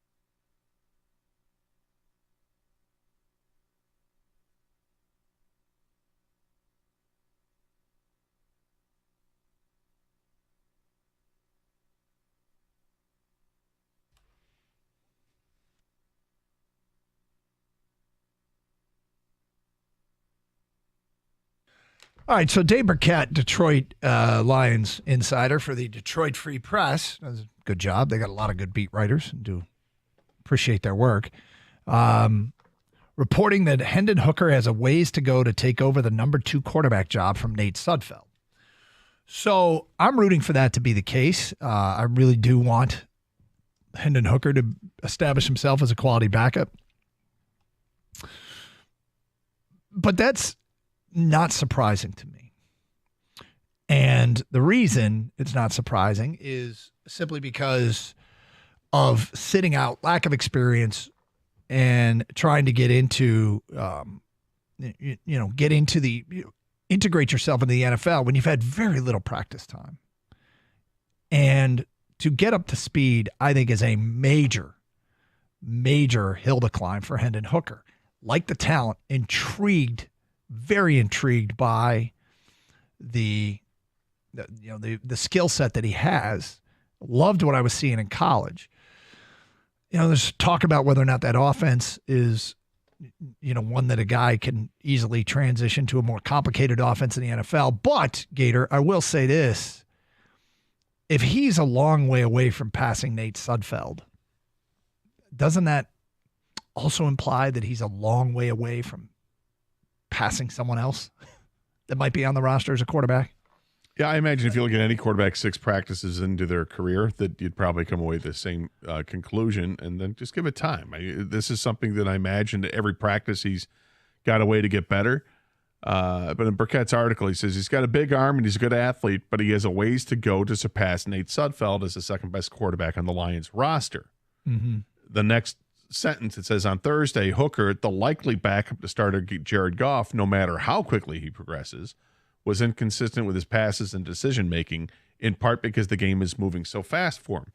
So he's got to do what everybody else does. Yep. Once the game starts to slow down, you're going to see the true talent come through, and it will slow down. I think, sure, yeah. And the funny thing is, this update doesn't dissuade me at all for what I think Hendon Hooker could be in this league, and what I don't think we're being unrealistic talking about.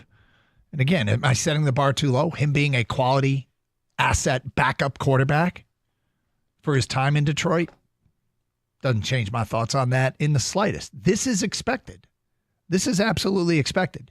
So could he eventually maybe push the starter? Yeah, first things first, pass the backup. But I think it also is kind of just a stark reminder as to how far he has to go before he even gets to be the backup quarterback. Well, yeah, I'm again, it's a situation. He just hasn't practiced, and once he has, practices under his belt, even when you put the helmets on and the shoulder pads, and it's going to change it at another level for him. And facing the live reps in the preseason games, I'm not worried about him. I definitely have higher aspirations for him than you do. In terms of what I expect him to be, I expect he's going to be an NFL quarterback.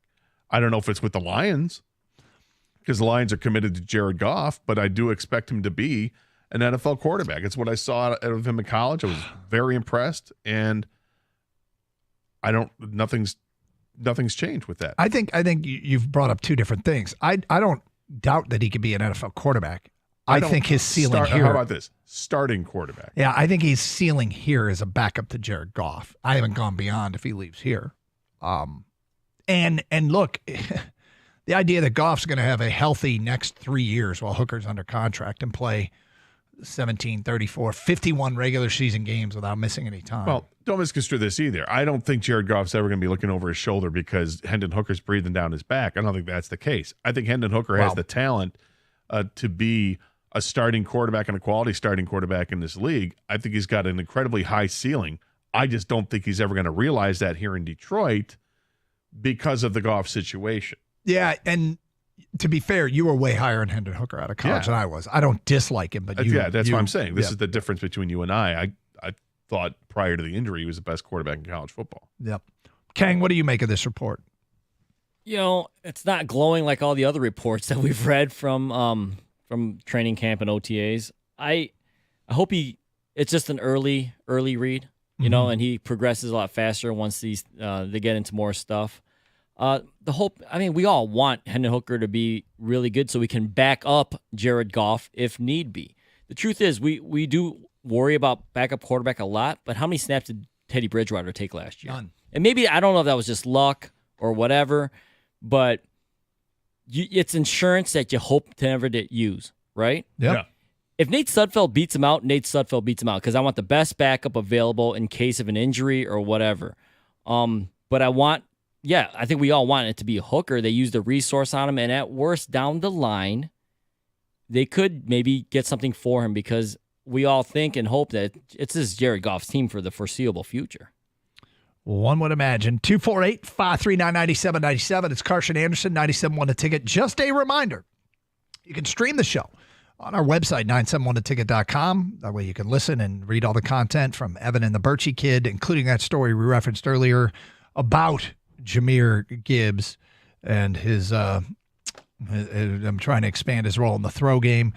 Additionally, the throw game? Yeah, the throw game. Additionally, you can stream with the Odyssey app. Download it for your mobile device today, AUDACY. That way you can listen to the show on the ready anytime, anywhere in these United States.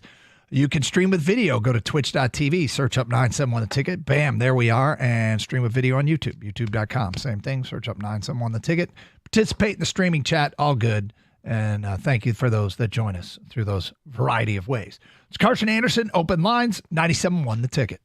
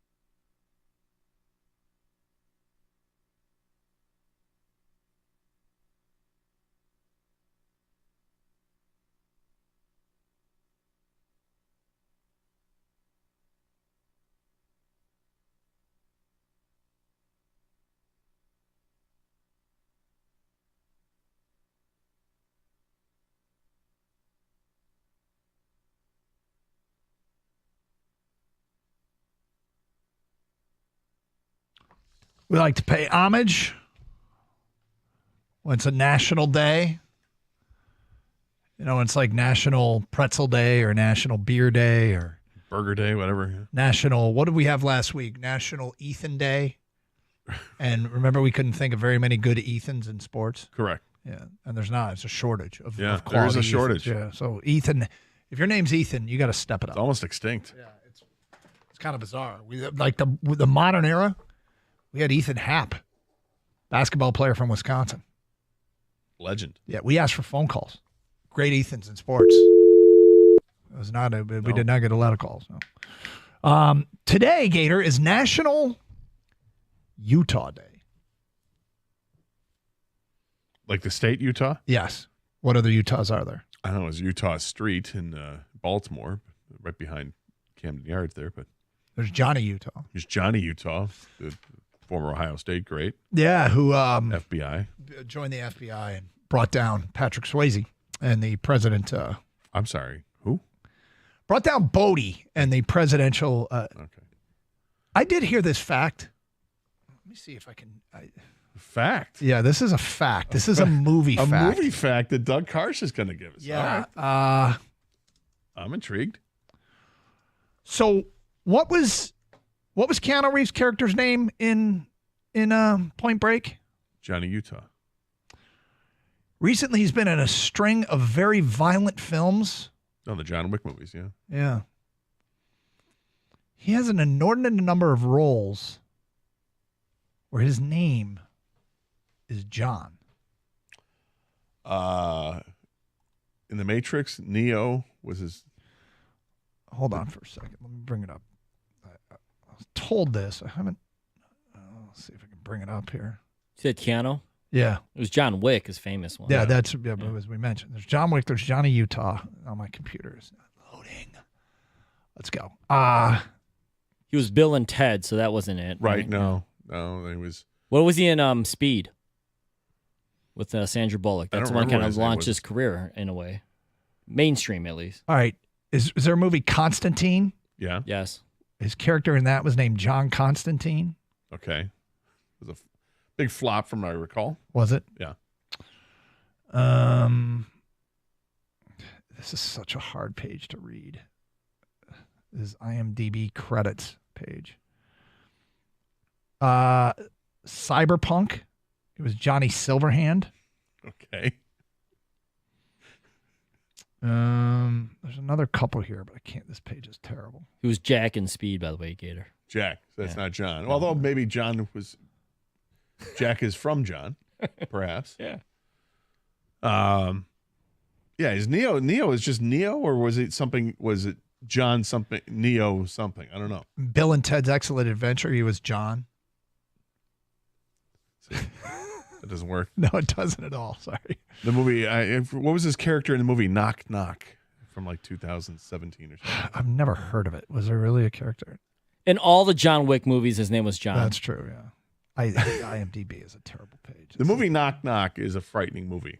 What's it about? In a way, it's about a guy who's married, has a young family, and wife is away, and he's got some work to do, and he's going to meet them on vacation or something like that.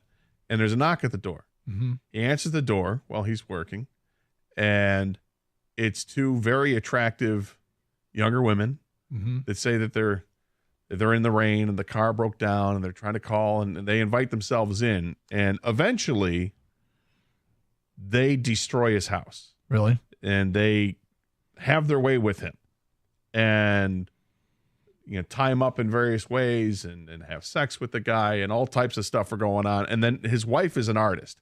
They destroy her sculptures and paintings and everything.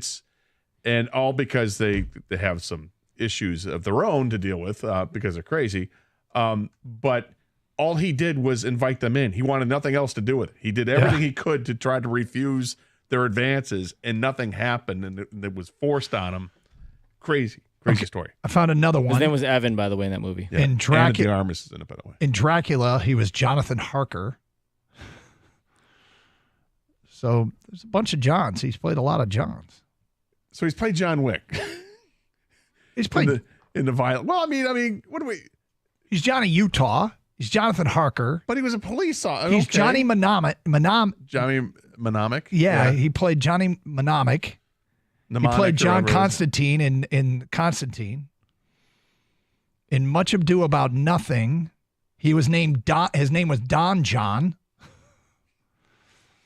So, just a bunch of Johns on Keanu's. What was Keanu's he in River's Edge? It would be like early 90s or 1990s, something like that. Go back and look. 89, maybe 89, 90. He was in Parenthood. River's Edge. All right, so we got sidetracked. What? National Utah Day. This was you sidetracking. That's true. I absolutely did. I take full blame for that. National Utah Day. What do you know about the state of Utah, and do you ever want to visit Utah? Have you been there? I have not been there. It is the Beehive State, I believe. Yeah, I had no idea until the NHL team made me aware of that, because some of the suggested names were bee-centric, and I'm like, why? And then we found out. It's heavy Mormon population. Mm-hmm. Salt Lake City, home of the Jazz. Yeah. Which makes no sense. A very ill-fitting name that they kept. They probably changed that, but they haven't. Yeah, I don't know much at all about Utah. So I love the state of Utah, but it's because I'm a big national park guy. And Zion National Park was unfreaking believable. Like, it was like movie set everywhere. Can't believe it. Also scary as hell, because they got all these hikes where you're on the precipice of cliffs, hanging onto chains and stuff like that. There's a hike there, I think it's called Angel's Landing, where you're looking at like 2,500 foot drops to either side while you're walking up. And that was something I just said, I'm not doing it with small children. I'm not doing it with kids. But someday I'm going to have to. Bryce Canyon is a absolutely beautiful, stunning national park. So I'm a big fan of that. I've been to Utah 3 times, once to visit national parks, and once for Michigan, Utah, and once was a layover at Salt Lake Airport, which I guess doesn't really count. But Utah's campus, University of Utah's campus, which is kind of up a hill on the edge of Salt Lake City, beautiful, absolutely beautiful. Yeah, I mean, there's all types of the mountain ranges up there. You got Provo, where BYU is. Mm-hmm. Obviously Utah State. Yep. Now, Michigan played on a Thursday night, that opener against Utah, and I didn't fly out till Friday. And after the game, I have these vague memories of going out and meeting up with some people and ordering a beer. And the beer that you could get there was like the low alcohol version of everything. Mm-hmm. Apparently, they make special beer to ship to Utah. So I had a Coors Light, and it was like a Coors Light light. It's like a 3-2 beer or yeah, something. It was. And I noticed right away this beer's flat. And it turns out it's not flat. It's just, I thought it was flat, but it was some very watered down version of Coors. But I recommend Utah. Other than the beer, I recommend Utah. Maybe shop for your liquor ahead of time. Yeah, bring it on the plane. Well, I think it's still, you can buy it there. I think it's normal potency, but if you're going to order it later on, does it change? I don't know. I'm not sure how that works. I'm not going to go into Utah anytime soon. You don't think so? No, I don't think so. Kang, do you ever envision yourself going to Utah? Do you have any desire? Yeah, I've always wanted to go to the Sundance Film Festival, which is in Utah. Nice. Park City, I believe. Yeah. So I'm not against it. I just don't see myself doing it. No, that's the only reason why for me, Gator. Yeah. I mean, if it wasn't there, I wouldn't. It's got great skiing. Maybe to see a BYU game. No, you love BYU. Well, hold on. You do love BYU. Provo. You do love BYU. You can go see an NHL game moving forward. Well, that's something that I wouldn't mind doing. Yeah, Mhm. go to see the Wings play in Utah. Yep. But congratulations to Utah. Today is your day. Maybe, you road trip out there. I think it's kind of an underrated state. I think all people think is like Mormonism, but it's beyond how it's pretty and you can ski. What do you got? You've just checked 2 of the huge boxes for me. I know, but that's the it. national parks. I said beyond beauty. I mean, that's part of the national park thing. Okay. I absolutely love the national parks, and I love the skiing. And there's 2. Yep, those are 2. But those are like 2 of the biggest ones for me. You like to drink. Well, I like my beer, sure, but I don't need. I don't need it. It's not a requirement. You know. All right. I'm just saying it's like to me it seems like a 2-trick pony, even though they might be really good tricks. I think they're elite. Although tricks. I'm not a skier, so that's not it for me. Do you like national parks? It's fine. But even It's if you fun. do, how often would you even go to the national park? You're saying, like, would you do this on a weekly thing or bi-weekly? No, Doug? I will visit Utah again to do the national parks. Yeah, but I liked it it when I sounds was like there. you want us to move there. Not what I was trying to convey, but if that's how you're You're taking really this selling in, it hard. I think it's Right. an underrated vacation state. Based on one thing. Based on two huge things. The Well, for you, skiing, but for everybody else. I mean, it's like saying for you, well, what does Wisconsin have other than cheese? You love cheese. I do love cheese. And you've been to Wisconsin a ton. That's not why I go to Wisconsin. You sure? I'm pretty sure it's not why I would go to Wisconsin. Just for the cheese. Well, what's the restaurant you said you went to only for the bread? Oh, there've been Well, Kang wanted me to go to Texas Roadhouse. Yeah, bread. Roadhouse. And Bread Red means Lobster. nothing to me at a restaurant. So it's an important Do criteria you even for you. eat it? Like when they put it on the table, are you just like whatever, Doug? Yeah. You're the only guy I know that's like that. That's Everyone else is, this, like there's a whole bunch of stuff I know. like that. Why did I say that? Yeah, come on. I know. Food. Yeah. Any food topic. How many times have you said, Doug, you're the only guy? Your taste buds, man. So anyway, if you're trying to sell me on the state because of national parks, I'm not trying to sell to you because I should have known better and you have any interest in something that was wildly interesting. But the rest of the audience, I see. Look, I can appreciate the beauty. I can appreciate it. Can you? But yes, I can. But for what? Now I've seen it. Now what? Now what? Now we're going to go at night. What can I do? You got Bryce Canyon. You got the Canyons National Park. You've got Zion National How Park. You different got are they? Arches National Park. How They're all different the same- are they? They're all in the same damn state. What else what am I seeing? What's so different about one from the next one in the same state? Well, you'll just have to go find out. There was more trees, different terrain in Bryce than there was in Zion. Wait, Gator likes walking, but do you like hiking, Gator? I don't mind hiking. Okay. Yeah, when I went to I don't know why I'm doing this. He has no interest in the crap I have interest in. None. Because to him, it's just a tree, Doug. Does Kang? No, I'm serious, right? Like, Kang does. He wants to go to the film festival. And that's it. Is that it? Yeah, that's it. Let's go to. Want to go to the national park? Any one of the six So I can national go parks? inside and get some hot chocolate and watch a movie. Hey, you know what, guys? This is the thing. This is what Doug did with his family. Let's compare the terrain from this national park to this national park. And then I want you guys to write an essay about it. Okay, this goes back to you are more like my children than you are like me. I've believed it for a long time. I'm not going to disagree with Let's that. go to Dave in Lake Orion. You're on 97.1 The Ticket. Hi, Dave. I am awesome. Gentlemen, I just got back from a 10-day vacation where we spent probably 5 of those days in Utah. And it was absolutely incredible. Never seen anything like it in my life in terms of the terrain. The national parks, like you were talking about, Doug, were absolutely incredible. What else was I'm there? not a huge, looking at mountains, but I got to the point where I'm thinking I may want to retire there and drive a tour bus in Zion National Park. It was so beautiful. Zion's is ridiculous. beautiful. Gator did ask you a question, and Gator asked it again. What else did you do? We went out had some great dinners at some great restaurants. We flew into Vegas and drove to Utah, and then drove back to Vegas for 3 nights of fun and relaxation before we left and came home. You relaxed So in Pearl Vegas? Jam. It was awesome. Yeah, it's hard to relax in Vegas. Thank you. That guy's on my side. Carson Anderson, 97.1 The Ticket. The NBA playoffs. FanDuel is giving all customers two chances to bring home a big win with a no-sweat same-game parlay every weekend of the playoffs. So they'll get back underway on Thursday, and you can jump in on this. Just place a same-game parlay on playoff matchups, NBA Finals, and you get bonus bets back if you don't win. Bet on everything from rebounds to assists to three-pointers and more. Visit FanDuel.com/Doug to shoot your shot on America's #1 sportsbook. That's FanDuel.com/Doug. Don't forget that FanDuel is the official sports betting partner of the NBA. Must be 21 or older and present in Michigan. Minimum 3-leg parlay required. Refund issued as non-withdrawable bonus bets, which expire 7 days after receipt. Maximum refund is $5 unless otherwise specified. Restrictions apply. See terms at sportsbook.fanduel.com. Gambling problems? Call 1-800-270-7117 for confidential help.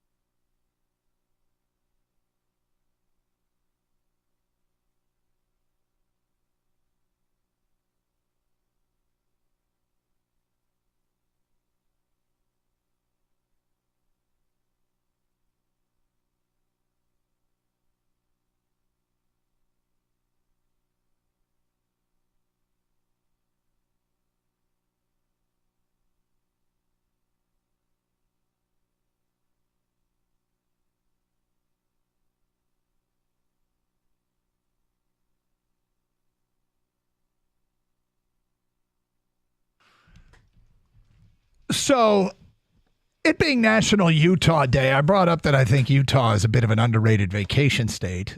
Gator has almost zero interest in visiting Utah, which is fine. I could spend a day there. Okay, yeah. And I don't mean that flippantly. I mean, I do enjoy the beauty of this country and this world has to offer. Yeah. I think I've been out to like the Red Rocks area in Nevada and loved it. You know, walked around out there. You feel like you're on the moon. I mean, it's kind of crazy seeing different backdrops and all that stuff. I'm fine with it. I like to hike. I like to walk. But for a day. Yeah, I can't see much more than doing it for that. Yeah, no. Can I then let me ask you, do you have an underrated vacation state or anywhere you'd because I think the people that have been to Utah would probably say to me, it's not underrated, Doug. But I'd like to go back to Oregon. Oh. Okay. Maybe it's not a hell of a mountain range in Oregon. I don't think anybody knows. That's the thing. Yeah. I remember flying in that you're kind of like between two mountains, the Mount Hood and it was Rainier. I forget what it is up by there in Washington State, but I'd like to go that area. But when I was in Eugene, I fell in love with it. It was beautiful out there. So maybe not Portland as much, but yeah, I can appreciate that. Let's go to Phil in Rochester. You're on 97 on the ticket. Hi, Phil. Hey, guys. Hey. Phil. I used to live in Utah. Yeah. I got accepted out there to do some work for machining. I lived in Ogden. You have a valley between Ogden and Salt Lake City. That's all. The liquor is controlled by the Mormons, which means you go into a bar. It can be beer only. It's 2.2. That's what you can buy. You pay up, you go to another bar that has better beer. You pay up again, you can go to whiskey bars. We went to Wyoming every weekend just to get out of Utah. There isn't, 1-2 days tops, you see everything, you're done, you're out. So you're not a fan? And the cathedrals are gorgeous. Oh, no, not at all. They bored me. Fair enough. All right, so shifting gears here real quick. You came up with an idea for the Detroit Grand Prix, which will be held this weekend. Sunday is sold out. Awesome event in Detroit.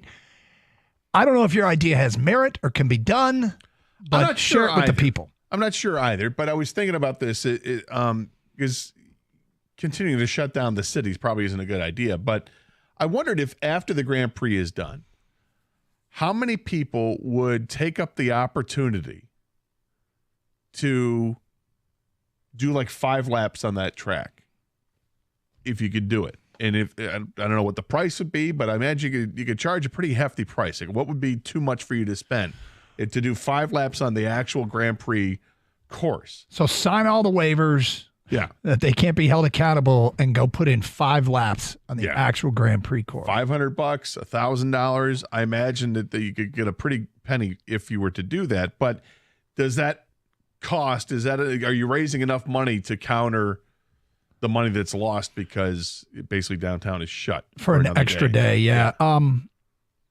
It's a good question. I would be interested in doing that. Mm-hmm. I would not pay $500 to do it. I would pay maybe $40 to do it. But that would, because seriously, it's not a huge, you can spend $40 at a go-kart track, and you're talking, this is the Grand Prix. So it's not for Doug. No, it's not for me. But how much would you pay to do it? I'd probably pay a few $100 to do it. Would you? Yeah. Okay. I just think it would be tons of fun to see that route that they're on. All the streets closed off, and you get the barricades set up so you know what the route is. And, take a car through that. It'd be a lot of fun. Kang, would you pay money to do that? Take your car and zip around the Grand Prix course? I would have to pay money? Yeah.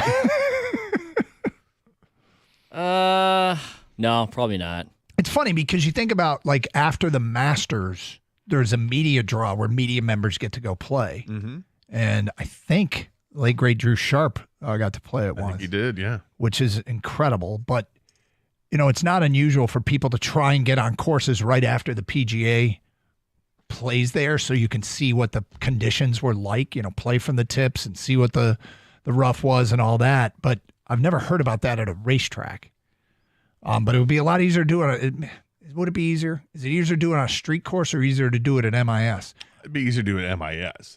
But MIS is different because now you're talking a track that you got the it's what's the angle that track is on? It's like 30 degrees. It's crazy. Like that. So Gator, I mentioned flippantly, and knowing you'd have no interest in not only Utah, but the fact that Western Michigan was playing Kentucky in the NCAA baseball regionals, and it was 3-0, 4-0, 5. It got up to 8-0. It is now 8-5, and Western's got runners at second and third. Here we go. With one out. Here we go. Broncos tying run to the plate after being down 8-0. Good luck keeping them down. You know what it is? Schlereth. It's what? Schlereth. There you go. I swear when he came here, he was Schlereth, but his dad is Daniel Schlereth. Right. No, his dad is Mark Schlereth. Mark Schlereth, sorry. He is Daniel Schlereth. Yes, my bad. But Schlereth and Schlereth, same dude. The old Tiger relief pitcher's assistant coach for Western Michigan. So Broncos chipping away, man. Chipping away. Getting it done. They are getting It's just what they do. All right, Tiger baseball tonight, not on the Bally's app. Is that What? correct? Isn't this an Apple Plus game? You get to. Well, I got stream. really pissed on what was it? Sunday's game that was Sunday's game was an 11:30 game. Yep. That was available only on Roku. Yep. Which you need a device. When I went online and tried to figure this out, you need the Roku device to do that. Yep. No use in me getting that. And then people told me on Tuesday's show, and I was complaining about it, that it came through Amazon Prime. You get Roku that way. I think one thing we can check and see if Apple Plus has a 7-day free trial. I have not. We canceled Apple after Ted Lasso and Severance. Waiting for the next season of Severance. They do. They do have a free trial? Yeah. So you can sign up for the free trial, Gator, tonight. I know you hate Apple products, but would you sign up for a free trial? I think I have an Apple subscription. Oh, do you? Oh, so you can watch it. They got some pretty good shows. Yeah. I'm sorry, I didn't mean that. No, it's okay. Rico's obviously in studio. Did you watch Severance? I started it. Did you? Right. It was like, okay, you know what? I need to really focus. This is a it's- show where it's- you can't kind of passively watch. You got to actually carve out some time and sit there. And you watched Ted Lasso? No. No?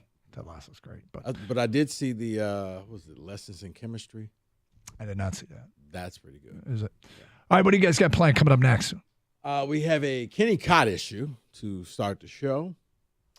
Apparently some things are going on at Kenny's place that he wants to air some grievances about and see if he's just being a curmudgeon or, if he's got legitimate beef. And airing of the grievances? Yeah. All right. And it's not Mike. No, well, and Mike has roads to Tiger's positivity.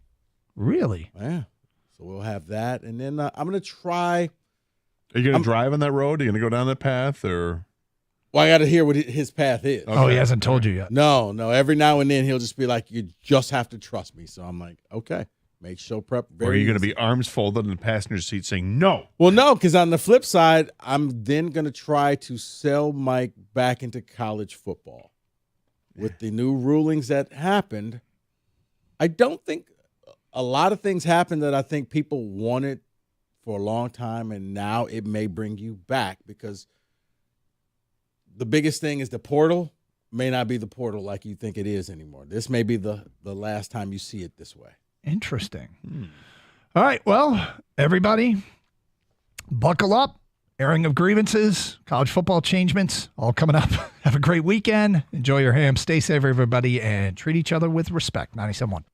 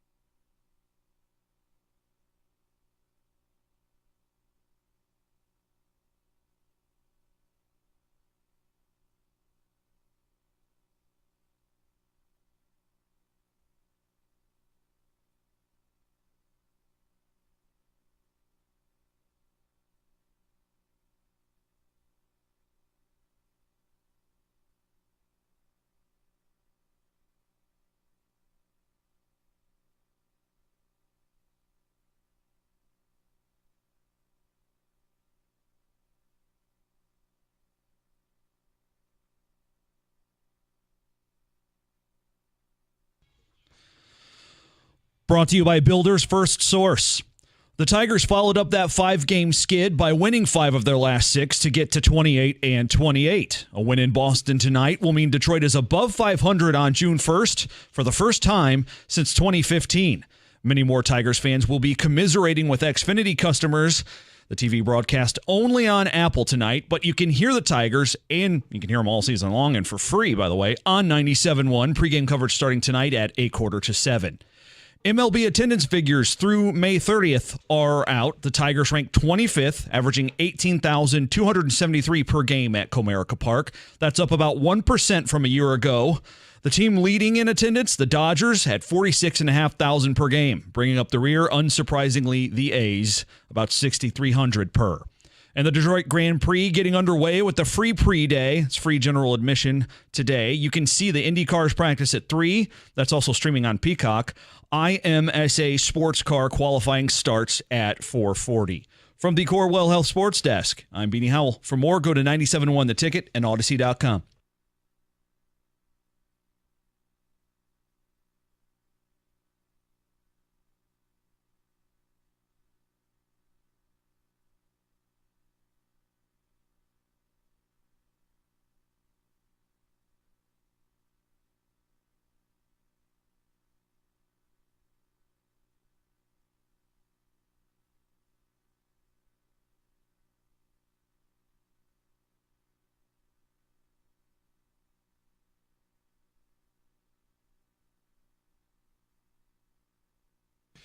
All right, let's get it going on a Friday. Hopefully you guys are outside, not inside. We've got a lot to do. And at 3 o'clock, it is a shock and awe campaign. We are going to change the conversation, and I am going to take you on a pathway to positivity. You want to change the conversation about your Detroit Tigers. I am going to take you on the pathway to positivity. What will it take to change the conversation? That we can all walk together arm in arm as members of the Tiger Army, where there will be no slander, there will be no critique, there will be all joy and all good vibes as we hit the zenith of summer. I am going to offer you a pathway to positivity because here's what we don't do. Here's what I don't do. I don't celebrate mediocrity. Oh, hey, David's only a good father half the time. Oh, Kenny's lunch is only good half the time. Who would celebrate it? That's what a 500 record is. You're not winning husband of the year, batting 50%. So why the hell would we let a bunch of millionaires do it? We'll get to it at 3, and we're going to talk. Interesting perspective. Pathway to positivity, Rico. But I want to start with something that is negative. It's called Kenny Cott. And we have to talk about this. Kenny shared something with us pre-show. And I said it's very rare we just don't dive right into the good stuff. But Kenny needs Jesus. Kenny and Rico's going to be that today. Kenny, do you want to explain the problem in air quotes that you're dealing with right now? And then people, what I need from you is this at 2:03 on a Friday. I need you just to take a moment of your day and to call us and teach Kenny a lesson. You're helping someone. I want you to view it as community service. And while the work isn't nearly as important as like getting someone to stop doing crack, it's still going to be helping somebody, and you can help Kenny. Kenny, explain your problem. The problem is at my apartment. They do maintenance and construction, which I totally get. They like to start at 8 in the morning. They're banging and smashing at 8 in the morning every single morning for the past 2 weeks, whether it's you got to let us in because we got to fix your windows, we're fixing the roof. It's for the past 2 weeks I've gotten little sleep because of it. What time did you say they start? They start at 8 in the morning. Say that into my good ear. 8 in the morning. Grow up. No adult, unless you are a burnout, a junkie, or you're a hardworking person who does overnights. No adult sleeps till 8 a.m. In the words of Mark Ryan, no one sleeps till 8. How about my girlfriend who works in the industry who has to get home at like 1, 2 in the morning? I don't care about her. Okay, Let that's me be part of the unequivocal. problem. No, this is a you problem. Do not pass your problems onto your lady. We're talking about you, When mister. it's a her problem, it's also a me problem because I got to hear about it. Well, I told you how to simplify that, I but know, you get didn't rid want to of her. listen. Okay. So let's just get to it. Does Kenny have a grievance or not? My answer is no. 8 a.m., you're lucky it's not 7 a.m. The good people who are out there trying to better your living situation are busting their ass. Their workday starts early. Talk to somebody today who's doing landscaping. Talk to somebody today who's up on a damn telephone pole. Man, the day don't start at 8 in the morning. Rico. When I originally heard this, I thought he said 5:30 in the morning. And I'm like, well, yeah, okay, Kenny, that's just some overzealous person. Yeah, 8 o'clock, man, that's the start of the day. That is You're lucky it's not 7:30. Yeah, I mean, if you got to put on a new roof, that's when you start putting on the new roof. That's your way of saying, okay, guys, we got to get this going. I know you're sleeping, but the compromise is 8 o'clock. We got to start and get up on the roof. And we got to change this over. Or you're cutting the grass. Or you're doing whatever it is outside. Yeah, because you only have a limited amount of daylight to work with. So you try to maximize that. Kenny, how old are you? I am a 30-year-old man. Man, much like that microphone stanchion. Time to tighten it up a little bit. So what are they doing, Kenny? Well, 2 weeks ago, they were on the roof, just putting in a new roof, replacing the roof, very loud banging in the early morning. And now they're trying to get into your apartment 8 in the morning, right, to replace the windows. Exactly. That guy knows what he's talking about. Yeah. So they're coming in your apartment at 8 o'clock as well. Yeah, buddy. It's time to grow up. Or I mean, I feel bad for your girlfriend because okay, she does work late, but yeah, for you, here's the 8 o'clock. That's the start of the day. Think of that as your alarm clock. If you were in bed, all of a sudden you hear that noise outside, it's time to get up. I don't have any choice. That is my alarm clock. No, the alarm clock should be no later than 7. Mike, my workday here starts at 10. Okay, 10 in the morning. Not 9, not 8, not 7, 10. I know it's not a hard life. But I'd like to, 8 in the morning seems, even if you work a 9 to 5 or you work, a normal work schedule, I think 8's a little early. That's all. All he's asking is just for 8 o'clock. To all my good people who work a 9 to 5, can you explain to Kenny how you don't wake up at 8? That's an impossibility. You cannot possibly wake up at 8 to get to work for 9. Not everybody works a 9 to 5. That's the point here. You work a 10 to 6. It's no different. Especially the people in my apartment. They get home and they leave all hours of the morning and night. There's no standard. There's no log jam at the apartment at like 9 in the morning. It just doesn't happen. Here's my question. And David, I know you're staying silent on this, but don't you feel like you've already had your 5th child and he sits next to you? Here's the other thing. How many times do we have to hear Kenny complain about this damn apartment before you do something about it and move to it? People, is there anyone out there who would like Kenny Cott to move in next door? Can we get Kenny into a different living situation so I don't have to hear about it anymore? David? It's not relevant to what we're doing. Poor Kenny. I thought you were going to say something. Nope, I just wanted to hear it. Poor Kenny's become a damn drop machine. As soon as he said it, I looked at David. David was like, I got you. It's like the 4th one this week. Yeah, Kenny. Yeah, you don't. Yeah, 8 o'clock in the morning. They got to work, man. I'm sorry. I thought when I originally heard this story, I felt bad for you because I'm like, man, 5:30, 6 o'clock in the morning. Like, wow, they really don't like the people who live out there. Yeah, 8. Yeah, that's. And by no means am I trying to diminish what they do. They have a job to do. I respect that completely. I just think 8's a little much. Listen, here's my question: does Kenny have a gripe? And second of all, Kenny, what is it going to take to get you to move? Come on. Enough's enough. Yeah. This sounds like the worst apartment complex of all apartment complexes in history. What is it going to take? You complain about it left and right. There's no way your girlfriend likes it either. What can we do to make this happen? There's also infestations at times. There was 2 summers ago, there were bees. There were ants before that. Not our fault, by the way. Okay, time out. Does anyone own an apartment complex and would you like Kenny Cott to join? What can we do to get him a new living situation? Because I can't do this anymore. The summer is my off season. The summer is where I go down to having 1 job from having 3. I don't want this stress all summer.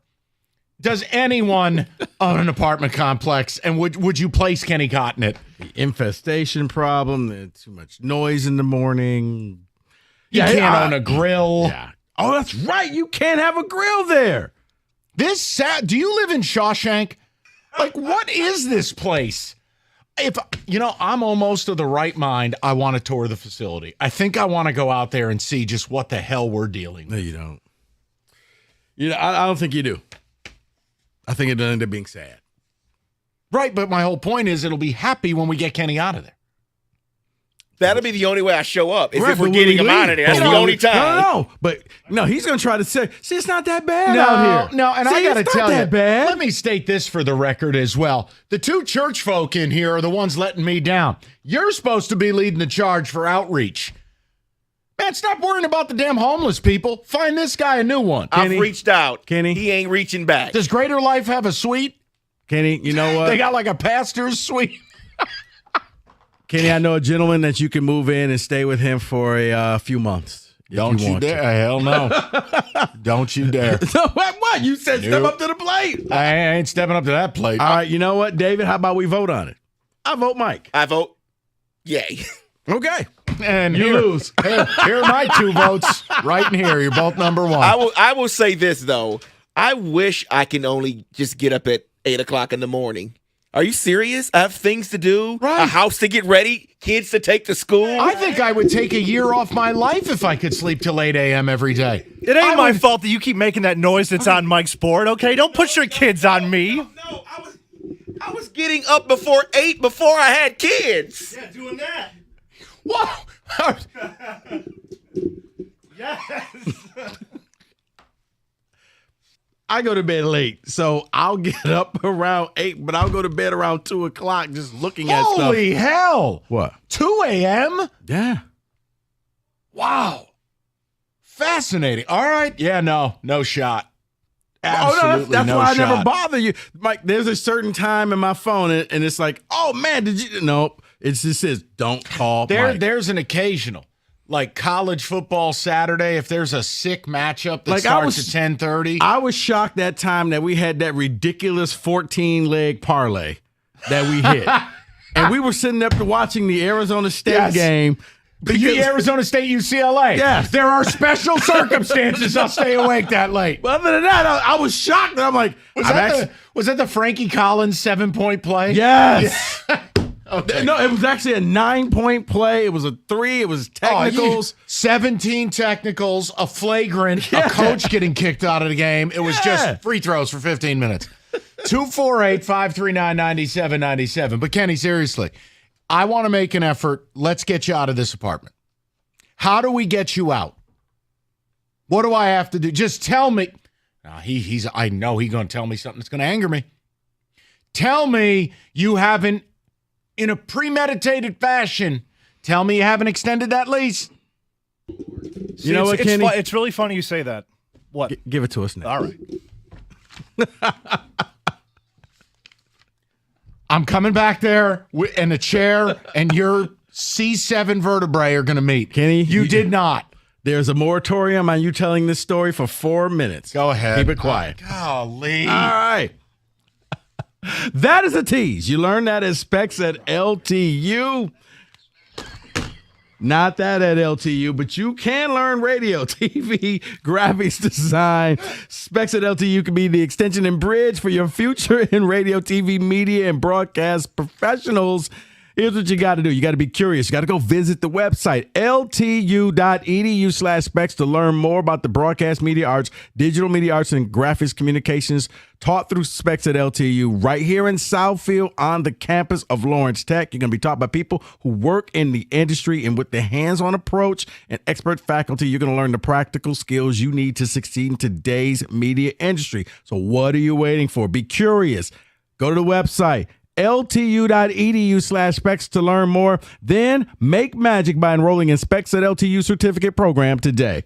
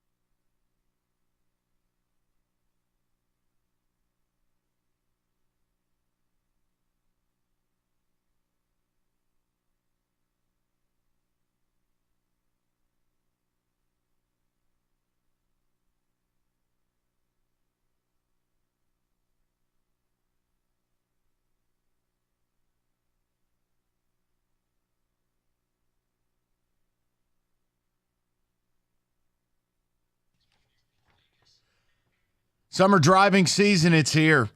I mean, the traffic is nuts. Tons of 18-wheelers and construction on every road at every turn. That equals accidents, and if you're injured in one, you need to get with injury attorney David Feminino, him and his team, ready to help you right now, and they don't take a fee until they win your case. You can speak to David personally right now by calling 855-65-CRASH, or you can go to that website, getdavidgetpaid.com.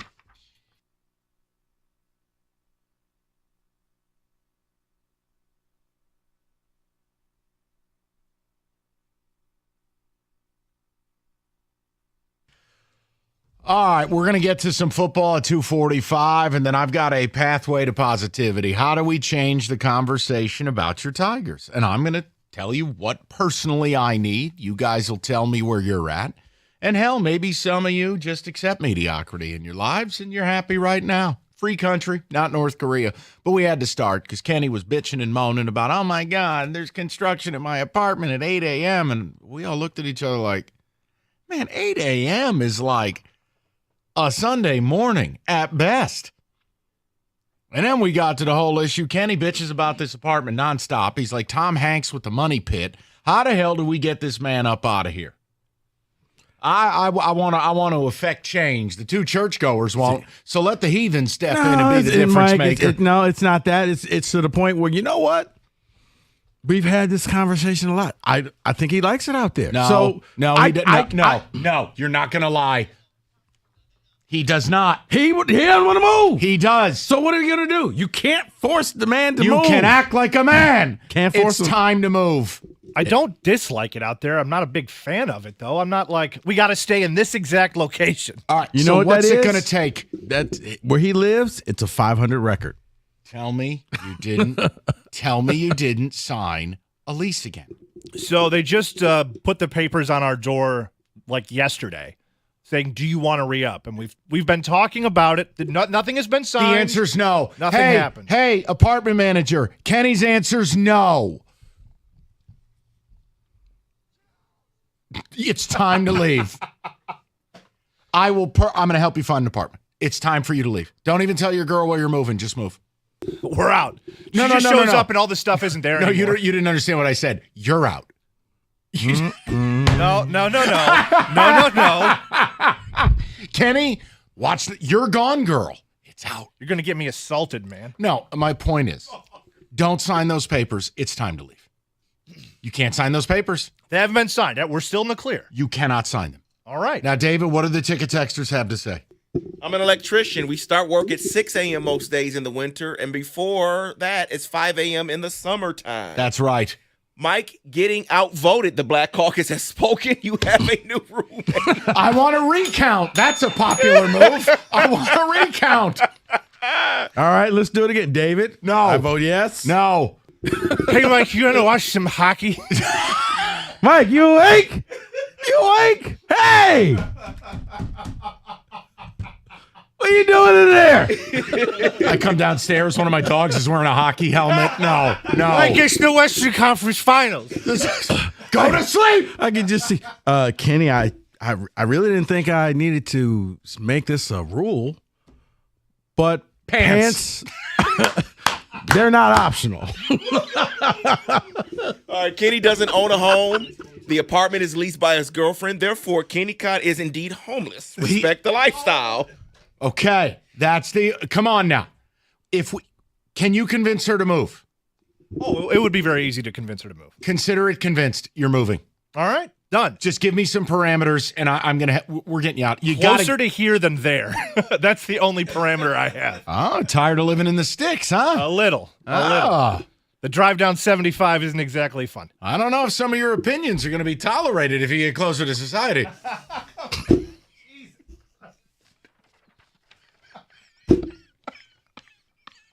No. I don't even have those opinions.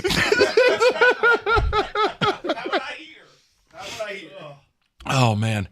All right, Kenny's moving. Hey, anybody own an apartment complex? Do you want Kenny Cott? Anybody want a D-list local celebrity?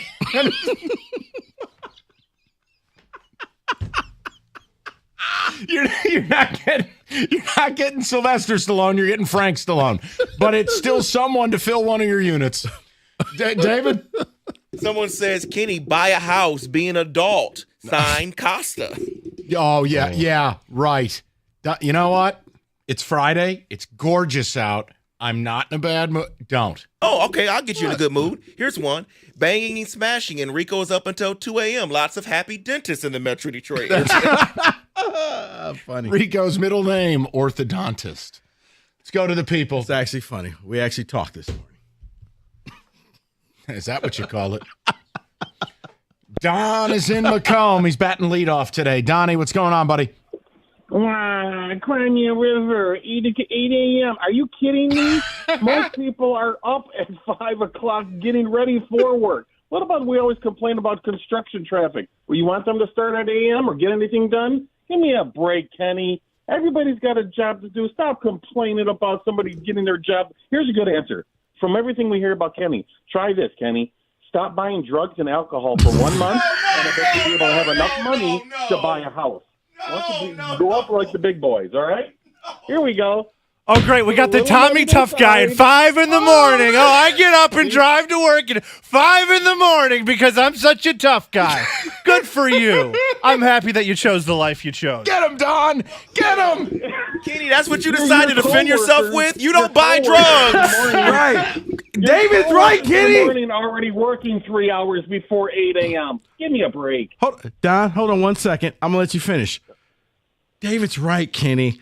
Of all the things that Don said, right? That's what you want to come back How with. come the Fire Steve Eiserman drop is still there? I've said multiple times I never said that. Not. It doesn't matter what I say. Drugs, Don. I'm getting assaulted by 4 people today. Tommy Tough guy. He's still not defending that he doesn't buy drugs. Right. Okay, all right, watch how this goes. I don't buy drugs. Yes, you do. Don, thank you so much for your From all service we today. hear, what else am I supposed to give an answer to, you guys? Nothing. I mean, Nothing. Kenny, you are, 30 years old, right? I mean, ready for seriously, this. let's join the adult club.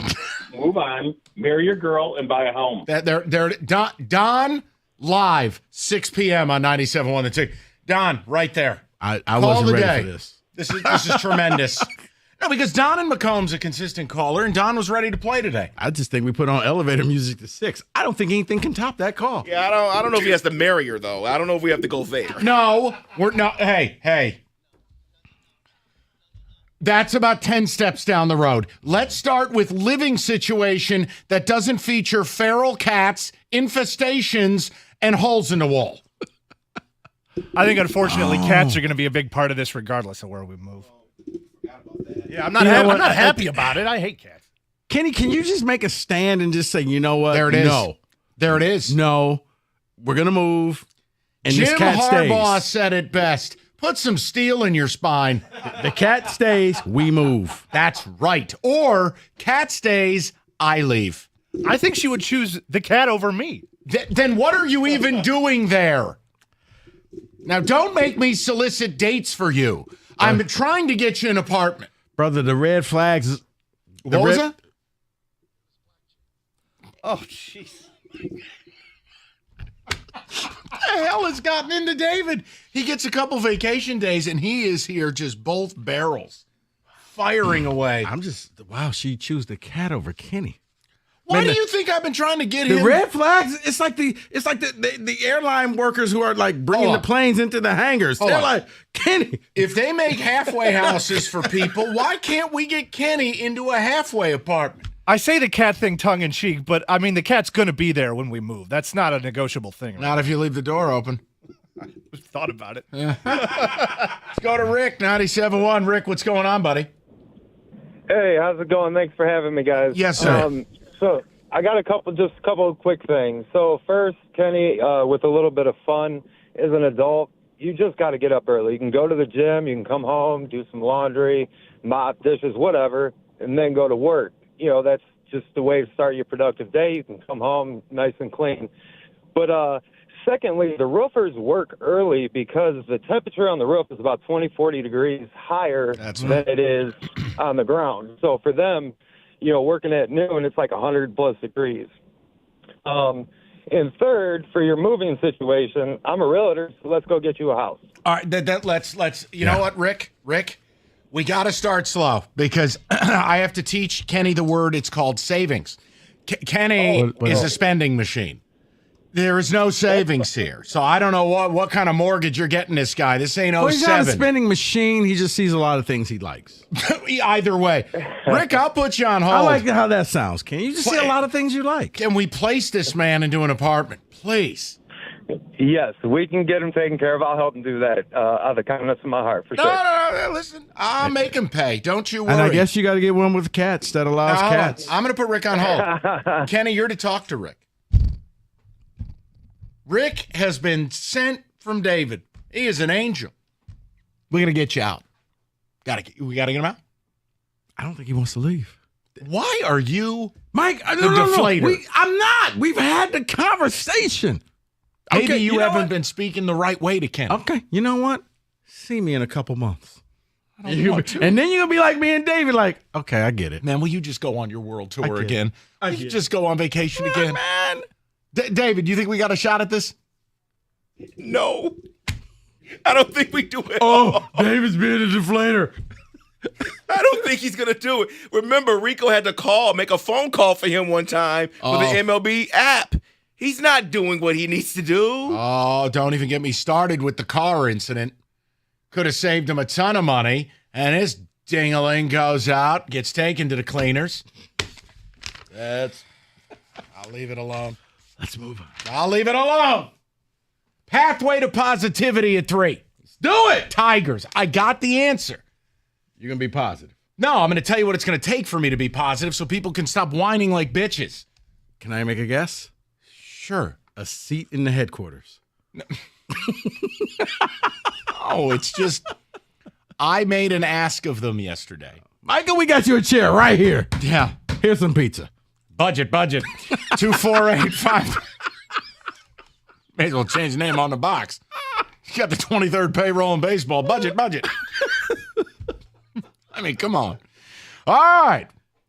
Moran Buick GMC. There ain't no segue. You just get into it. Moran Buick GMC wants to make sure you are all set so you don't get taken advantage of like Kenny Cott. The 24 GMC Terrain, $279 a month.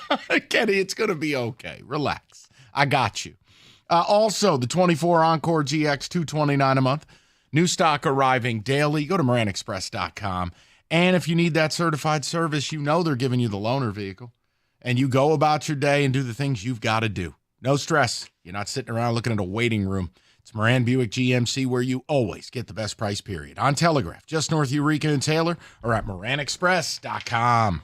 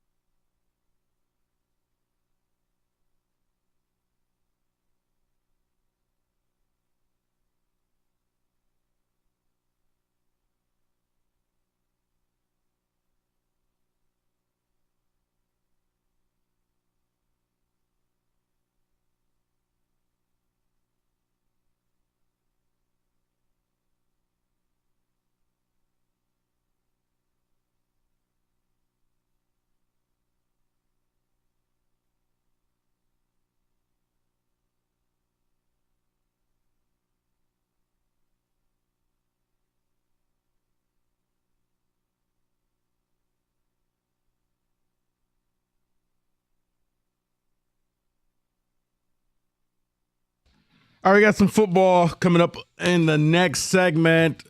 David, a couple ticket texts. We'll get to callers. Kenny's situation, his living situation. Start it off. And I also, by the way, have an update for you.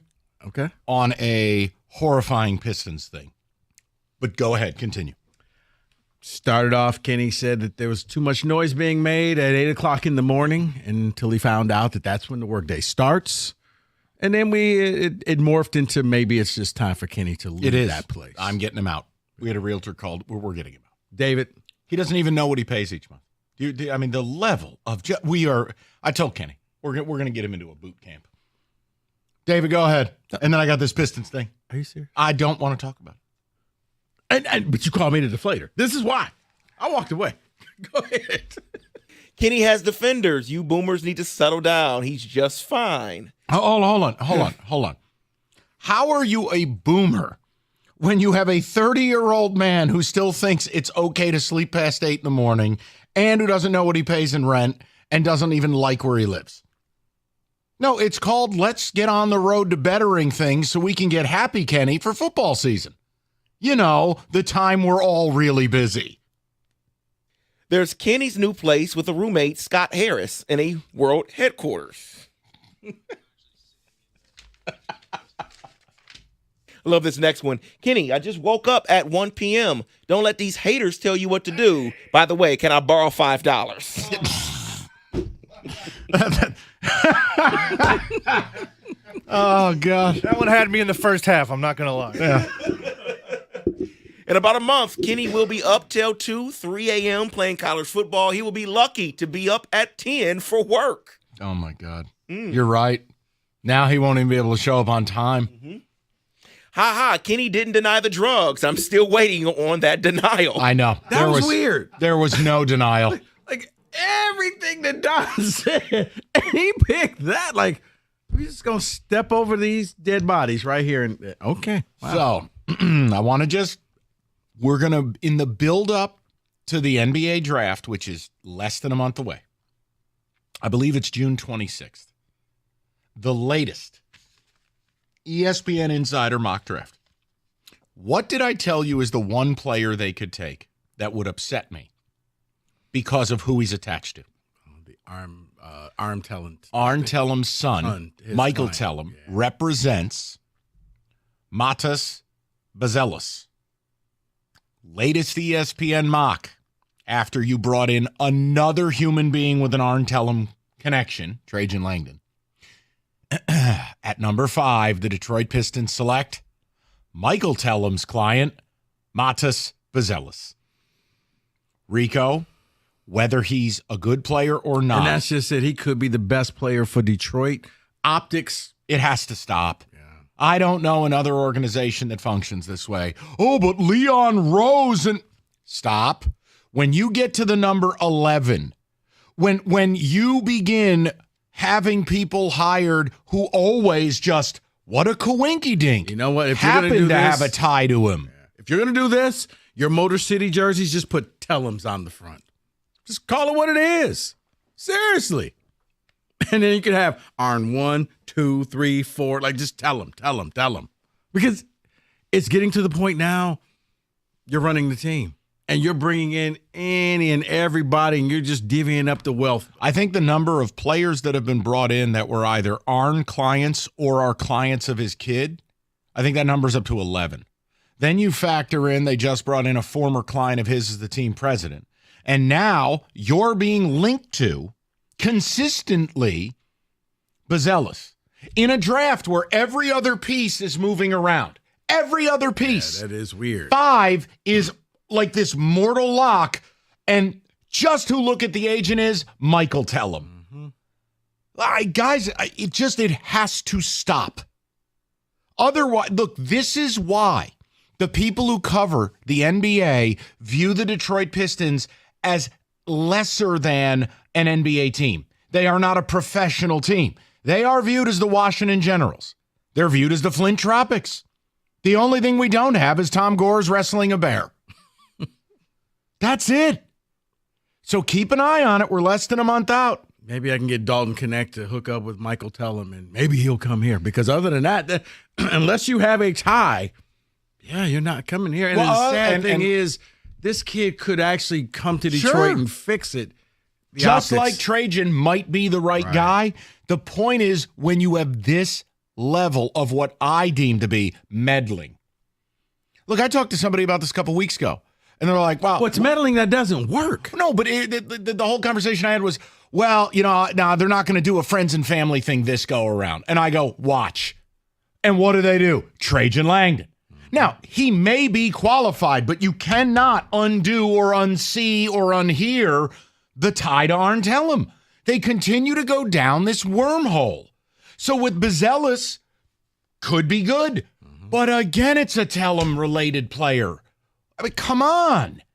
No offense. If it was working, none of us would complain. Right. If Rich Paul were running the organization and it landed me every clutch client on the planet, that's a different conversation. Right. You're in the NBA Finals. Okay, yeah. Right. David Falk in his prime, who represented Michael Jordan. Now, if I hired David Falk to run the Pistons in the fall of '92, all of a sudden MJ comes to town. It's a different deal with the devil. No offense, but earning me the right to have Jahlil Okafor's dead body here, not really the same thing. He was here. He was. For better or for worse, he was here. Good call. David, go ahead. Someone says, yes, this is why I can't do anything more with the Pistons, because Arn Tellum is still employed there. Another person says, I'm 27 years old and wake up at 10 every day. A manager at a shipping company, start my work day at noon every day. Stop hating on Kenny. Okay. Luckily, Kenny will be too scared to call and complain to get out of his lease. That is from Mike. Kenny, what are the odds right now at FanDuel of Kenny moving? By when? By what time? August 1st. August 1st? No, that's like plus 10,000. That's not going to happen. July 1st. I think you're looking more fall. Wait. So are you just going to do month to month? Right. No. What do you mean? Because they put something on the door saying, are you coming back, right? Yeah, we haven't signed it yet. Right. How long do you have until you have to sign? Oh, we have until fall, like I said. Oh, okay. That's when we're due So back. Labor Day weekend. Now you're talking about something. Labor Day weekend. How do we make Kenny follow through on this? And then we're going to move to football, and then we're going to get to the Tigers. How do I make him follow through? If you're not moved out by Labor Day weekend, you owe me the first month's rent. Okay. No. If he's not moved out by Labor Day weekend, there will be no DoorDash for a month. Like we roll up like Terry Tate office linebacker. Like if he sneaks it and in, just take his food. We either take the food or just knock it off the table. Pure evil is what that is. I'm going to buy you a T-shirt that says I have food in my refrigerator. Then you can look at it every day and stop spending all this egregious money. Hey, when Cheryl comes walking through, no. Rico tackles Cheryl. Right here. These ain't your pens, Richard. Yeah, he should not be watching Georgia's week 1 game in that apartment. I like that. Should not be. Somewhere else. And I don't mean at a bar. I mean, you shouldn't be in that apartment. All right. What if we make a deal?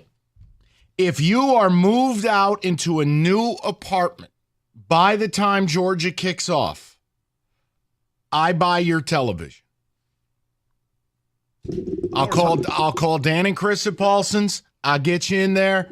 I'll buy your TV. Now we're talking about something. Get your ass moving. Now we're talking and about fix something. your life. Yeah. Let's go. Get him an easy chair. David, scratch out a check from the general fund, will you? I know the church has got it. Well, he has to first do this, like the ticket texter. You got to take away the drugs. I don't do drugs, okay? I didn't know I need to say that out loud. Also, Mike, you'd be a terrible therapist. Why? Fix your life. Get better. Wear pants. Dump her. Just dump her. No. Actually, that's a good therapist. It is. Because, look, my time is valuable. You don't want to be here. I don't want to listen to your problems. So let's just get to it. Right. I can tell you your problems, or we could act like, we could take 6 months for this. Oh, this Here is it a is. great open to the show. Football next. Pathway to positivity. I'm going to fix your summer with the Tigers. We're going to do it at 3 o'clock. Companies out there advertising BOGO on ACs and furnaces, nothing's free. You want a fair deal, you go to Mastercraft Heating, Cooling, Plumbing, and Electrical. They got you covered 24/7. Locally owned over 40 years. They back their work with a 5-year warranty. And Mastercraft, your one-stop shop for heating, AC, plumbing, and electrical. They're going to beat any price. And now you bundle a new high-efficiency AC and furnace. You save yourself up to $2,000. Fast installation and great same-day service. Just visit mastercraftheating.com.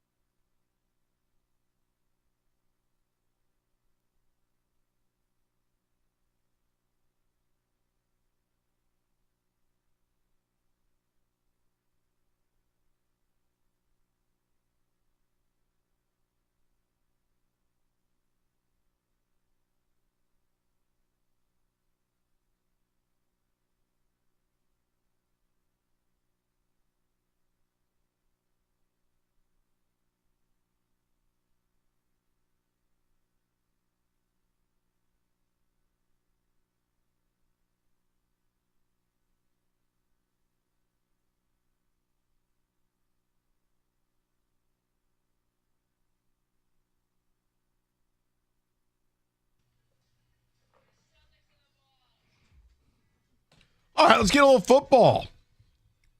Got to mix it in on a Friday. David, some music, and let's get into it.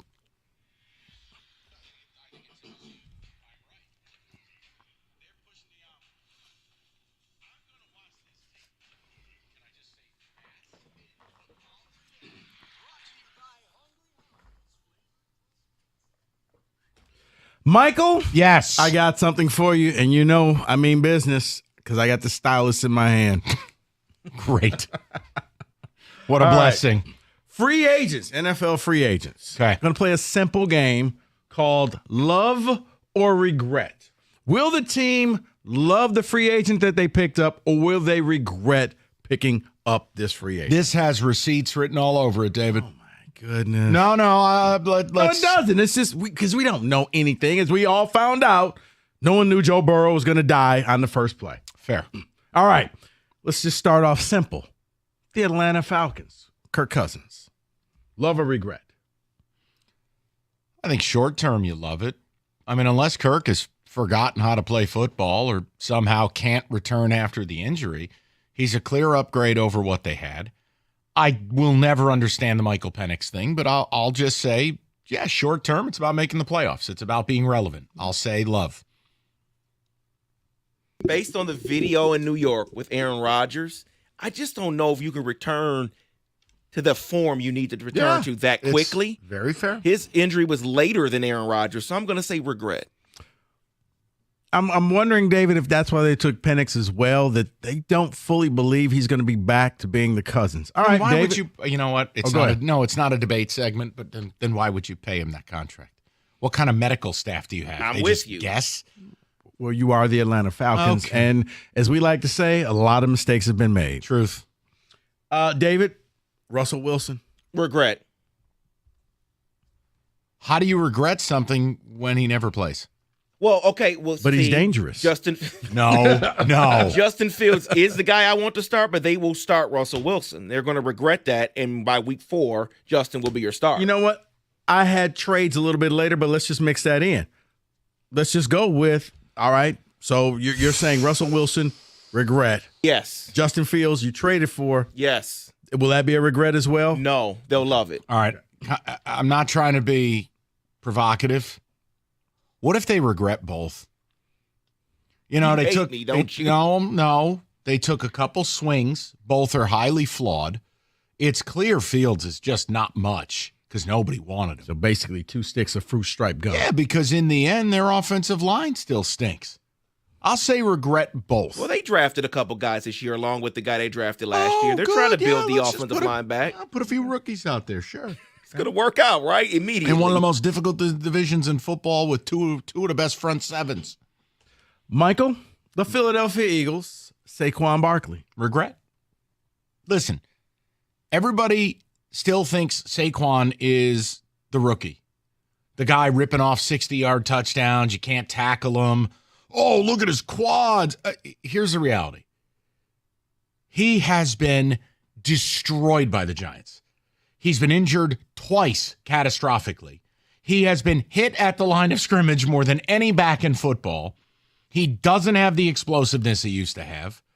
And frankly, again, we don't pay running backs. I think they will end up regretting the move. Yeah, he's only had just 3 seasons of playing 14 games or more. I don't know if he has it anymore. Longevity. Well, it's funny because you always say we don't pay running backs. There's a theme to this. Green Bay, Josh Jacobs. Love. The difference is, to me, Jacobs is going to a really good situation. The Aaron Jones thing was financial, and he was probably at the end of his time. I think stylistically, Jacobs needed a change of scenery. I actually like the fit there more than Barkley. I'll say love. Okay. I think short term, he's going to be very good for them. No, I think they're going to regret that. Josh Jacobs is never going to be the same. I don't see it in him anymore. Just so blunt, so self-assured. I like it. Well, you brought up Aaron Jones. Let's go with him. Minnesota. Love, regret. He moved from Green Bay in division to Minnesota. What was the? Forgive me. What is the financials on that? That one slips my mind. Look, short term it could be okay, but again, They signed him to just a 1-year deal. yeah. $7 Then million. I'll say love. 1-year deal. I got nothing to worry about. You're garbage. I get rid of you. Plus, he wears sunglasses when he scores touchdowns. I'll say love.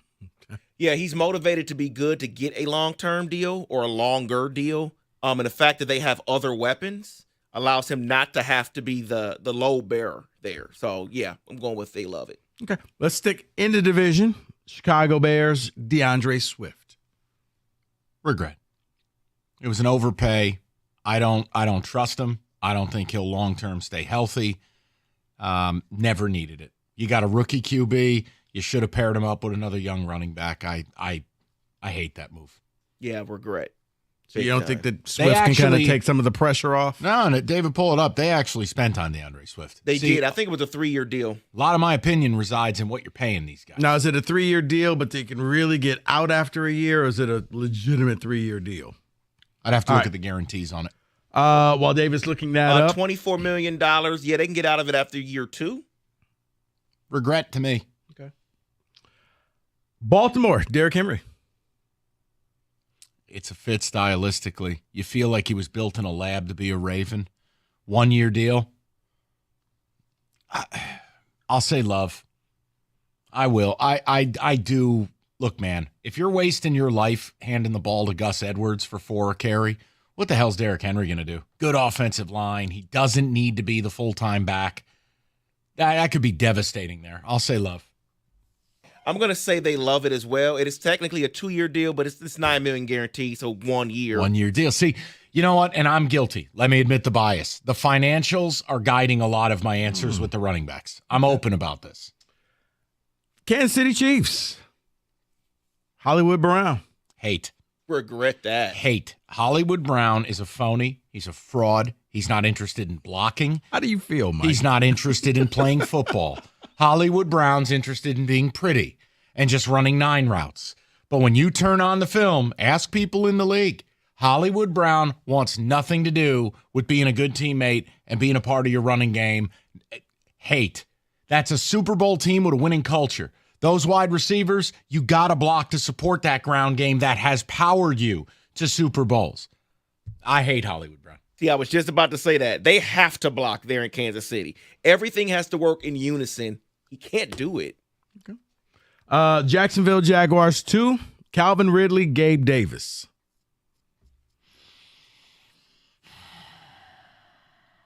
They went out and got Trevor some toys. I know. Ridley really disappointed last year to me.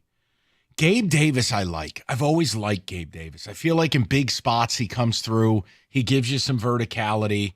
He wasn't the guy you really talked about in Buffalo. And look, I think when you add it to Christian Kirk and Evan Ingram, I'll say love it. The weapons are now there, and Trevor Lawrence has no excuses. Offensive line be damned. Okay. Get rid of the football. It's all about Trevor Lawrence to me. They'll regret it because I just don't know what he is. I can't say he's horrible. He's a type quarterback for me right now. He has to show more. Okay. Let's real quick. Trades, Tennessee, L'Jarius Sneed. Regret. They're not ready to win. They really paid a lot, gave up some. I don't understand what they're doing, and I don't believe in Will Levis. So if we're grading this on an actual success quotient, I'm going to say regret. They're going to regret it. All I'll say is knee issue. Okay. Your Giants, Brian Burns. Regret. No, the Burns thing, look, I could tell you anything the Giants do that doesn't fix the quarterback position will be a regret, because if you don't have a QB, you're not going anywhere. Now, I'll look at it in the lens of defense. They needed to put someone opposite of Kayvon that was a high producer. Thibodeau's been very good for us, but he needs, much like Aiden, needs someone on the other side. Brian Burns is a really good football player. So if you the move, right. I have a hard time believing you're going to regret having Brian Burns, Dexter Lawrence, Kayvon Thibodeau. So I will say love. Okay. Yeah, I'm going to say love because you need somebody to go after the quarterback. Right. So. I can't, if I wish Burns played QB. Last one, Houston, Steph Diggs. I'd like to admit bias. Steph Diggs is football Kyrie to me. I hate him. So I don't get it. You had Tank Dell, you had Nico Collins, you had Dalton Schultz. Didn't really need him. I don't think you need that attitude. And by the end of his time in Buffalo, he was getting double the targets with half the efficiency of the other guys. I'm going to say regret. I don't know what's wrong with him. He's never happy. It ended up being a one-year deal because of this. That's what he agreed to. So I'm going to say they love it. C.J. Stroud can overcome what he brings in that locker room. So, yeah. You know what I'm saying, though. Yeah. Basically, if he starts complaining, it's a one-year deal, and, son, we could just move your locker to the visiting locker room. All right. Little love, regret, NFL Save the style. receipts. I do like this. All right. Bring them back week 8. 97-1.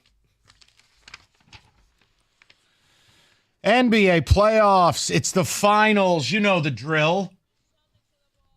Or they're frauds. And FanDuel gives you a way to play it both ways. 2 chances to bring home a big win with a no-sweat same-game parlay every weekend. With the finals coming up, you can place an SGP on any matchup, any game you like, rather. And you get bonus bets back if you don't win. It's FanDuel.com/ticket. That's FanDuel.com/ticket. FanDuel, the official sports betting partner of the NBA. 21 and up. Present Michigan. Minimum 3-leg parlay required. Refund issued non-withdrawable bonus bets that expire 7 days after receipt. Max refund $5 unless otherwise specified. Restrictions apply. See terms. Sportsbook.fanduel.com. If you got a gambling problem, call 1-800-270-7117.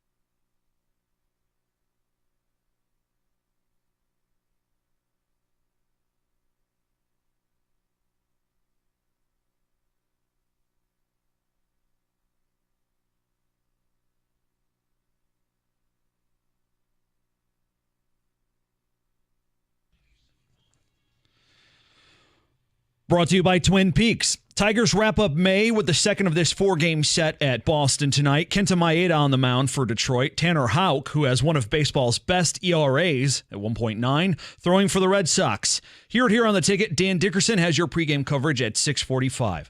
Authorities in France today charged an 18-year-old Chechnyan man for allegedly plotting a terror attack at the upcoming Summer Olympics in Paris. Officials say he planned, quote, violent action on behalf of ISIS. It was the first such plot regarding this year's Olympics uncovered. The games start in 8 weeks. And the NBA Finals now set after the Mavs eliminated Minnesota in 5 games last night. So it's Boston and Dallas. The 23rd Finals appearance for the Celtics, including second in the last 3 years. The third for the Mavs. Boston, the odds-on favorite at -220 on FanDuel. If you translate to the implied odds, that's about 70% chance of winning the NBA Finals. Game 1 is Thursday. From the Corwell Health Sports Desk, I'm Beanie Howell. For more, go to 97.1 The Ticket and Odyssey.com.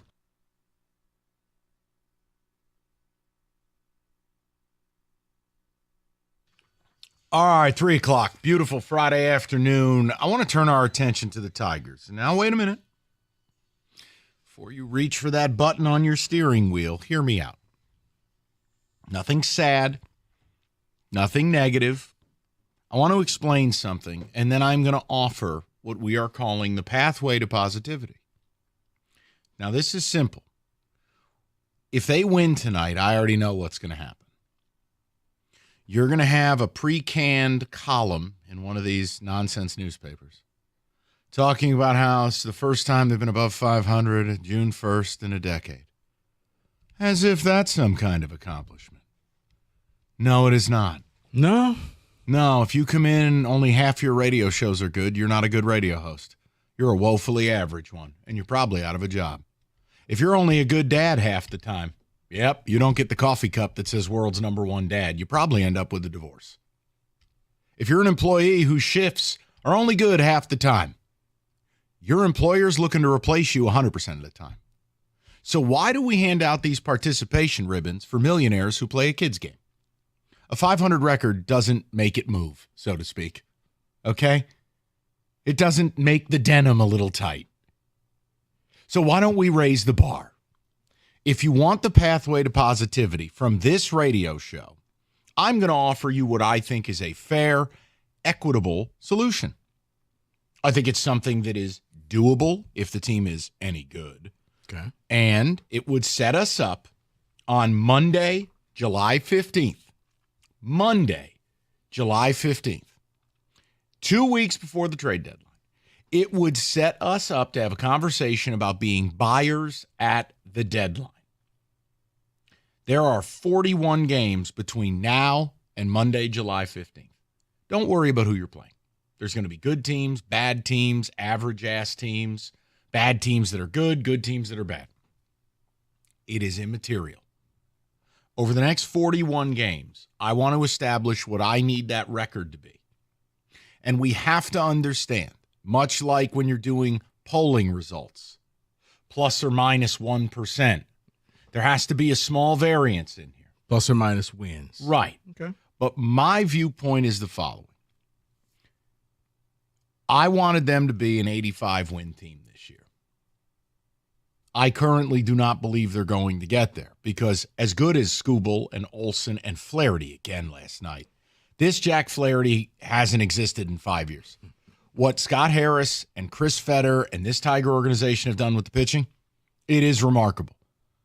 If I'm going to hammer Scott Harris for his plan offensively or lack thereof, I always will give credit when he does something well, which is the pitching. He found Lorenzen last year. He's put a bullpen together. He found Flaherty when really no one wanted him. Who are we kidding? They've got a system here. You come to Detroit as a pitcher, you get better. Or you're just garbage. So here's my point. 41 games. Can I see 24-17? And on July 15th, this baseball team, which currently sits at 28-28, I need you sitting 7 games above 500. If you do that, you'll be in a striking range and or possession of a wild card.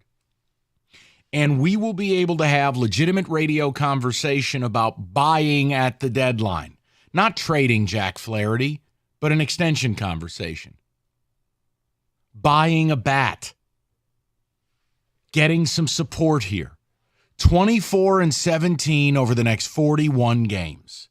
And we can change the conversation. Because here's what I'm not willing to do, Rico and David and Kenny and you, the listener at large. I'm not going to play kids' games. Oh, they won 3 in a row. I don't care.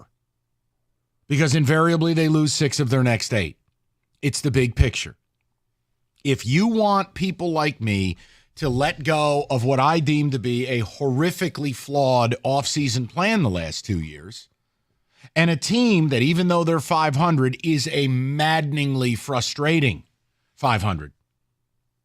Put together, as I said on yesterday's show, 5 to 6 weeks of really nice baseball that in the big picture places you in a position to be viewed as relevant.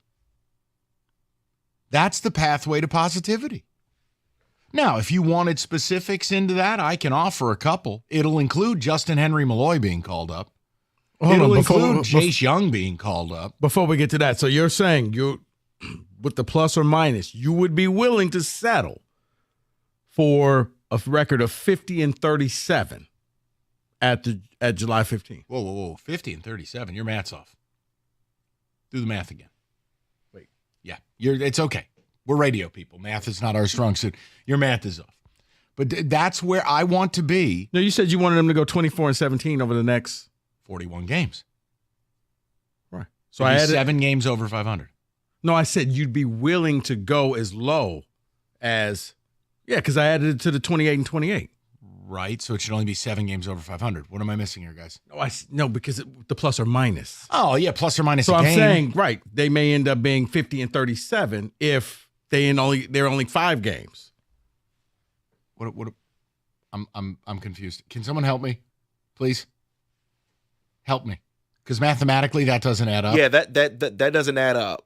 Just 7 games over 500 is what he wants. That's it. Okay. If they're 6 over, 7 over, whatever, be legitimately over 500. Where one bad weekend you got to carry the one. You're good. You're all good. I hate math. That's why I got into this. Gotcha. So my point I'm making is that a fair deal? Or am I somehow a bad guy? Remember, my preseason, I think I was 85-77. I expected this to be a good year, primarily because of the pitching. And I admit to you, yes, I thought Torkelson would be better than this. Now I'm at a point where I'm trying to replace Torkelson. I get that. But if you want to change the conversation, isn't that what this team needs to do? Because one thing I'm just not comfortable with, and I heard this, I was surprised by it. I heard this on the morning show, and then Rieger did the topic last night. And Gov in the Tecumseh area was talking about, I hear a lot of angst and vitriol towards Scott Harris, and I'm going, Gov, the hell are you talking about, Tom? Critiquing the president of Tiger Baseball for what he said the other day, or for the fact that he tried to offer you Mark Canha as a signature acquisition, that's not vitriol. That's called do your effing job. That's called we want to win. We're in a town, and Gov knows this. Gov's a war dog in radio. Gov's been around for 25 years. Well, didn't he say, we gave Avila a lot more room? Hell I did. And then we gave him like 4 years before we started criticizing him. He can put that evil on other people. I'm the guy who sat here the day they signed Upton and Zimmerman, and the guy damn near hung up on me because I had data telling you Zimmerman was a bad signing. No. Having a conversation about team executives, look, this is what I can't stand. All right, this is a me thing. It's probably an East Coast attitude. Why do we defend team executives? Why? They're millionaires who play with billionaires' money and buy and sell baseball cards. That's what they do. They're not curing cancer. They're not educating your kids. They don't keep you safe at night when someone breaks into your house. What they do is wholly unimportant. They put their pants on. They go number 2. They have problems. They have good days and bad days. This deification of team executives as if what they do is somehow that important, it is not. So if you win, we're nice, and if you lose, we're not. Good, find me a cleanup hitter. The point is, I don't understand a need to protect these people. Now, look, you want to talk about, well, Scott Harris gets treated different than Steve Yzerman? You know what? Being a first ballot Hall of Famer and one of the rare numbers that's raised to the rafters and being one of the most identifiable human beings ever to be associated with the Detroit Red Wings, maybe only to be outdone by Gordie Howe, you probably are going to get treated a little different. Let's check Scott's resume. I don't owe him anything. And you, the paying customer, don't owe him anything. They owe you. They, as an entertainment product, owe you. When you go to the movies, do you know what Warner Brothers owes you? Entertainment. They owe you. All of us want the same thing. What I'm tired of is the divide, not only within the walls of this radio station, but in this community. People who want more and simply don't drink the sand and think it's water are not bad people. I do not understand why we want to let this team off the hook when they have given you nothing. Whoa, they're 500. Whoop-de effing do. Your kid just came home with a C in math. That's 500. You celebrating little Bobby? And while I don't have kids, I can tell you my niece and nephew wouldn't be getting a nice present from Uncle Mikey. Well, not for a C. No, you only celebrate little Bobby and a C if you know that little Bobby's an idiot? Yeah, pretty much. Or wait, you can't say that. David, what do you do if one of your kids is stupid? Is that a real problem as a parent? No, you celebrate. I don't know the C. because they're not in my house. So No, I but don't you know. celebrate the C because you know, A's are just never going to be in the cards for you. And I'm not willing to do that because I view the Detroit Tigers as a proud organization, one of the iconic logos in all of sports, and a team that if they get it right, 3 million people will go through those turnstiles. I'm not letting them off the hook. You want to change the conversation? Here's the cost of admission. Monday, July 15th, we take the air. And we talk about a team that is 6-7 games over 500. Then and only then can I move on and let go. And go, okay, what do we got to do to make the wild card? What can Scott Harris do now? Now, mind you, I already believe they've given away 6 games. I've never shied from that. At least. Oh, and I'm being fair. I believe you should be 6 games over 500 right now had Scott Harris and Chris Ilitch done anything this offseason offensively. I stand by it. I really believe I can prove that. Oh, no. You go just that whole Yankees, Cleveland, the road series that they had. Right. They gave away games. The A's. So, you lost. Is that the pathway to positivity? Am I out in left field? Am I right on target? Or am I somewhere in between? 248-539-9797. Rico, take him to church. Your call's next. Xfinity gives you a chance to catch up on some of the great shows. And look, while I'm on the go, that's what Xfinity does for me. And with Xfinity Internet, I get the speed I need at a great price, and you too can get the speed you need at a great price thanks to the fastest internet on the largest gig speed network, delivering to more homes than any other network. Enjoy all your favorite apps all in one place with the Flex 4K streaming box, all with Xfinity Internet. Xfinity allows me to stream all my favorite shows without interruption. And with Xfinity, I get the latest sports scores as they happen, latest injury updates, even your fantasy stats, people. You get all of that with Xfinity. So choose from a variety of speeds depending on your needs, including gig speeds up to 1.2 gigabits per second, and enjoy reliable internet on all your devices. To get started, very simple. Call 1-800-XFINITY, visit Xfinity.com, or simply stop into a local Xfinity store today for more details. Maximum download speed of 940 megabits per second when hardwired via Ethernet. Actual speeds vary and not guaranteed, based on Xfinity's fastest available download speeds.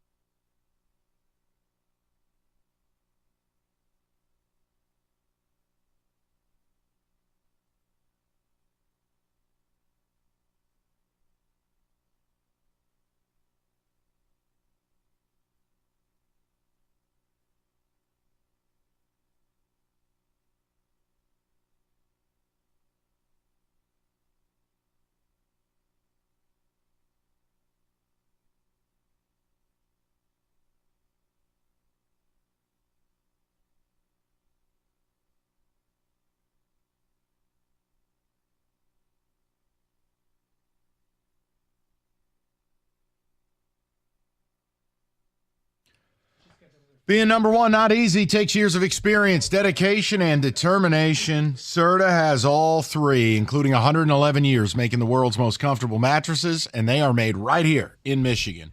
Right now, the Memorial Day sale just rolls on. Save up to $900 off an iComfort adjustable mattress. Go to Serta.com to find a retailer near you.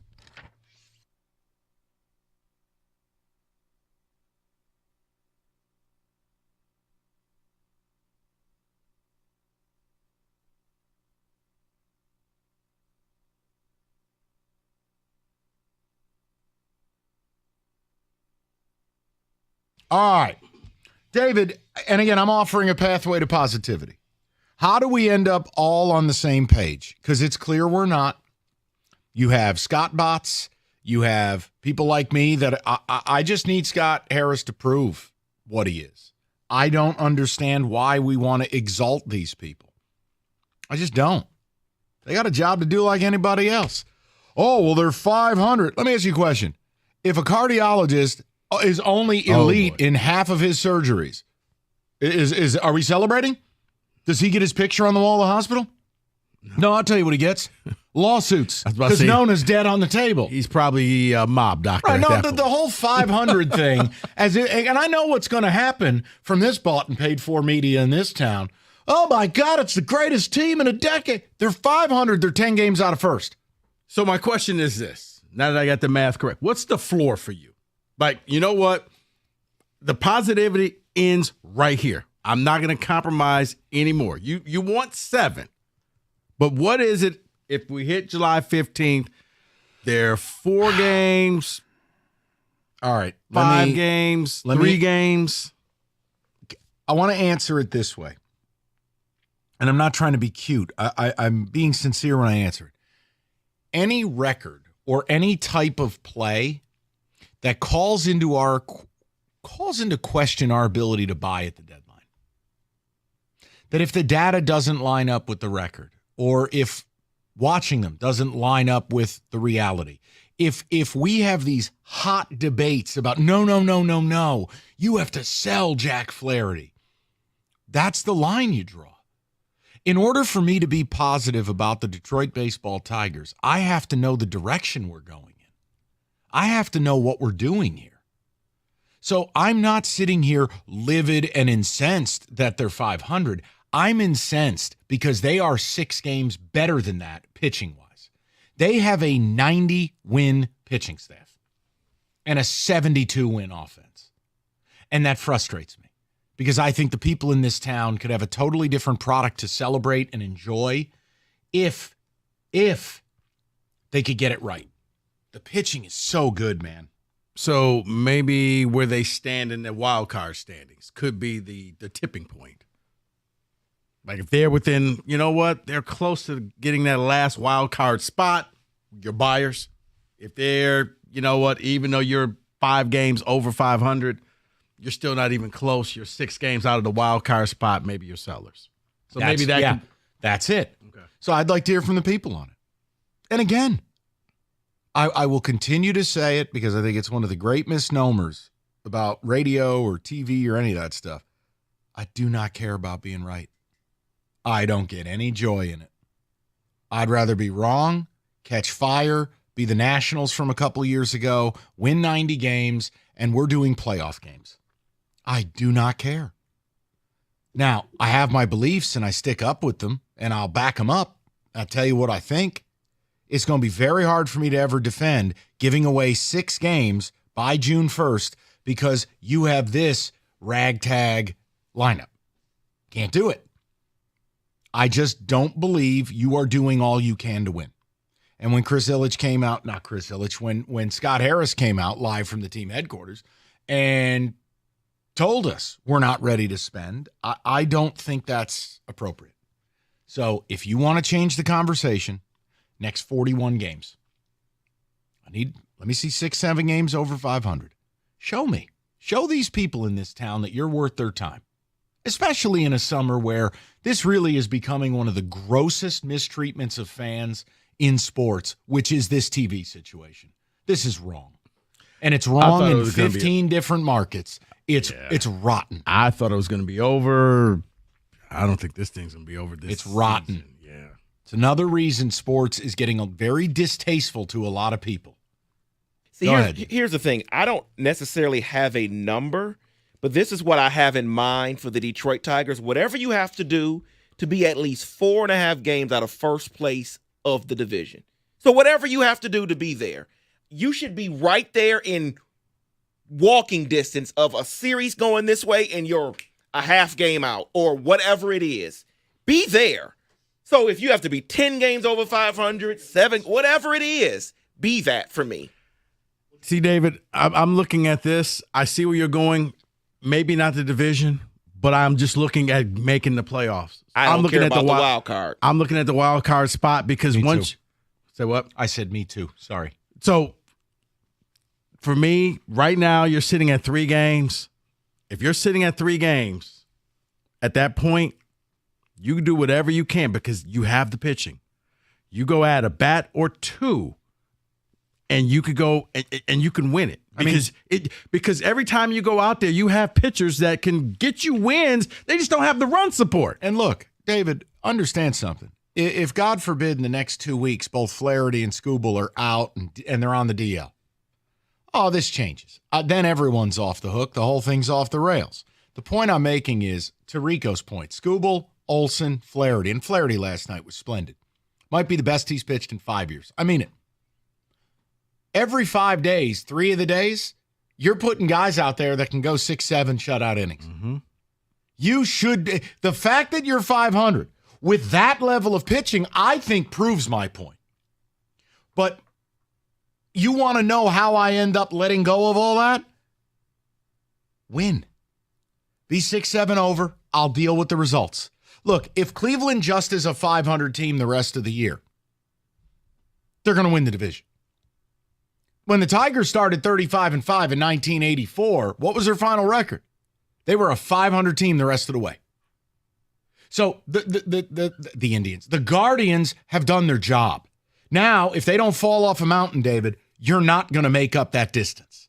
But if you yourself can set a target on the Minnesota Twins, if on July 15th you can be the Twins, you're 6 games over, you're in striking distance of that wild card, we can stop bemoaning the past and move forward. Because what it will do, to me, Rico, what it will do is it will force the spotlight on Chris and Scott Harris at the deadline. Right. And you're right. Look, one thing you and I are always in agreement on, that Erod thing, Scott Harris has to wear it. Mm-hmm. I don't care how it pans out. You got to wear that. That's on you.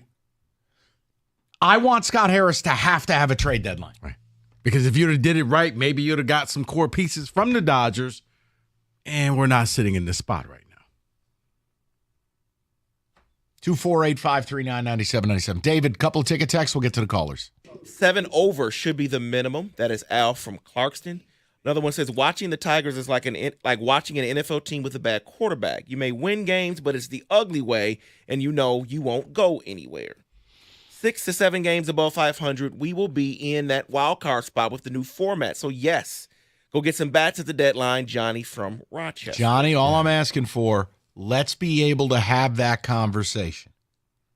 I do not care about meandering around 500. I don't care about a boat that's headed nowhere. Show me what your intentions are over the next 6 weeks. And again, there's going to be some good teams in there, some bad teams, whatever. Get it done. Right. To me, it's that wild card spot because that means that you got a chance, David. You may not win a division, but you're in the playoffs. Do you know what that would mean for this town? You would have the same amount of passion that you did for the Lions when they beat Green Bay, but they didn't make the playoffs that year, but it was fun at the end of the season. All right. We'll have more on this next. Mike, sell them some. Thank you.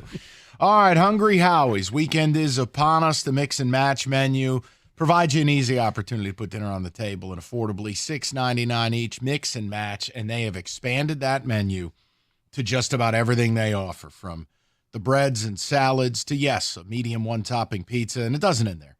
You can grab anything from a Pepsi 4-pack to a no-dough bowl and more. Just check it out, mix and match, and get dinner on the table in 20 minutes starting at $6.99 each. The possibilities are endless. 8 flavored crusts. Don't settle for less than the best. Order off that mix and match menu tonight. It's Hungry Howie's.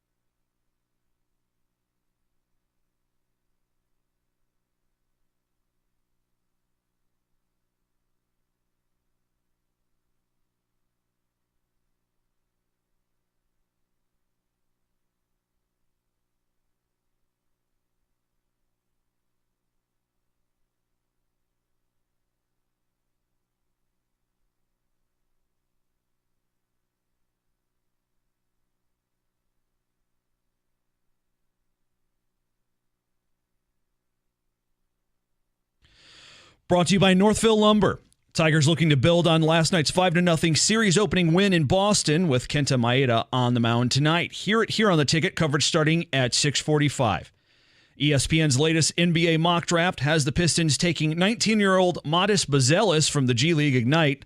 The 6'10", 209-pound Lithuanian-American forward has shown flashes as a perimeter shooter and rim protector, according to ESPN's scouting report. Bazelis' agent, by the way, the son of Pistons vice chairman Arn Tellem. And in the NFL, the Bills have signed Gable Stevenson, the decorated college/Olympic wrestler and former WWE performer. The 6'1", 275-pound Stevenson has never played football, but Buffalo is putting him on the D-line. Stevenson won 2 national titles at Minnesota and a gold medal in the 2020 Olympics. He was released by WWE earlier this month. From the Corwell Health Sports Desk, I'm Beanie Howell. More at 4 or at 97.1 The Ticket and Odyssey.com.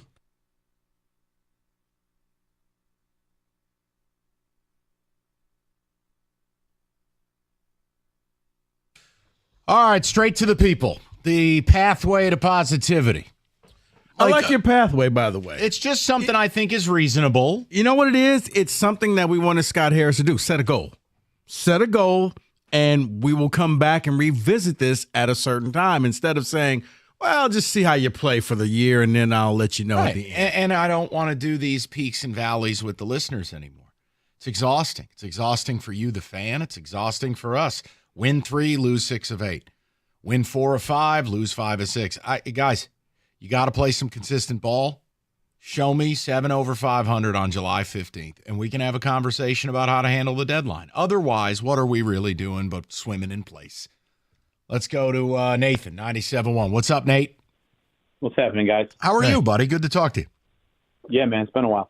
I was going to call in and share my thoughts with the 10-2 boys, the happy, joy, feel good, fanboy spectacular. But I decided to hold off and talk to you, Mike. I appreciate your pathway to positivity, but I mean, honestly, this team is so bad. Like you said, bring me a cleanup hitter, but also a catcher, a third baseman, a shortstop, 2 outfielders, 3/4 of a bullpen.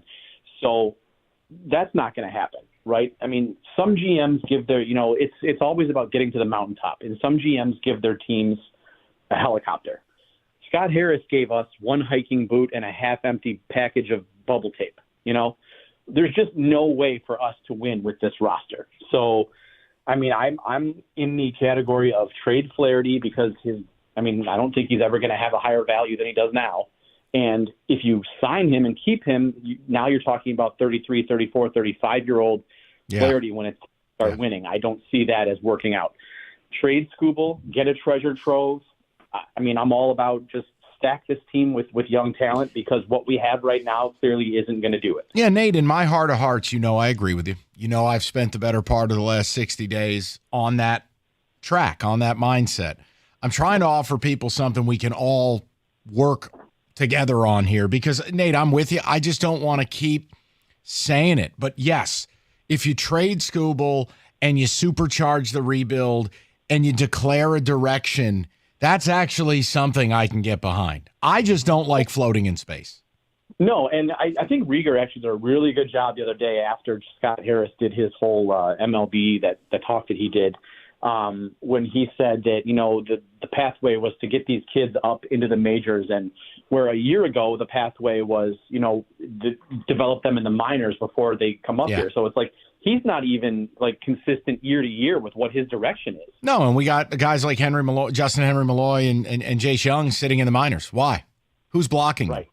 There's no one blocking any of these guys. No, I don't want to hear about it anymore. I mean, you already have a couple of platoon players in your lineup on a daily basis, which means I've got a way to shoehorn these guys some at bats. Right, but they're going to say, with you, Nate. Yeah, but they're going to say, Nate, that these guys are not ready, and you don't want to destroy their confidence. Look, Justin Henry Malloy's got a 900 OPS down in T-Town. He's 25 years old.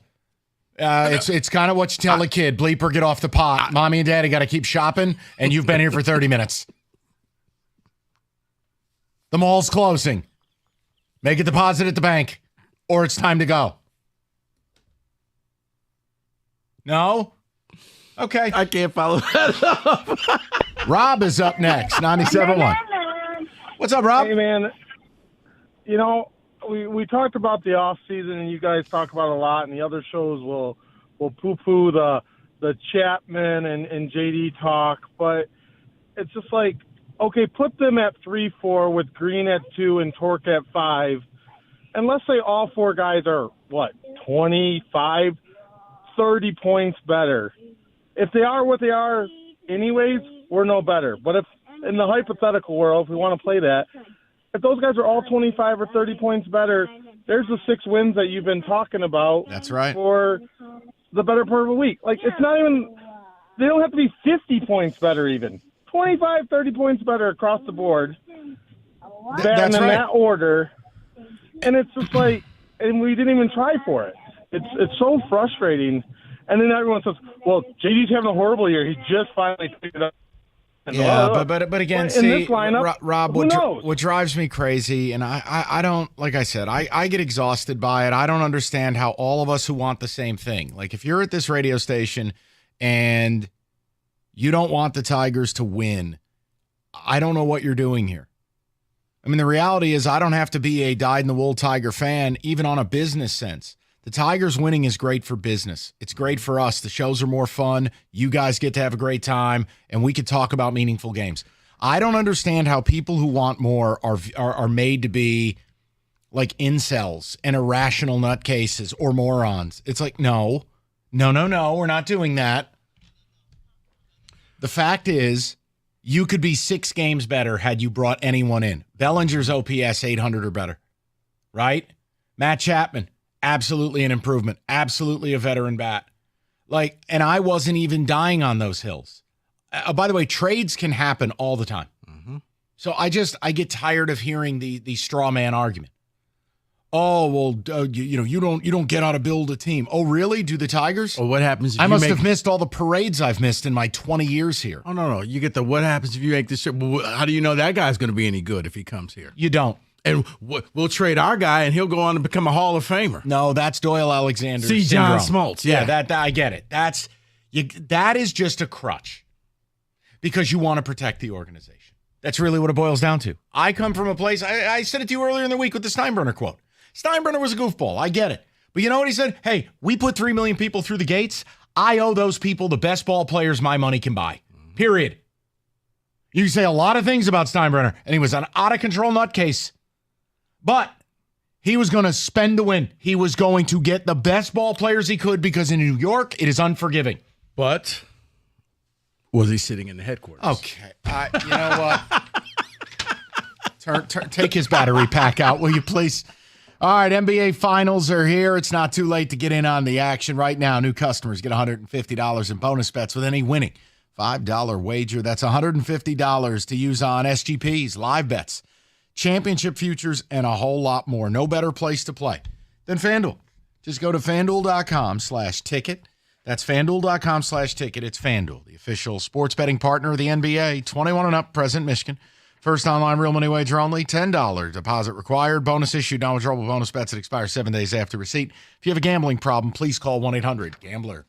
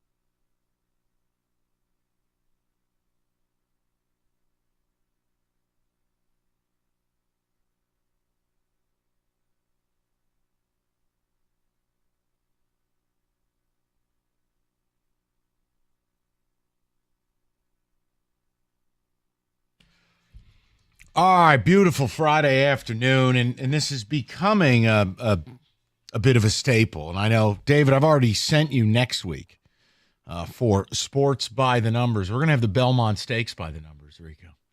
Oh. Where you can ask, by the way, and we're going to get to this. I saw an article in one of the horse racing publications I follow, and I didn't send it to you because I would never live it down. They are I can't believe I'm going to say this. There was a photo of experimental horse goggles for when they run in the rain. And I went,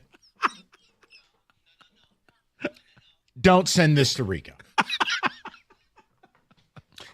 But if you want. It makes sense. No, it does not. Just, you know what, David? Music.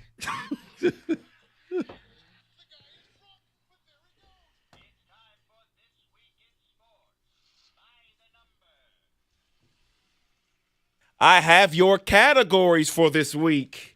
I love doing this. Baseball, football, basketball, and other. Okay.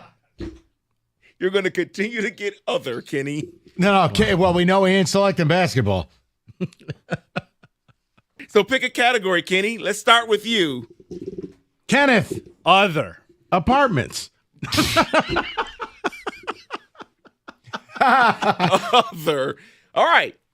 Let's go with the number 25.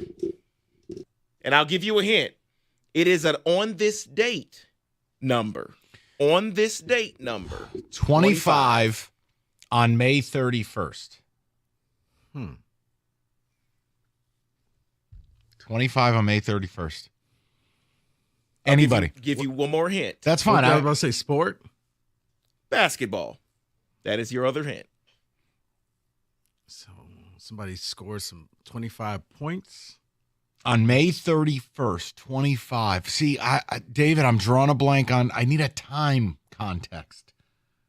On this date, 2007.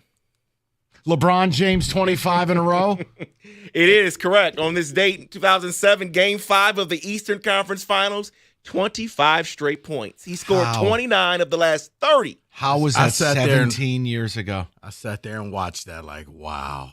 Is anybody going to guard him? No. Hit him, punch him, do something. Meet you at the rim. Right. He just, 17 years. That was a rough game to watch. Sweet mercy. And wasn't it last week? It was 20 years guaranteed. Correct. Mm-hmm. The Reggie Miller block. Yeah. Correct. Pick a category, Rico. Let's go baseball. I'll take world headquarters for 400, Alex. Where are you sitting? Baseball. Let's go with the number 12. ACL surgeries for Ronald Acuna. No. 12. All right, 12. Your hint. Yankees. Aaron Judge home runs this week. He's been on a tear. I'm gonna give that to you. 12 is the number of home runs and doubles he hit in a calendar month. First time since Lou Gehrig. And you know what's interesting? Here. Because David, he's at that point now where you just put a little on him to hit a home run every night, and you know what? You're going to have a good Christmas. He's heating up. Can I give you a sports by the number? Baseball. Sure. Baseball. The number is... Hold, please. By the numbers.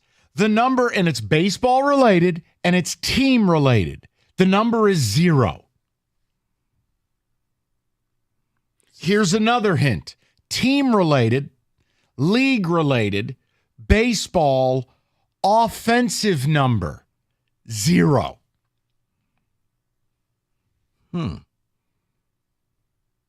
Ready? Yeah. Yeah. The number of teams in baseball hitting over 260. 0. Whoa. Are you serious? Want a historical comparison? Whoa. 2019, at this point in the season, 8 teams were above 260. Let's go back a little further. 2009, 20 teams were batting north of 260. Baseball, you have a problem. It can't be as simple as the pitch clock, can it? No. It's approach, it's launch angle, it's hit a home run or we don't care what happens. All of it. No one wants to put a ball in play. This is almost like going back to the Bob Gibson era. Wow. Where Bring they had back to lower the them juiced out. ball. The juiced ball era was kind of fun. Also, the 30 for 30 was on this week. McGuire Sosa. I Just love that. But when they show you the stats and you're like, okay, in today's world, if a guy hits 30, he had a great year. 73. Oh, 30 just meant you were an average player. Right. OPS like 1,400. All right, Oh, David. what was the Rocky that was involved in that race and then he fell off and I think he still had 50-something home runs? I know who. Gonzalez? No. What, in 98? Yeah, it was a Was Rocky. it Dante Bichette? No, I got to look it up. There was a Rocky There involved was a in that Rocky race. involved for a while, and then he just couldn't keep Larry up with it. Walker. Yes. There it is. Yes. And he's a Montreal Expo first. And I still Damn think it. he hit 50-plus But home yeah, runs. if you hit 40 home runs, you're A lightweight. Craig Biggio. All right, next. I'll go to basketball, All right, Kenny will sit this one. and I'm going to give you the number 93. 93. And your hint is This week. draft.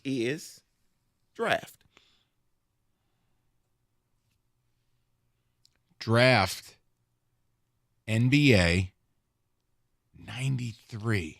Weakest draft since 93? 93 Europeans are in the NBA draft? David, I really don't know. That would be a lot of Europeans. No, this week was the early candidates withdrawal date, and 93 went back. Yeah, but it was a collection of players who weren't going to get taken in the first place. Correct. Well, not necessarily. This Frankie Fiddler kid that State got. Who the hell was drafting him? Answer, nobody. The other Christie brother. The non-good Christie brother. Oh, the one from Minnesota. Yeah, he stuck. He stuck around. He stayed. He stayed. I would be more surprised he left. Who the hell wants him? Only good game he had was against State. No, I'm saying I would have went back. He stayed in the draft. Oh, he stayed in the draft? He stayed in the draft. Said, yeah, Wow. my brother can do it. I can do it as well. No. Your brother got lucky. He went to a Lakers team that basically were paying 3 players and said, we got to put somebody else out on the court. So Cam ended up playing. I'm going to go to football, and the number is 156 million. 156 million. This week. This week. All right, it's not Jalen Waddle because he only got 84 million, I think. That is a hint. You're close.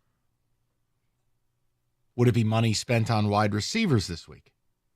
Yes, Nico Collins and Jalen Waddle combined for $156 million in contracts. And I think the Nico Collins deal is much better than the Jalen Waddle deal.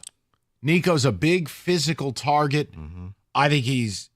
I love Nico Collins. I just think Michigan woefully misused him. They did. Because at first I'm thinking, wait, did Tua finally sign some type of an extension? But it should have been for more than No, you that. could take the 5 and move it in front of the 1. Right. I mean, that's what quarterback. It's in quarterback money's nuts. And then I'm going to close it out with this number here. Yes. 3 minutes and 5 seconds. Hint: New York Giants. This week in sports, by the numbers, New York Giants, 3 minutes and 5 seconds. Kenny, you're going to give us no guesses here on this. Kenny wants no part of this segment. He hates this. David, is it the Hard Knocks? Is there a promotional video or something? No, that's how long the Darren Waller music video is. Oh, okay. You know what? Dissing Kelsey. People, Plum. if you haven't seen it, you need to.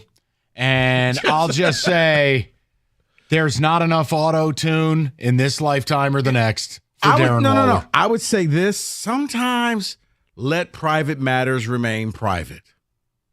You don't need to do a music video about your wife as you get a divorce. Probably something no one needed. Right. But if you haven't checked it out, it's not even entertaining. And if you appreciate things along the lines of Ray Lewis's homage titled Women, this one might be for you. If you don't know about the Ray Lewis song, you're not brother. You're not living right. It was a bad Saturday Night Live skit. Yes. Let's just put it like that. It was pretty bad. Exactly that. The only thing needed was Pete Davidson on a horse. And that is this week.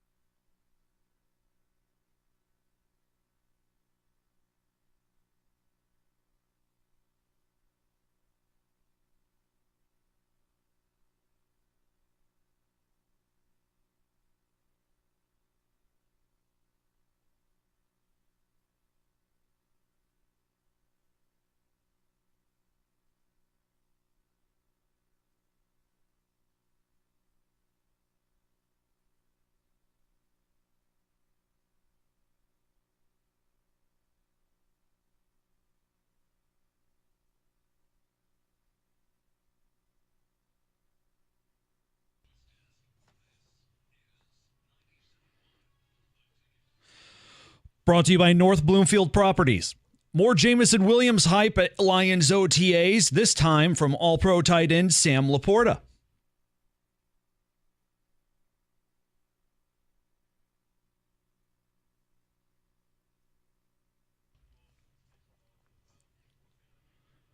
Last week, Dan Campbell called Williams Detroit's most improved player over the offseason, noting that improvement has come, quote, everywhere. Tigers in Boston for Game 2 of this 4-game set tonight here on 97.1, coverage starting at 6:45. And Harrison Butker could be removed from kickoffs by the Chiefs, but it has nothing to do with his recent controversial remarks. Kansas City special teams coordinator Dave Tobe said the NFL's new kickoff rules could lead them to taking Butker off kickoffs. It's something many teams are mulling, as the new rules will likely put kickers into more active positions. Balls kicked to the, quote, landing zone between the goal line and the 20 now must be returned, cannot be fair caught. From the Corewell Health Sports Desk, I'm Beanie Howell. For more, go to 97.1 The Ticket and Odyssey.com.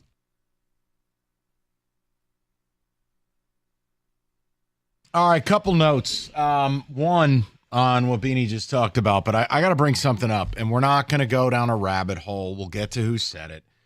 And I'm doing this laughing. I'm not going to get upset by it. But Rico stops me, David, and he goes, hey, did you hear the news? I go, well, no, what? He goes, you hear the news about Simeon Barrow. Now, Simeon Barrow was one of MSU's, we'll call it, 3 best defensive players. A really good defensive tackle. Simeon Barrow's problem, he can't stay healthy. When he's on the field, he's excellent. He's a borderline all Big Ten caliber guy. So Simeon Barrow hit the portal after coming back to school, and then hit the portal again.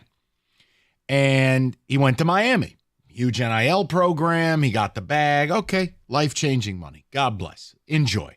Enjoy the 38% of snaps he plays. One problem. Simeon Barrow, mid-show today, is not going to Miami and is, in fact, back in the portal. This is not Rico's fault. I do not blame Rico for ruining sports. Please do not blame Rico. I'm making a point to you. You have to begin laughing because now you're Simeon Barrow. And again, you could hate Michigan State. If the kid played for Missouri, my point would be the same. You went to the coaching staff to get more money. Mm-hmm. They gave you more money. You then still go to the portal. You leave behind. No. You went back to the staff to get more money. Right. And you leave again. You leave behind everything you worked for. You leave behind the brotherhood of your teammates. You leave behind the school you chose to go play for. Okay.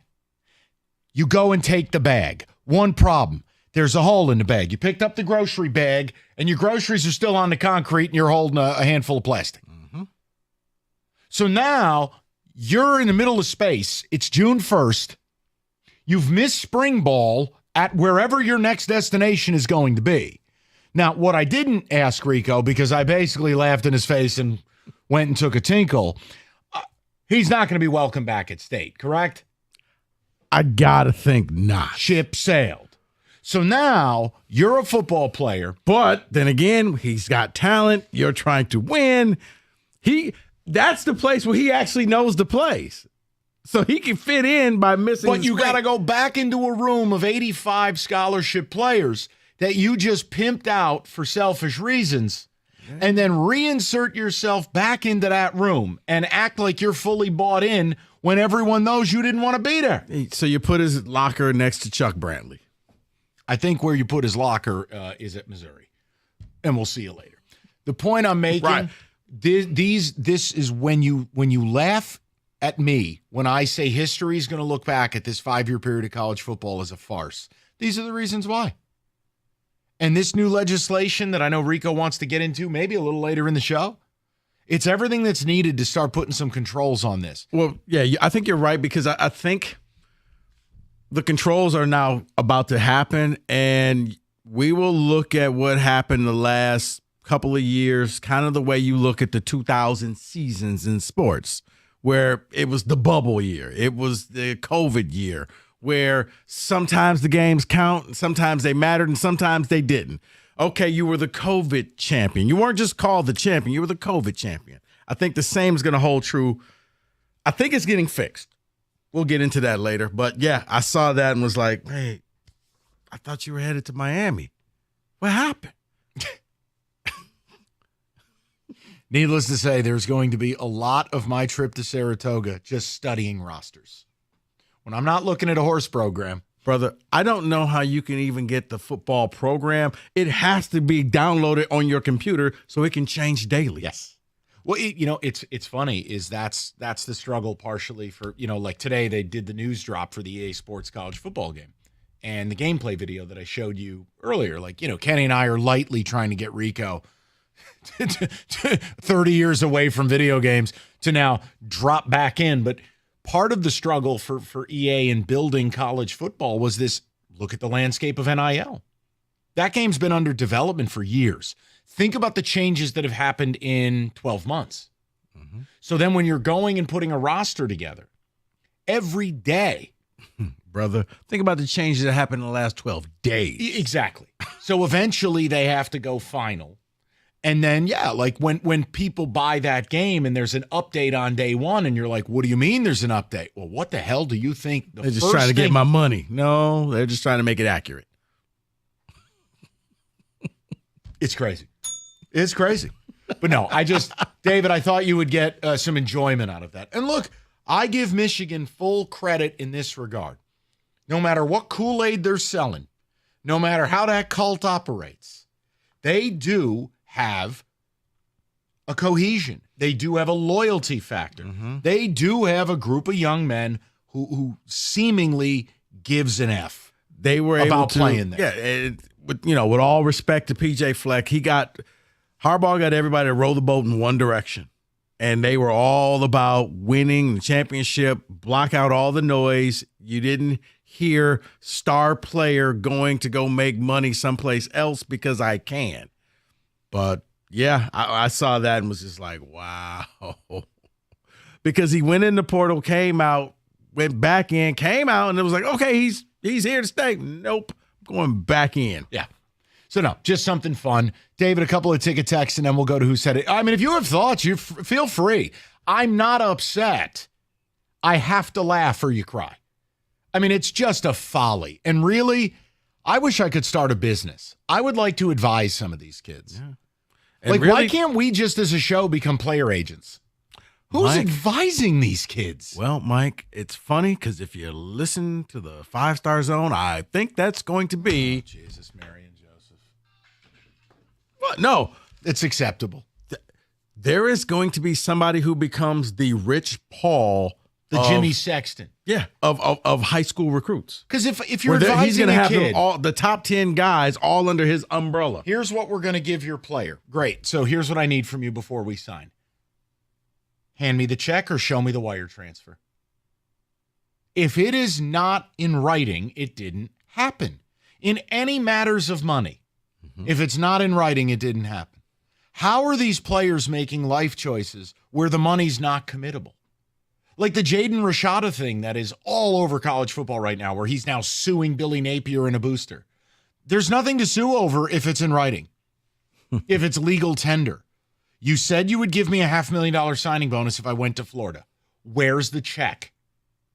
Where's the money? Funny you said that. We'll talk about that later. Oh, okay. I mean, I'm just saying. I want to answer that question, but we got who said it. But yes, where in the world is Carmen Sandiego? But I have no idea. And I think this may bring you back to college football. What they're doing is a step. There are more steps, plural, but would it be a big step to knowing who's on your team and understanding mentally this is how long I have them? Yes. If I can get you to overcome one hurdle, I think you will come back. Agreed. I think there would be an opportunity. Then it would be the horrifying realization that Michigan State is right back to being 1995. But you know what? But you've already had that anger, so you just throw another log on that. I know, but I kind of want to tap back into it. It's fun. David, go ahead. I want to tap back in. I was all for players getting paid. Now, I'm done. They abuse the system. That is from Glenn. Told you guys a year ago, as soon as these clowns started getting paid to play, this is going to happen. Told you to be careful what you wish for. Turn college football into a joke. You do realize. I was saying what happened was, and this is the NCAA is going to go away because they refused to put up rules and guardrails. They wanted it to fail. Yeah. I cannot prove it, but they did because the NCAA had the ridiculous rules on everything, but for this, they had such a laissez-faire attitude. Whatever you want, you do realize. You should be talking to the TV networks. The networks are the one that have blown this thing up. I mean, the reality is NIL and the portal is what it is, but the networks are the ones that have taken and blown up our conferences and put Stanford in the ACC. And now we have USC as a Big Ten team and your games on Friday night. And you need 4, 5, 6 different streaming services. And they've taken all the traditions out. Like, if you really want to look at the big picture, players getting paid, I don't have that big of a problem. I have a problem that none of it's committable, seemingly. That is silly. And I never thought, you're right, you can blame me for this. I never thought we'd be this stupid as a sport. Not this dumb. This even outdid the normal dumbness, which isn't even a word, but go with it, that college football operated under. You want me to, David, I can break it down next. Go ahead. And help him. Go ahead. Because I think you're close. I think we could come up with a compromise. You want to do Who Mike. Said It at 4:30? We can do Who Said It I'm at fine with 4:30. that. Then let's do it. I'm in. After all, it's National Utah Day, but I'd rather talk about this. 248-539-9797. David, I don't know what the problem is. Let's talk about the Chevy dealer in the area that's been leading the way. Hamilton Chevy in Warren. Rev up and drive with unbeatable deals at Hamilton. Andrew and the sales staff, they want to be your Chevy dealer. It is time to hit the road in style. Hamilton is your go-to destination for top-notch vehicles and savings. Sleek, powerful cars ready to conquer the roads, and Hamilton Chevy has them all, from fuel-efficient compacts, rugged SUVs. Look at today. You could go to Hamilton Chevy and go pick up a convertible. Yes, they have wheels to match your lifestyle.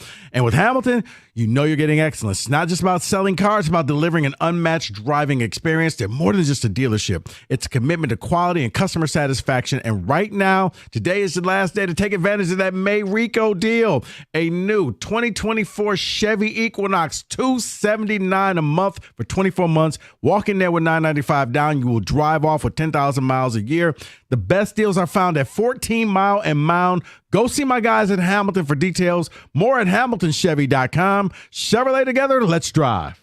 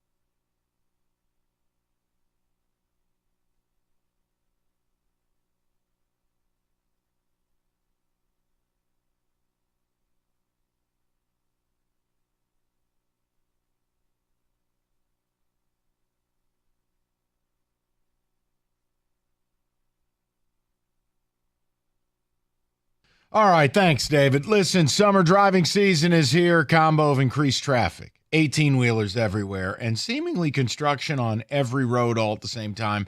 That means car accidents. And if you're injured in one, you need David Femininio, him and his team, ready to help you right now. David doesn't take a fee until he wins your case. You could speak to David personally right now by calling 855-65-CRASH, or you can go to that website anytime. GetDavid.GetPaid.com.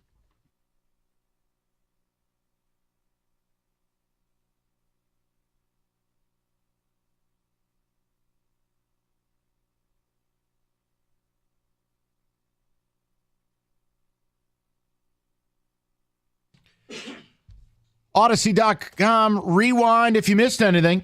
Tigers, a pathway to positivity. We did it at the top of the 3 o'clock hour. We'll get back into it at 5. It's simple. How do we all get on the same page? How do we all feel good about our baseball team? And how do we all, no matter what side of the Scott Harris debate we're on, can we look forward, not back? I think I've outlined a fair and reasonable plan and timeline. If you want that versus this, God bless, go get it. Now, you wanted to finish your point. What's up? I did, Mike, because I think you and a lot of people are turned off of what's going on in college football. I understand it. I get it, because I told you, for me, the wait and see moment was what's going to happen in the fall. Will the care factor kick back in? The settlement came down with the NCAA. Basically, NCAA was going to lose out on all the lawsuits and said, how about we do this? And I think it's the perfect compromise. The TV networks and all that TV money, that's going to go to the schools. Schools are going to have the Power 4 schools, because let's face it, that's all we really care about. Power 4 schools are going to get about $20 million per year to divvy out to their players. So no longer do they pass the hat saying, help me, I'm poor. Can you put a little something on this so we can sign this quarterback? Hey, you like this quarterback? Fans, you better pony up to keep them. No, schools can just flat out pay for this kid. Here's where you're going to like this. The way it's been presented to me, the school can sign a kid in a multi-year deal, and they own the rights to that kid's NIL package. What does that mean? It means you're probably going to see less people going into the portal. You're going into the portal because the school doesn't want you. Okay, because now if you get freshmen who comes in and throws for 50 touchdowns, they just can't say, yeah, I'm better than this. I want to go down the road and take my talent someplace else. They're locked in because they signed this NIL deal with the school, so they're not leaving. So you don't have to worry about the overachieving player and it doesn't matter that he scores so many touchdowns because he's not going to be here in the first place. So, and the majority of the money is going to go to the major sports. So you don't have this equal, we got to take the $20 million and divvy it up here and divvy it up there. Hold on. Stop the clock. Timeout. You mean this isn't $20 million a year for your football team? I got to share this money?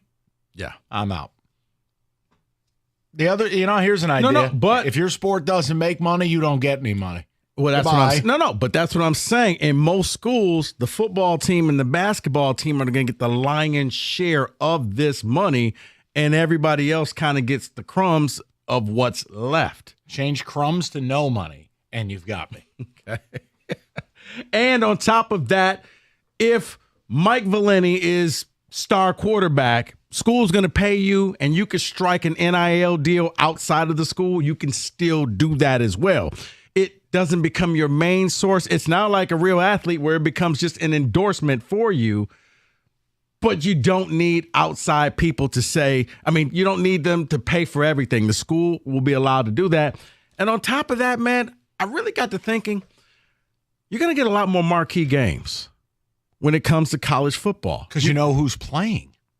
You know who's playing, but the teams, this team versus that team, you're going to get a lot less rat games. Now, for you, the biggest sticking point is, can you get past the streaming services? Because if you can get past that, Mike, I think you're back, because this is everything you've been asking for. Okay, I will tell you this. The streaming thing is a broader conversation for me, and it's all sports. See, I think streaming is attacking fans. Streaming is greed. There is no need to stream games. There was never a need. Notre Dame has a national TV deal with NBC Sports. It never needed to go to Peacock. Agreed. The NFL has the most robust, seismic television deal in sports. There was no need to pimp out a singular game on Black Friday on streaming.net or whatever it was on. Rico, I don't know. I would love to hear from people on it, but I don't want to make it just a college football thing. I think fans moving forward, whether it's baseball, who knows what's going to happen on the other side of this Tigers issue, this Bally issue. Right. Who knows what's going to happen where the NBA now, Amazon's getting involved. Oh, you don't think that'll be streaming playoff games? Rico, the streaming thing, I'll separate it by saying it bugs me with college football. It does. I know it does. I don't like it. With the teams now able to pay the players and go into multi-year deals, there's going to be more continuity. You're going to know who's on the team because that was the biggest thing. Everybody jumped in the portal, and we joke about it, but you don't know who's playing for your team this fall. Exactly. That is a problem. That goes away. Knowing that I have at least 20, 30, 40 names that I know that they're going to be there next year, it makes me want to invest in watching their development. Right. Yes. Right. If all of a sudden star stud wide receiver comes in there and lights it up for 18 touchdowns and 1,200 yards, guess what? He's back next year. So here's my question too. Now, this is where I'm not a lawyer. I don't care to be. I have to have an understanding of how these articles have come out saying that schools are going to spend $20 million a year to fund their football programs. How do you work around Title IX? From what I'm getting, because the money is coming from the TV money, and it's that they can spend it how they want to spend it. It's not necessarily coming from the university, but it's coming from an outside source that's giving them the money. So is it like how in the old days when sports betting wasn't legal, they would term it, well, it's not gambling, it's a game of skill. Yeah. Remember how like daily fantasy, which is gambling, that's a thing. Well, they got around it by saying game of skill, not gambling. Right. So in essence, this is just what they think they're going to be able to do a big workaround without a massive lawsuit. Yeah, that's the way it's looking as part of the settlement. That it's not going to be the money is not going to be evenly distributed to. Well, we got to give it to the women's row team because you're not bringing anything there. It's pretty much whatever you kill, you eat. All right, I'm going to need to see it to believe it because I still we're a litigious society, and the Title IX thing, that's a big workaround. Because what will happen is like Iowa's women basketball will get a nice paycheck from that $20 million. Why? Because they bring in a lot of money. Or UConn's women's basketball will bring in a nice paycheck. Like certain sports that bring in money will get money in return. So I think go ahead, David. But that's why it doesn't make sense to me, especially after I see the news today what the Big 12 is doing. They announced their money that they made from the TV this year, the Big 12 conference, right? So they get to divvy out $39 million per school. Why can't that just be used instead of this other $20 million from the settlement? That you can get away from Title IX because it's straight from the TV deal that the football program has. And David, I think you need a lawyer. Right. I don't know if that's the case. And I believe like the $20 million, and that's not a set number in stone, but $20 million, that is the TV money. That's not coming from it's coming from an outside source to the school to say, here, do whatever you want. We got with a caller with Title IX. Perfect. Mike, I'm glad you called because I'm not smart enough to tell you if there's a workaround. You have insight to the Title IX thing? Please, feel free. A little bit, and thanks for giving me some time. I think that, and I understand what Rico's saying, because I know that's what a lot of the insiders are saying, the commissioner, the SEC, and others. The issue is going to be as follows. The settlement is being distributed disproportionately, and that's the lawyers have brought in experts to value the settlement, and that will not be distributed under sort of a guidelines of Title IX.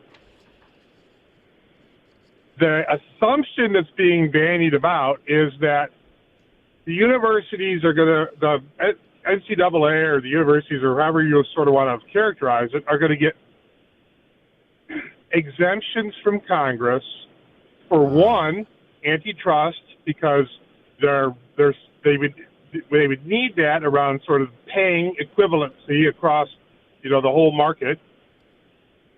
Title IX, which they need an exemption from Title IX because you have to have proportionate and fair distribution from the university. So the university is bound by Title IX. Michigan Athletic Department is not separate from the University of Michigan. Yeah, it's. I think the thing that's tripping everybody up here is that the law firm and the settlement associated with that is not part of the university, and that is not regulated by Title IX. Yeah, and Mike, and as I said it, and Mike, I appreciate it. I'm up against it, but I respect. I need to see it to believe it. There are people way smarter than me that have to figure it out. But Title IX's always been that non-starter. It is. It's still ever evolving, but I think they can get you back. Okay. Northville Lumber, oldest company in the state, largest Trex decking outlet in the country. Nobody stocks more. Nobody sells more Trex than Northville. Last year, contractors, homeowners, they bought enough Trex from Northville to cover 26 football fields. They can do it because it's all in stock, all in their warehouse, mile down the road, and they can offer you the pricing because they operate in volume. As low as $1.59 a foot. Deck season is here. Hopefully you're relaxing on yours now, listening to the show. You need someone to build it, they'll intro you to a Trex certified pro. Just call Northville Lumber today or go to northvillelumber.com. That's northvillelumber.com.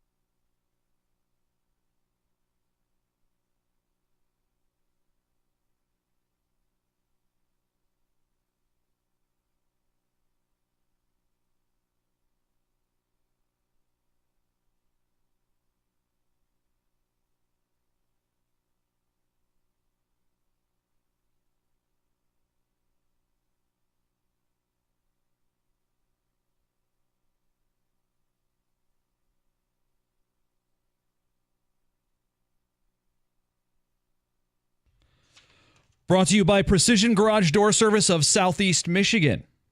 This just in, reports now breaking. The Pistons are expected to part ways with GM Troy Weaver. We'll have more on that. Stay with it. 97.1 The Ticket throughout the afternoon for more coverage. It's the second of this 4-game set in Boston for the Tigers tonight. Lineup just released. Wenzel Perez leading off. Riley Green second. Matt Vierling third. Mark Canha cleaning up. 5 through 9 is Colt Keith, Akil Baddoo, Gio Urshela, Zach McKinstry, and Carson Kelly. Kenta Maeda on the bump. Hear the game here on the Ticket. Coverage starts at 6:45. A big weekend ahead for Jonathan Smith and his assistants at Michigan State. They're hosting 9 recruits on official visits, including 4-star prospects John Denman, a running back from Texas, and Braylon Collier, a receiver from Ohio. Orchard Lake St. Mary's tight end Jaden Savory also visiting State. He's a 6'6" converted basketball player. He has other upcoming officials with Wisconsin and Kansas, among others. From the Corewell Health Sports Desk, I'm Beanie Howell. More at 5 or at 97.1 The Ticket and Odyssey.com.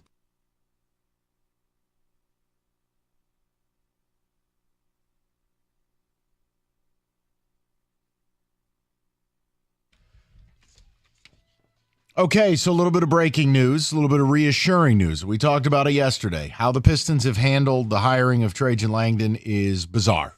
I mean, the idea that there is no official announcement, no team letterhead, no press conference. Well, now news today, he's taking care of, I think, the biggest part, which is to throw Troy Weaver out on the street on his ass and fire Troy Weaver. So, okay, good start.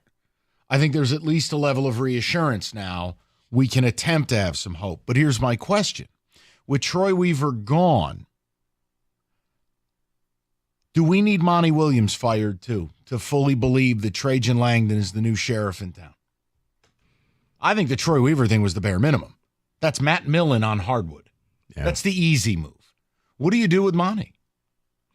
You got to let him go as well, because this team just got worse under him, and I don't know if he didn't have any say-so, but you saw with the lineups that he put out there, and you were questioning, like, okay, well, why are you playing this guy? But you're leaving Ivy on the bench, but playing Killian Hayes, and Killian Hayes is garbage. Like, what are we doing here? So, yeah, I do. If you're gonna start over, man, you got to start completely over. And I think that this is Trajan's way of coming in and saying, hey, Pistons fans, I hate to say this to you, but I'm hitting that reset button again, and we're going to start over from today, from June 1st. Hopefully, we will have just all new people in the building. Hopefully, we can have all new people in the building. If you don't have the players, the coaching rarely matters, right? You only get to criticize Doc Rivers once Doc Rivers has players. If he was the coach of the Charlotte Hornets, it wouldn't matter. But when you're Doc Rivers in Milwaukee or the Clippers or Boston the later years and you're tanking in the playoffs, you need players. So the most important thing will be players. The Monty thing is not a hill I'm dying on. I'm with Rico in this regard. Monty's performance last year was it was theater of the absurd. It was a man who had seemingly from the beginning buyer's remorse, did not look like he wanted to be here. As the winter set in and you're 3-30, oh my God, what have I done? I have to stay here. Mm-hmm. There is an element of this where it's like, all right, Monty wants a bunch of three-point shooters and guys who stand in the corner. Your roster's built. It's the antithesis of that. I would really need assurances from Monty. Look, this is the direction we're going to take this team. Like, case in point, if Monty, let's say Trajan Langdon wants Jaden Ivey to be the point guard, wants him to be the face of the franchise. Oh, if Monty doesn't buy into that, Monty can't be the coach. Right. So I'll be interested to see what happens next. But yes, once again, Troy Weaver's gone. Shams report. You still don't have a letterhead. You still don't have a press conference. The draft is less than a month away. You've gotten all your news through social media. Or unless you were sitting in Mackinac and you heard the words from Arn himself. Isn't that something bizarre? It just doesn't pass smell test, does it? No. You should not be getting all your official news from the Pistons unofficially from social media. Or the Mackinac Policy Conference. Or the Mackinac Policy Cocktail Hour. Yeah. All right, David, go ahead and some of the ticket text. Yeah, see, I'll give you what'll give me hope, and I know hope is not a strategy here, but it's kind of a Venn diagram here for me. Monty Williams has to go because in my mind, you have to trade Cade, which means Ivy has to be that point guard for you, that leader for you offensively. Well, Monty already showed that he doesn't like Ivy. Earlier in the season, we saw how he treated Ivy. He put him on the end of the bench. Oh, then I played you because, now Killian's awful. He showed me that he didn't like Ivy. So if Ivy's the decision that he has to be here, then Monty has to go. So it'll give me hope if Monty's gone. You get rid of him next, then I'm like, okay, cool. Trajan's making the right decisions. Now let's get rid of Cade. Let's build this thing and start fresh. See, I like the last part that you said is it's Cade's here and everyone else is gone. Or everyone else is gone, or everyone else is here and Cade's gone. Like, you see these mock drafts. And I look, they're mock drafts. But I don't think it's accidental the Pistons are being linked to Matas Buzelis. Why? Michael Tellum is his agent. It's another one of this friends and family nonsense. Like, for instance, you can't take Donovan Clingan. You already have Jalen Duren. I don't care. I'll trade Duren. See, man, there is nobody on this team that's untouchable. And I am with you, but I think there is a great many Piston fan who believe. Remember the old Joe Dumars phrase, "sacred cows"? Mm-hmm. Like, I feel like people here are so desperate to feel like the rebuild wasn't a total waste of time that they're attaching a moniker to some of these players that they can't be dealt. Make no mistake about it, brother. If beef stew gone, whoever gone, Asur gone, Ivy gone.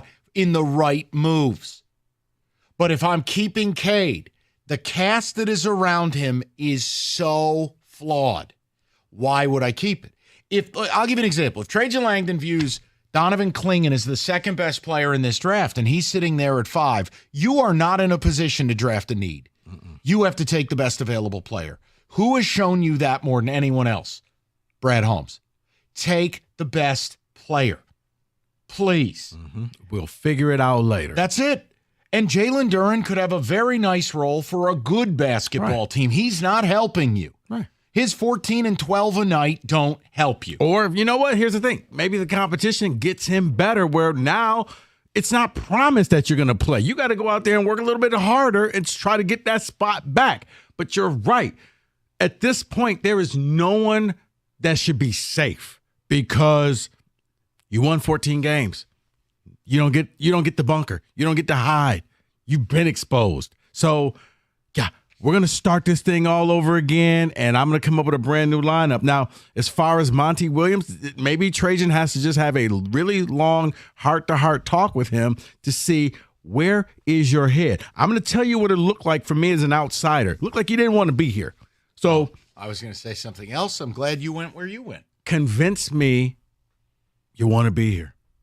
Convince me what's going to be different this year from last year. How do you get better? And maybe it was a one-year anomaly that he just has so much going on that he wasn't all there. But maybe, you know what, guys, I realized I was bad. It's also amazing. What are the Pistons so afraid of with these Friday news dumps? Like, what are you afraid of? People are ready to throw a parade. Troy Weaver just got fired. What are you hiding it for? Well, at least we got it, 17 minutes sooner than I thought. Yeah, that's fair. 248-539-9797 NBA playoffs. The finals are here. FanDuel given 2 chances to bring home a big win with the no-sweat same-game parlay every weekend of the finals. Just place an SGP on any of the matchups. Bet everything from rebounds, assists, three-pointers. Maybe you think Kyrie's going to go ham and personal revenge tour on the Boston fans. Do whatever you like. Design them, more betting markets than anyone else. It's FanDuel.com/ticket. FanDuel, the official sports betting partner of the NBA. 21 and up, present Michigan. Minimum 3-leg parlay required. Refund issued, non-withdrawable bonus bets that expire 7 days after receipt. Max refund $5 unless otherwise specified. Restrictions apply. See terms. Sportsbook.fanduel.com. You got a gambling problem, call 1-800-270-7117.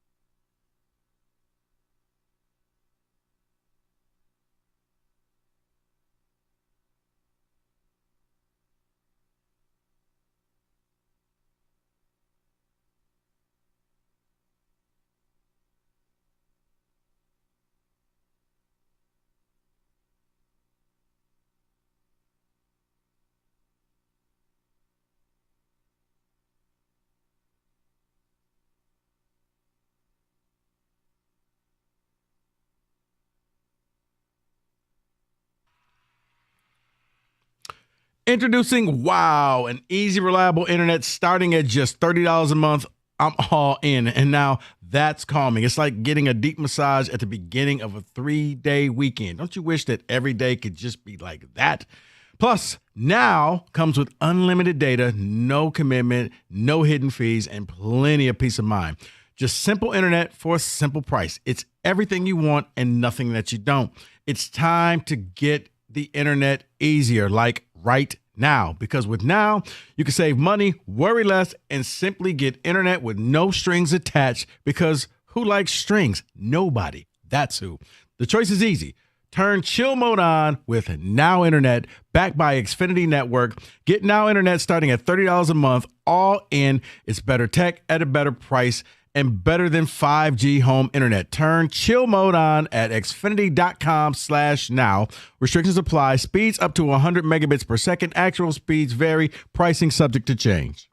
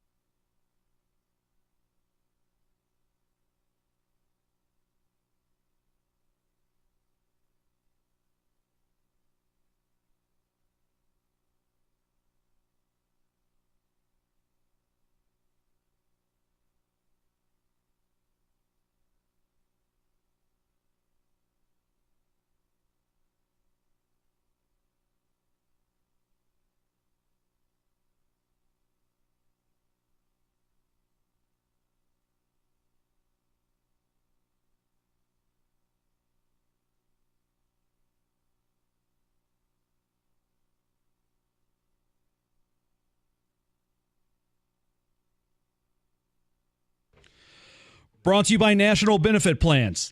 The Pistons have reportedly fired GM Troy Weaver. In 4 seasons under his leadership, the Pistons posted a league-worst 74-244 record. Weaver's .233 winning percentage is actually worse than Matt Millen's with the Lions. And Millen, of course, widely considered one of the worst executives in the history of pro sports. The Pistons offered Weaver an off-site scouting role, but he declined. The Athletic Venezuelan reports. basketball. Pistons' new president of basketball ops, Trajan Langdon, who the team still hasn't officially announced, is reportedly bringing Pelicans VP Michael Blackstone with him to Detroit as new GM.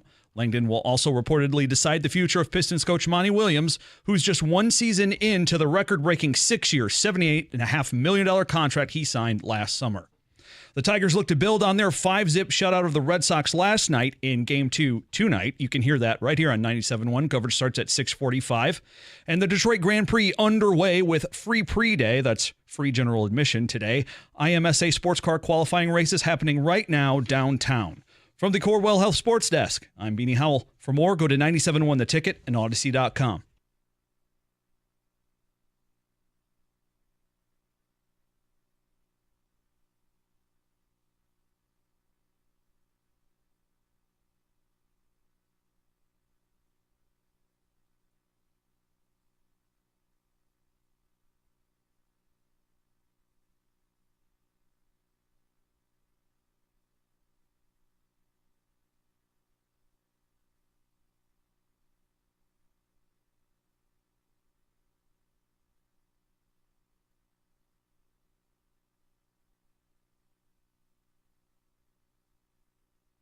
All right, let's get to it.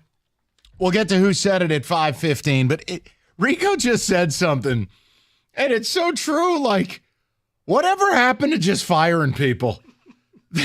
Troy Weaver, you could make an argument, is not only every bit as bad as Matt Millen, but worse. And yet, just like Dwayne Casey, we couldn't just launch him into space. Troy, we'd like to offer you an off-site scouting. Wait, where's my territory? Mars. Like, you're fired. You're terrible. You were 170 games under 500. Sometimes you can just break up and you don't have to be friends. You just part ways. No. That is an amazing report. We can still go on vacation together. No, we can't. Yeah, we still have a job for you. You're going to be working with Dwayne Casey. Yeah, and here's your commemorative St. Cecilia's quarter zip. But here's the other thing, and this is the serious part of this. And if you guys want to get involved, great. 248-539-9797. If you wanted Tiger Talk, we did a roadmap to positive. We gave you the next 41 games, where we want to be in order for all of us to walk hand in hand and put away the off-season angst that people like me have. You can get that Odyssey.com rewind. But as far as the Pistons go, I want you to think about this. They're announcing moves such as Trajan Langdon's hiring. They're not announcing it. Social media does. You're announcing Troy Weaver being launched into space. They're not announcing it. Social media is. You've got Trajan Langdon making staffing moves. None of this is equated to the Pistons officially announcing that Trajan Langdon's the new president of basketball ops. Nor has there been a press conference where people can get to know Trajan Langdon. And the only comment from the Pistons has been Arn Tellem next to a baby grand piano at the Mackinac Policy Conference. What? Guys, is there just... Do you see it the way we see it, where the Pistons simply don't operate like a professional $1.5 billion business? No, because at this point, I'm expecting it to be in Orlando and a mouse with giant ears shows up next to the press conference. Because that's how they're running this right now. It does feel Mickey Mouse, lemonade stand. I've used all the terms. I would love to know from the people, though. Like, if you're the Pistons and you hire Trajan Langdon, shouldn't you be proud of that? Wouldn't you want, I mean, clearly this is a guy who's impressive in NBA circles. Whether he was an Arn Tellem client or not, wouldn't you want to get him in front of the media? And instead, you've got Shams Charania running your organization. We're finding out about Trajan Langdon's staff before we ever hear from Trajan Langdon. And the Troy Weaver thing, I don't know why there even needs to be, well, out of respect. What respect? You went 70 and 240. Hey, here's your respect right here. Get out. Respect. But you were offering him an off-site job. Where? But the whole Pluto? off-site. Wait, so I'm not in the building? No. You're not in the building. You're going to work remotely. Here's a phone. Why is Dwayne Casey here? Don't know where it's, when you call it, don't know where it's going to ring, but yeah. Just hand him Brady Hoke's headset. Kids bop. Yeah. Dwayne Casey's outside. He's going to take you to your next location. Well, why is Dwayne Casey still here? I don't know. Because this team. What are the Pistons? A halfway house? You're fired. Get out. Your services are no longer needed. Thanks for coming. The generic version of the Passage Malibu. What? Well, you just come here and stay. I don't know what happened to those commercials, but they were the greatest. I know what it's like to be an addict. I was one. Cutscene. It's $70,000 a month. They were the greatest commercials ever. You thought you were watching like a hotel in Malibu? Nope, it's rehab. And then the price is like $70,000 a month. No wonder the guy's smiling. It ain't because he's clean. It's because he's got $70,000 a month. Right. David, any thoughts on this, or are Rico and I just boomers and we're just mean to the Pistons? No, it just doesn't make any sense. Me and Kenny were actually just talking. Every day we look at our email looking for the press release, something from the Pistons, and we see nothing. And I find it strange because if I get a press release about the firing of Weaver without getting a press release on Trajan Langdon's hiring, then who's doing this then? This is a joke, okay? Everybody's organization runs professionally. You know what's going on. The Lions, you know everything that's going on with them because they're professional. I don't know what's going on with the Pistons. The fact that I have a news story that says they offered him an off-site scouting job, what does that even mean? Tell me, what does that mean? Because if he has no power, he's not in the building, how is he giving you opinion on players? David, it means you'll see him on the Bally app, British basketball. He'll be sitting in the crowd. It's something that real I can't organizations understand run real ways. The fact that you have to go on social media to see Trajan's new profile update, that's where you see that he actually works for the Pistons. It doesn't come from the Pistons. If you want to be taken seriously, then you have to act serious. You have to act like an organization. This is not me being mean. This is me saying, okay, step up to the plate, put on your big boy pants, and be a big boy, okay? Press release. Don't drop it on Friday on a nice day when you think nobody's paying attention, okay? As a fan, I want to know, what is your plan? What are your ideas? And I'm getting a story of his number 2. Okay. Well, how does he help towards that plan? Yeah. I don't know your plan. Now, the other thing, look, I also have an issue, and Kenny won't understand this because he's never seen the movie, but there's a film called Slapshot. I think it's a wonderful sports movie. Paul Newman and the Charlestown Chiefs and the mystery owner in Florida. Tom Gores may as well be the mystery owner in Florida. He doesn't exist. He took this team over. Do you know Tom Gores' record as owner of your Detroit Pistons? I want to let this sink in for a second and then explain to me how this man doesn't get up at a podium. Get on your 747 that you own, fly here, and you do a press conference and explain what's going on. 373 and 655. This franchise is nearly 300 games under 500 since you and your Bobby Bugatti dress shirt showed up 15 years ago.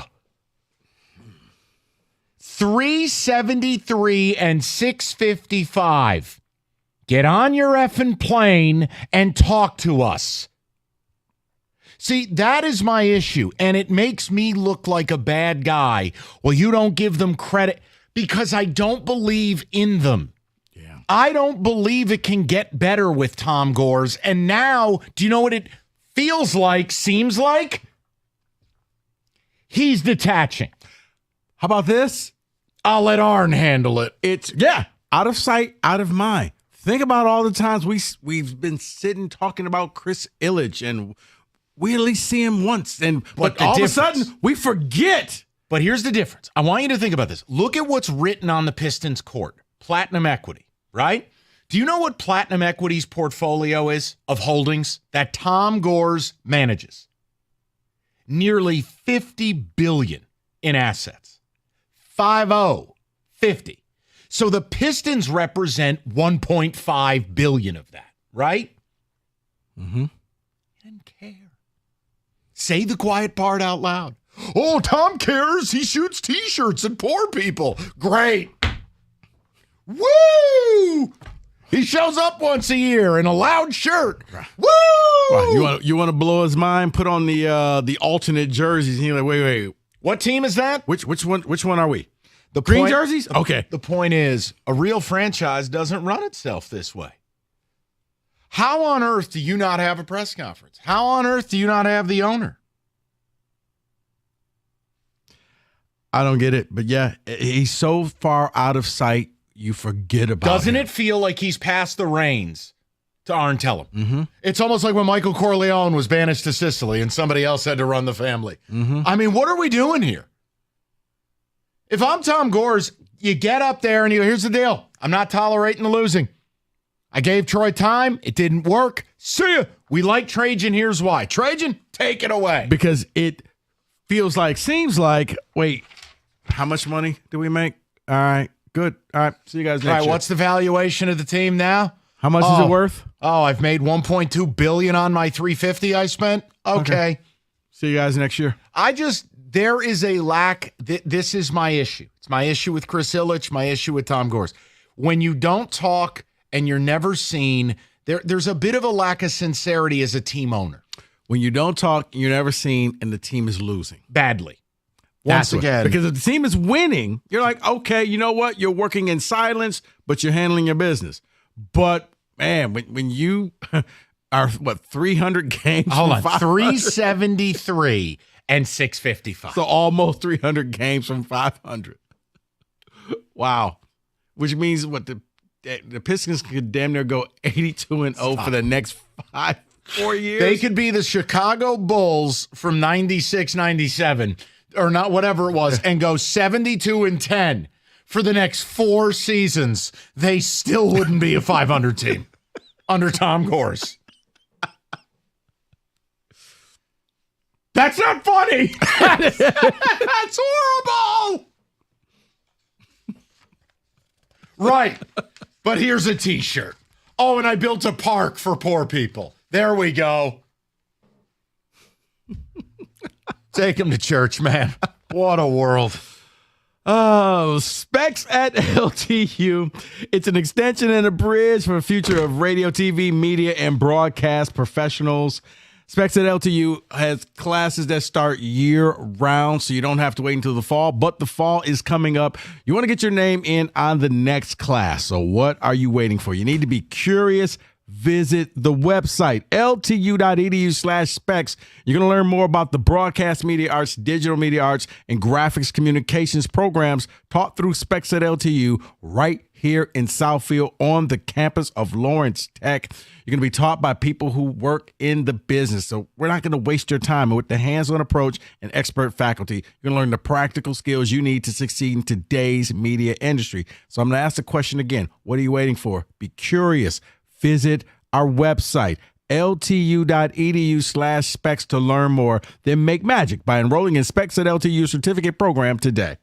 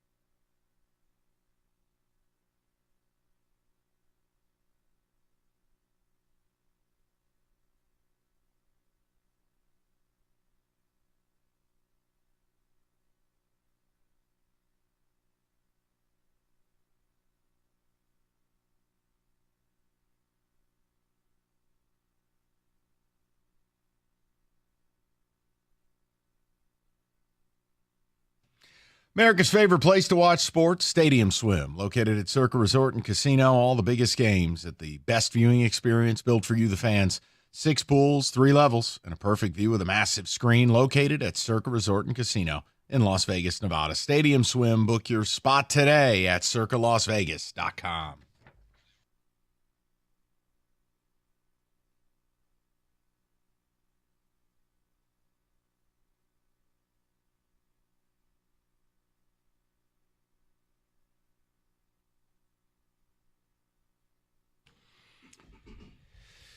All right. I know it's a little bit different of a time slot. We got sidetracked with the Troy Weaver news. Odyssey.com rewind if you want Tiger talk. My pathway to positivity. We did that at 3. Right now, it is time for Who Said It.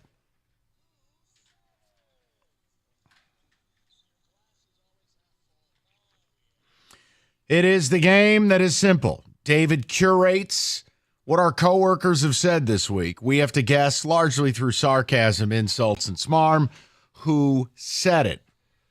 For those of you new to the game, since it's a new time slot for this, I'll give you an example.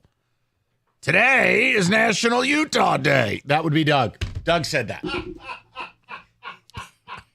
So, didn't know Utah had its own day, but who knew and who cared? Let's get to it, David. All right, let's start with number 1. The foundation ain't looking all that good so far with what's up here. Meadows got his chance. He was absolutely anemic. Keith is showing promise, and he looks like he's coming on, but we need to see more. All right, so we got a Tiger-related topic. They've been hot on all the shows this week. Rico pointing at people. I'm going to have to Evan myself. Oh. That's right. I'm sorry, what is that? That's not... Jank himself. Nope. Good try. Okay.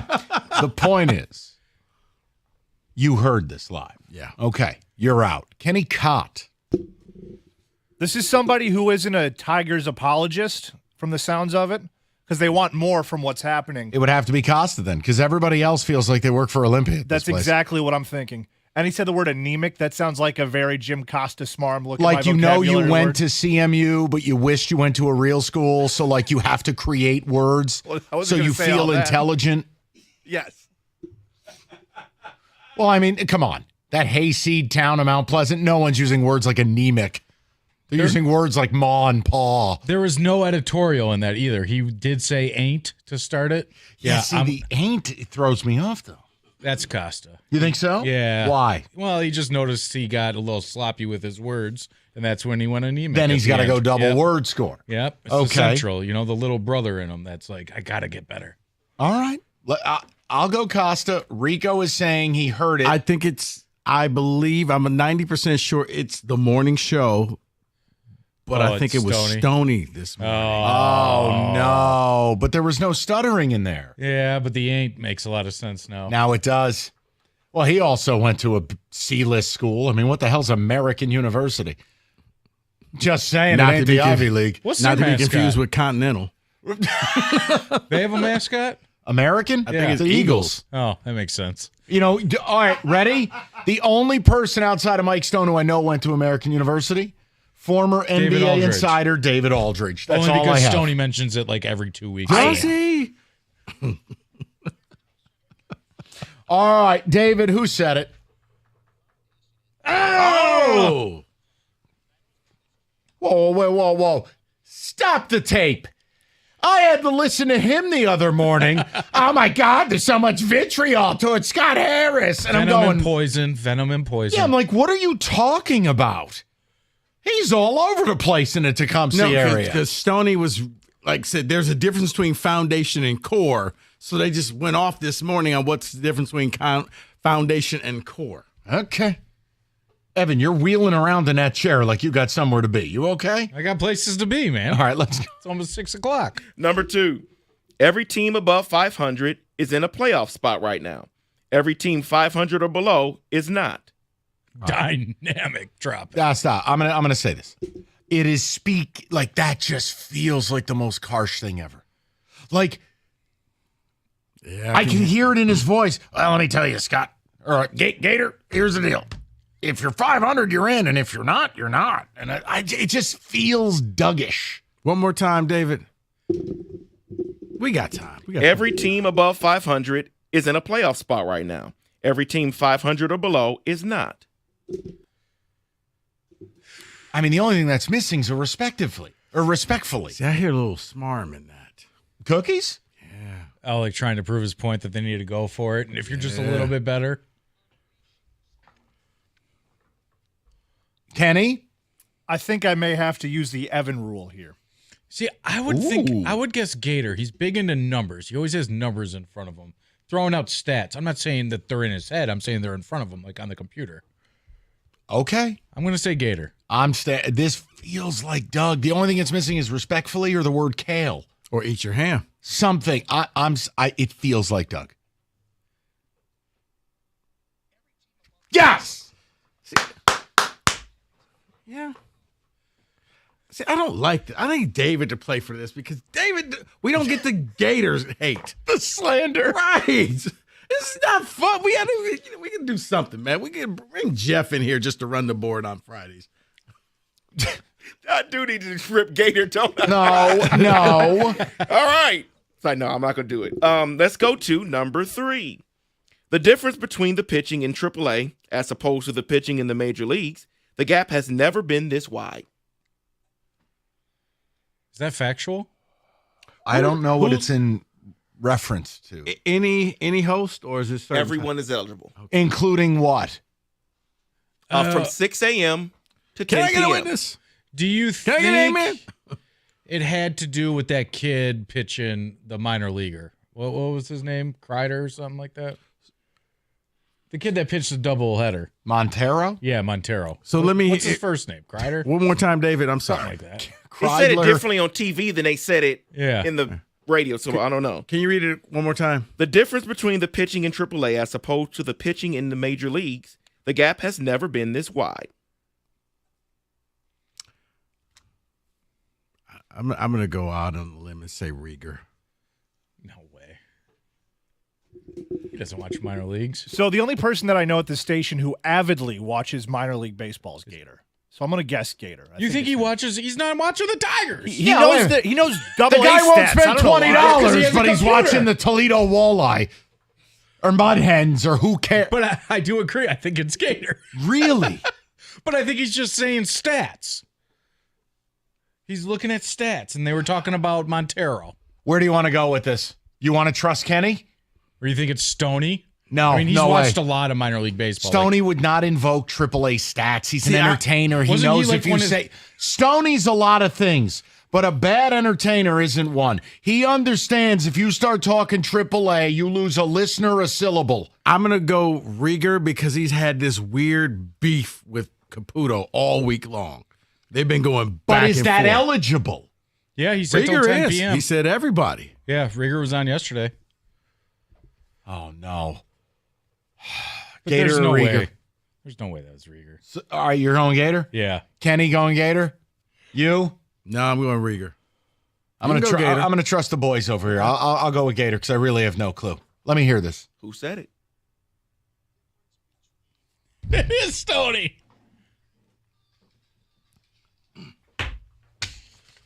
Okay, turn him off. Oh my God! Well, he's seen every minor league pitcher since when the Garden opened. And He graduated with Bill Spaceman Lee. All right, let's do one more. All right, here we go. If you get the draft right, you are doing it in a sustainable way. We don't know yet on Scott Harris. Oh, it's got to be Tom, right? He's a wild card this week. He is. No, but that seems That sounds like Gator. If you get the draft right, You don't know until 5 years down the road if you got the draft right. I'm going to go Kang. Why? Because if you can collect it, he'll talk about it? Yes. Because the last line, we don't know about Scott Harris, basically preaching to patience. Kenny Cott. It scares me because I had a similar feeling to Rico. And that means we're probably both wrong. I'm going Gator on this one. I'm going to say Tom. I'll say Kang. It was probably right when he was saying that there's too much venom towards him. We don't know what's up with him yet. I don't think there's any venom. We just want to win. Such a bizarre take. All right, David, time is a factor, and I want to be respectful of that. I will lock in with Gator. Who said it? Show me Guff. God bless it. Can we start packaging Doug and Scott together because it's all the same? Like, neither of them says offensive things. So could I just get a combo meal and we begin Who Said It with midday? With a side order of Kang? Right, sure. Kang is his own man. But those two say a lot of the same stuff. And it's all nice. Spider-Man.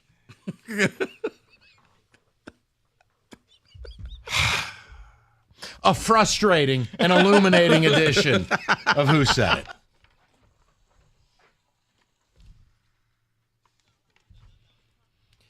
All right, warmer weather is here. How's the garage floor looking? Is the concrete stained and cracked? Do you have a bad epoxy job? Maybe it's chipping. It's time to call Comer & Cross. Get a free and easy quote, and in one day, they're going to move your stuff out for you. They'll strip it, fix it, fill it, and it's going to be better than new. They even apply a gleaming new Comer & Cross garage floor finish, protecting it for years. It is the absolute gold standard, and it is guaranteed. It will not chip, crack, or yellow ever. Guaranteed. No tire lift. You will absolutely love it. For a quick and easy quote, call 248-266-4443. That's 266-4443, or you simply go to comerandcrossgarage.com.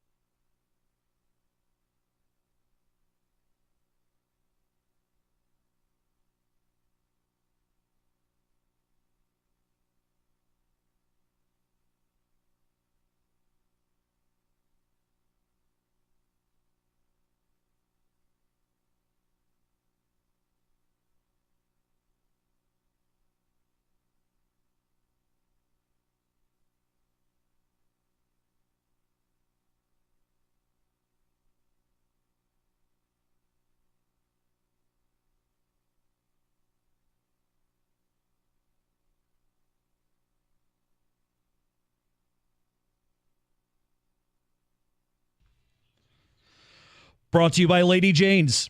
The Pistons have reportedly fired GM Troy Weaver, whose 74-244 record over 4 seasons, one of the worst in the history of professional sports. Per The Athletic, the Pistons offered Weaver an off-site scouting position to remain with the franchise, but he declined. Tigers back at it with the Red Sox after last night's 5-0 win. Detroit has won 5 of 6 to climb back to 500. Still 9 games back in the Central, though. Here tonight's game right here on the ticket, coverage starting at 6:45. And the Michigan Panthers wrap up the regular season tomorrow at the Birmingham Stallions. Ironically, the two teams will meet next weekend in the UFL playoff semifinals with a trip to the championship game on the line.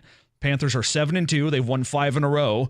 They lost to the Stallions at home 20-13 back in week 2.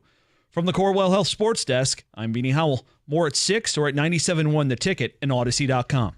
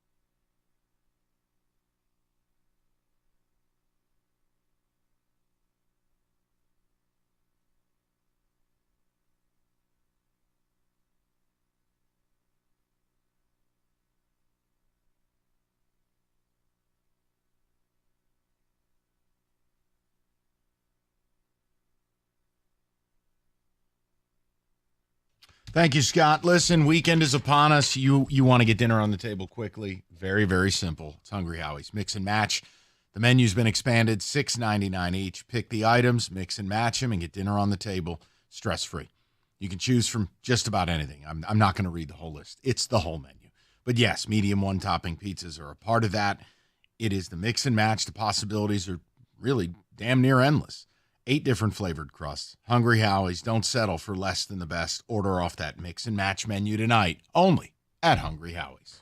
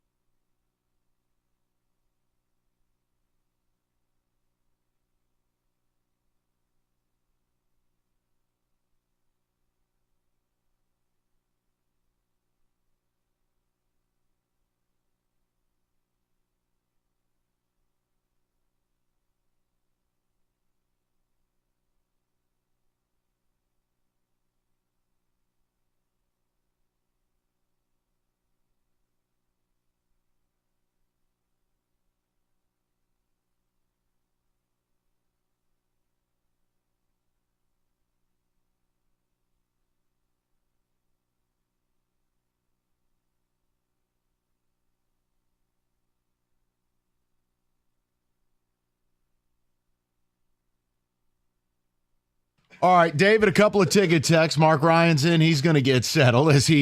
Great way to start. He stole Rico's chair. Rico's about to sit on the floor for crosstalk. David, a couple ticket texts, please. And regarding the Pistons, someone says, this stuff from the Pistons is like a couple announcing their wedding on Facebook, but not sending out invites. Jeff in Livonia. And again, when you have social media breaking who you hired as your team president, who the team president staff going to be, he fired Troy Weaver, and you're yet to send out a letterhead or do a press conference. Oh, by the way, the only time the organization has had anything to say was at like cocktail hour at the Mackinac Policy Conference with Arn Tellem. It's a lemonade stand. Do better. It's ridiculous. Behave better. Mm-hmm.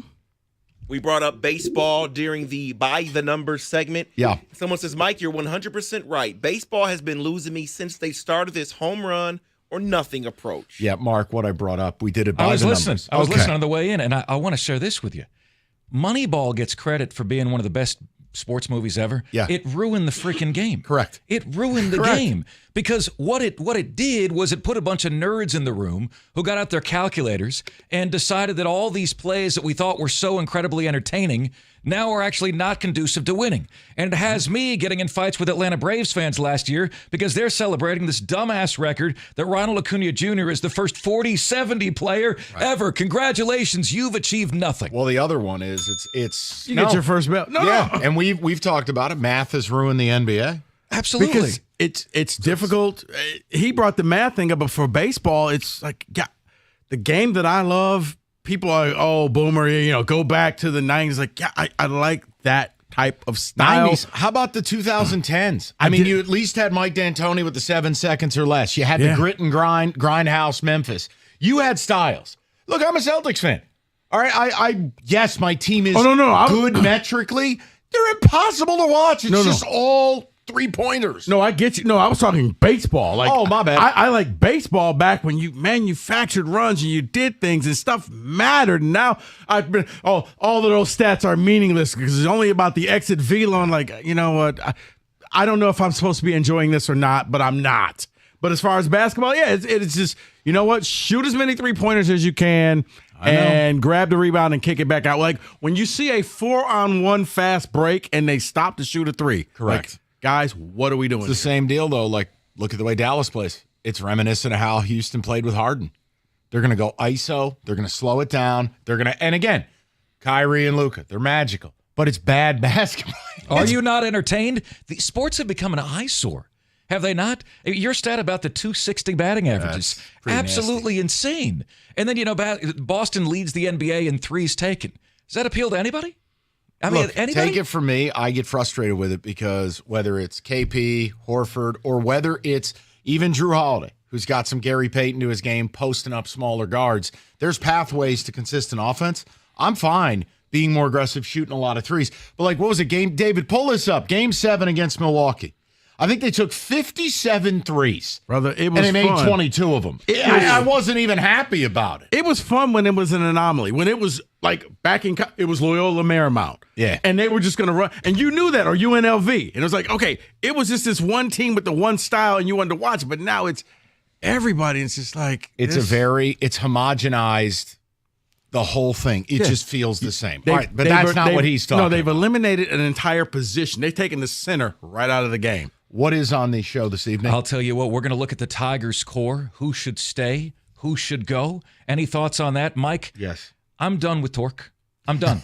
I can't deal with it anymore. I know. I've given it 2 months. You guys have given it 2 years. Okay? Well, 3 years. 3 years. Mark, I think we talked about it a little bit yesterday. If you look at, all right, if I separate the pitching and I go, okay, Torque, Olsen, Job, all right, here's your pitching's taken care of. Figure it out. It's the offensive core that's the problem. I'll say Riley Green, fine. Beyond Riley Green, who do we know beyond shadow of a doubt? Now, Zero. Right. Cole Keith is getting better. Long way to go for me to say that in 5 years he's here. Well, here's why. Think about this. 2 years ago, you would have swore up and down that Torque was a part of that core. Yeah, I know. And he might go on to great things somewhere else, right? But as you're talking about the guys in the minors, no. Yeah, we would have all said up and down, no, Torque is going to be one of those guys until he got up here and you're like, well, we did earlier, Mark. We did Pathway to Positivity. I said, all right, I was listening to Rieger last night, and Gov said something on the morning show. Oh, my God, there's so much toxicity about Scott Harrison. I'm going, what? No, there's not. We want to win. So it was this idea of, all right, if you want to change the conversation, we outlined 41 games, a.k.a. Monday, July 15th. Be 7 games over. Not 10, not 12, no crazy. Be 7 games over 500 so we can come in this room and have legitimate baseball conversations about the deadline and about maybe being a buyer. Otherwise, you're wasting all of our time because, as you well know, we've been here. It's a decade of walking in the wilderness. We want a direction. The number to make the playoffs the last 3 years has been 86 wins. So that's 10 games over 500. Correct. If you're there then. And I just caution Scott Harrison Company. Don't hang on to your mistakes. You know, Troy Weaver, he got in big trouble with Hayes doing that crap. Okay? That's Rico's guy. Don't hang on to your mistakes, man. Okay? It's okay if Torkelson becomes something somewhere else. He couldn't do it here. We've seen enough. You wish your ex happiness with a new guy. Didn't work out with you. Move on. Close the page. There it is. Mark Ryan's next. We'll talk to you guys on Monday. We'll see what the Tigers do over the weekend, and maybe the Pistons will decide to address a whole new front office. Yes. And horse glasses. Yes, I delighted you with that. Hey, I'll tell you what. We'll celebrate the Belmont next week, and I'll get you a pair. All right, we're on.